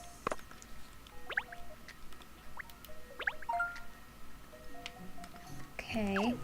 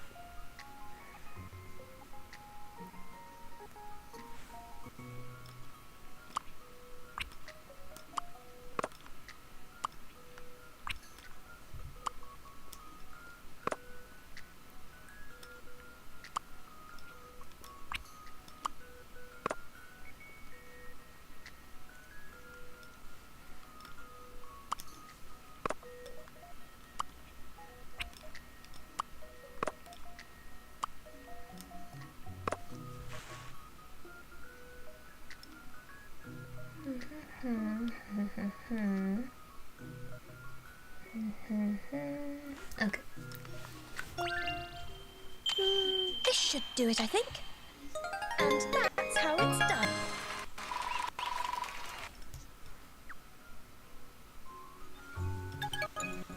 People are so scared of ghosts, aren't they? But even ghosts can have friends. Unlike me, all alone in this ridiculously large house. Liza, I suppose the ghost we just saw was the so-called searching soul. Yes, and I didn't see any signs of trickery this time, unlike the other 5 apparently supernatural phenomena. So perhaps, golly, it was a real ghost.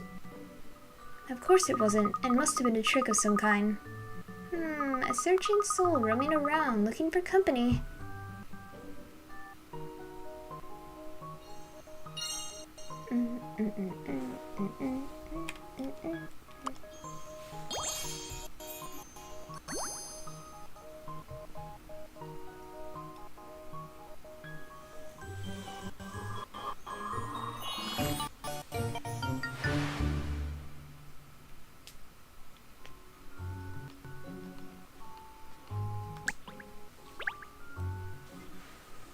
Now I've uncovered the truth. The mystery is solved. This mystery is history.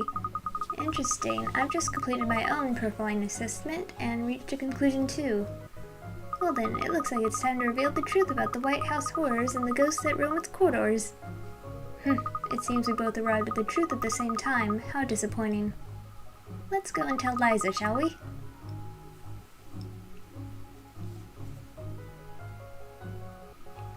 Liza, we've managed to ascertain the truth about all the strange happenings here. You have? Goodness, that's a surprise, I must say. Nobody else managed to. I was expecting you to be a little happier at the news. Oh no, I am happy. Please, do tell me everything you learn. It turns out the ghosts here weren't haunting the house after all. What they've been haunting is your heart. I've deduced the identity of your ghost. It's Miss Seeker. First name, Attention. Who? No, that's not right. Let me rephrase. Not Miss Attention Seeker, but Queen Attention Seeker the 13th. Liza, you used your wonderful craft skills to make ghosts yourself, didn't you? You deliberately engineered all this fuss, setting the people who came to investigate an impossible puzzle to solve. Liza, you've been lonely, haven't you?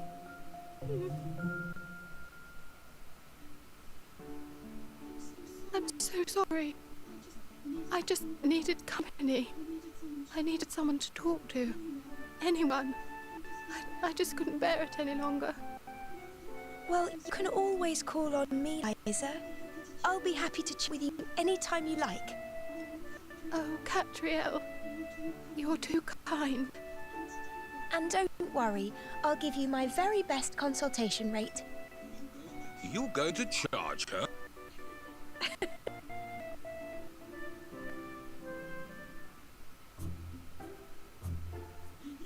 You realise Liza hasn't been over for a chin bag, even once. You think she's dressing up as ghosts again? No pause for alarm, Shell. Liza has plenty of new friends now. Ghost hunters have flocked to the house. She's even set up a club for people interested in that sort of thing. It's called the Supernaturalists. It is?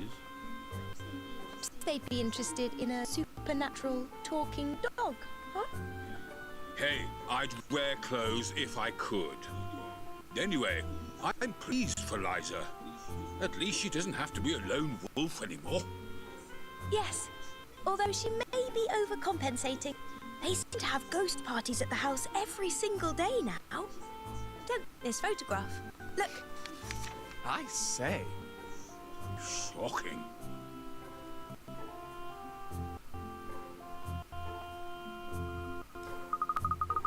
She was a ghost of her true potential for so long. Just waiting in that big, lonely house for somebody to notice her, to be her friend. Now she has dozens of friends, and she can finally start enjoying her life.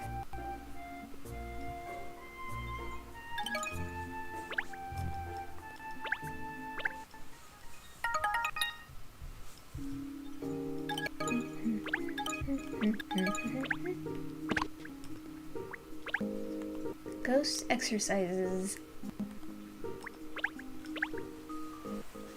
Ooh. I'm the ghost of the White House. Run, run for your lives, powerless mortals. Oh, if you don't run, I will reveal the horror of my true form. Run, before terror grips you. Grrr. Even the scream does not dare to emerge from your mouth. I will spare you today, but I will be back. How did I do, Wooster? Did I scare you today? Regrettably, not, ma'am. The performance had one or two holes, if you will forgive the impertinence. Your grrrg had a distinctly beastly quality to it, ma'am, rather than a ghostly one. It was something of a mixed metaphor, shall we say. Oh dear, I don't seem to have done very well. Scaring people is really very tricky. Indeed, ma'am. However, if I may offer some small insights, there is perhaps one fundamental rule to observe. Yes?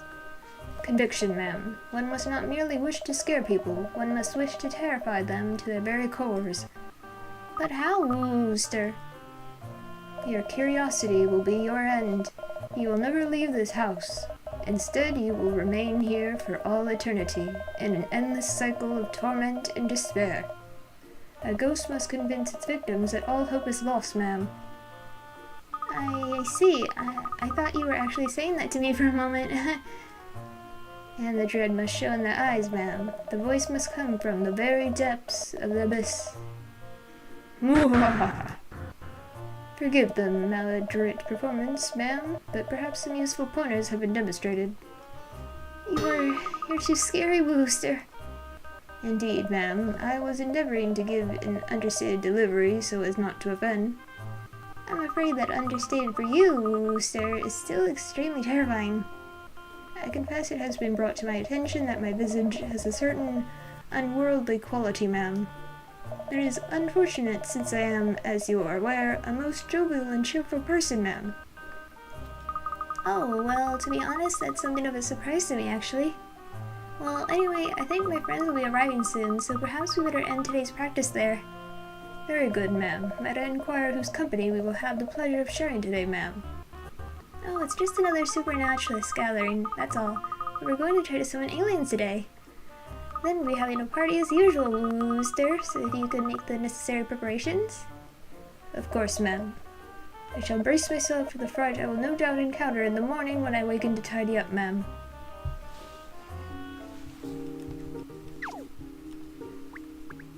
Oops. Alright, I'll get these last puzzles and then end it.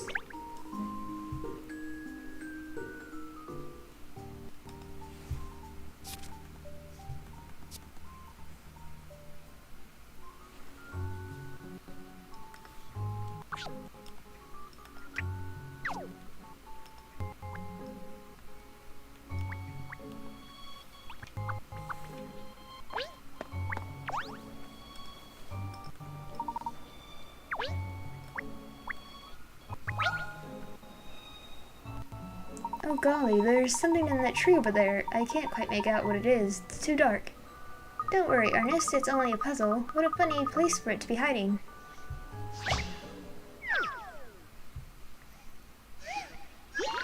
Tree root. There's a bird in the middle of the forest, and it has a strange habit of flying from yellow trees to green trees to get to where it wants to go. Help it find a route back to the eggs waiting in its nest, stopping off at every tree along the way. Looks like a tree, and it mustn't bump into or fly over other trees on the way.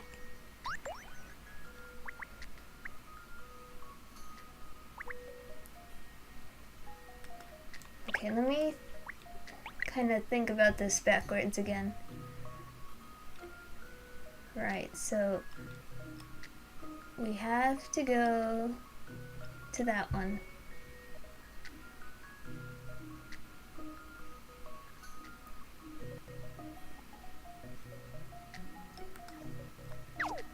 We're on a yellow one, okay, and green. Go here. I think I would run into this tree.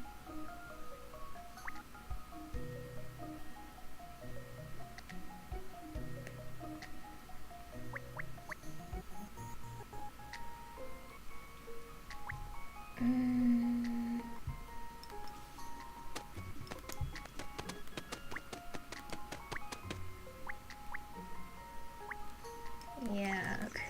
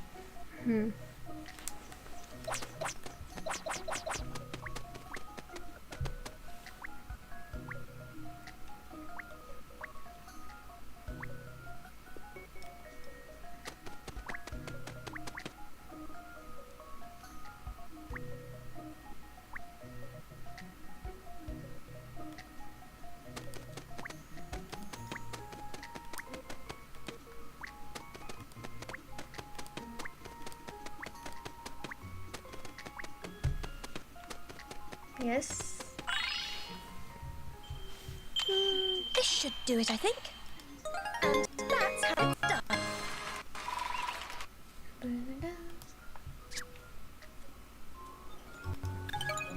It just goes to show, Ernest, if you don't turn over every stone, there are bound to be puzzles that you miss. Oh yes, miss. I'll turn over every single stone I see from now on. Twice!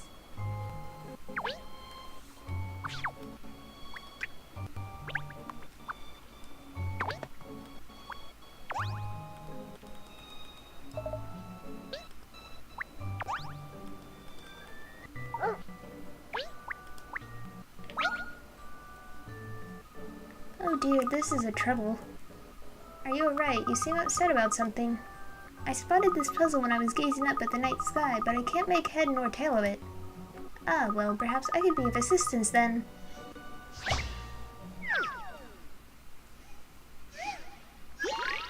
Starry, starry night. When the star moves, it leaves a trail in its wake. Can you fill the whole night sky with its trail? The mysterious objects floating in the sky are warp holes. They appeared according to their appearance, and when the star goes into one of them, it reappears out of the other of the pair. Go through all the squares. You're not allowed to go through a square.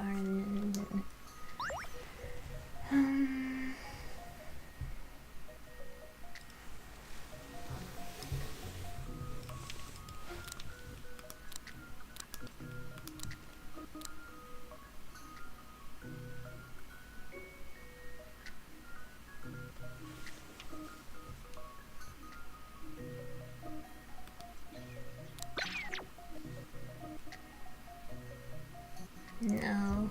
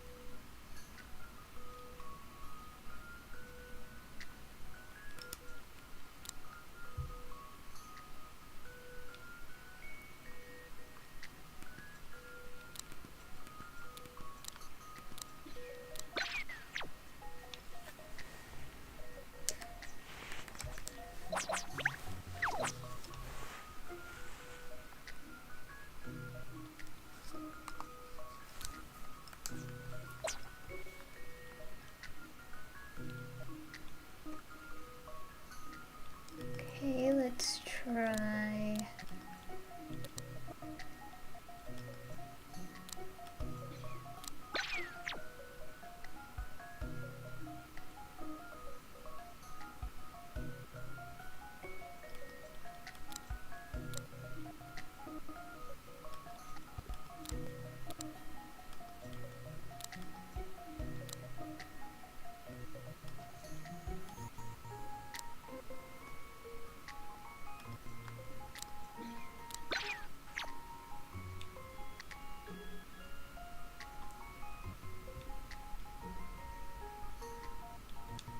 No.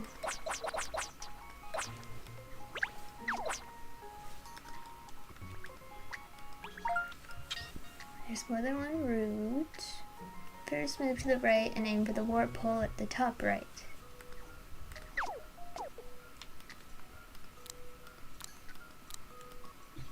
Okay.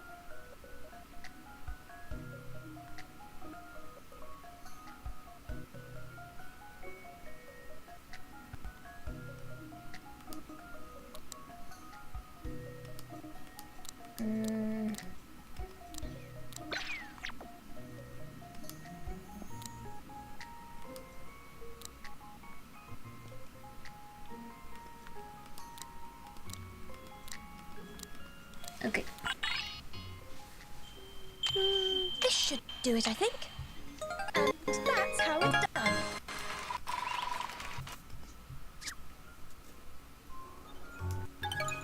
Oh, you solved it. That's smashing. Thank you so much. I'd be more than happy to help you with any puzzles that are troubling you in the future. Puzzles are what I do best.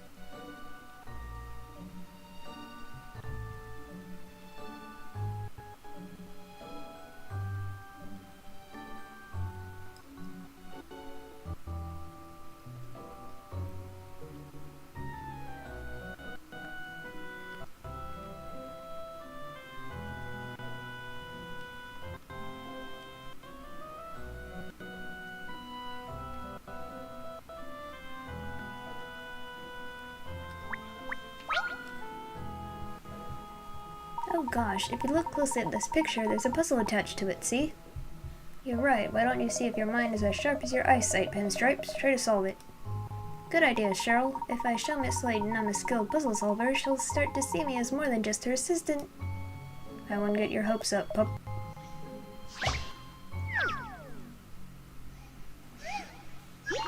Picture in pieces.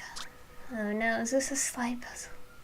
Let's put this picture back together. Slide each of the puzzle pieces into the picture. I hate slide puzzles.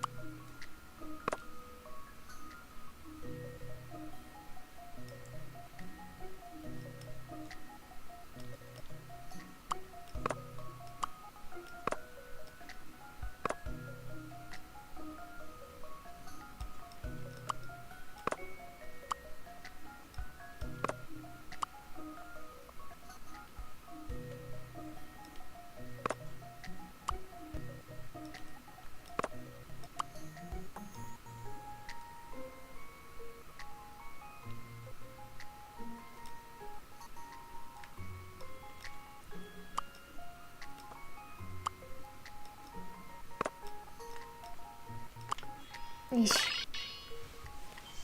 So, in conclusion, that's a relief. I wasn't entirely sure. See if you could manage it in 14 steps. Nope.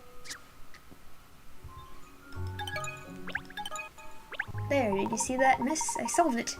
Miss. Bad luck, Pinstripe. She had to go and see a man about a dog. Oh, bother. I really wanted her to see that.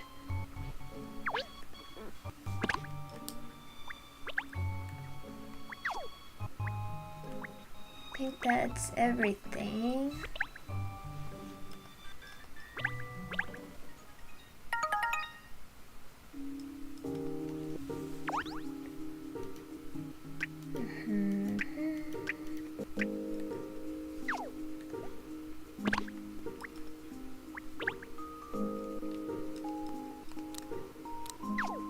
Yeah, okay, I'm gonna end it here. Thank you guys for watching. I hope you're enjoying it, and I'll see you in the next one. Bye!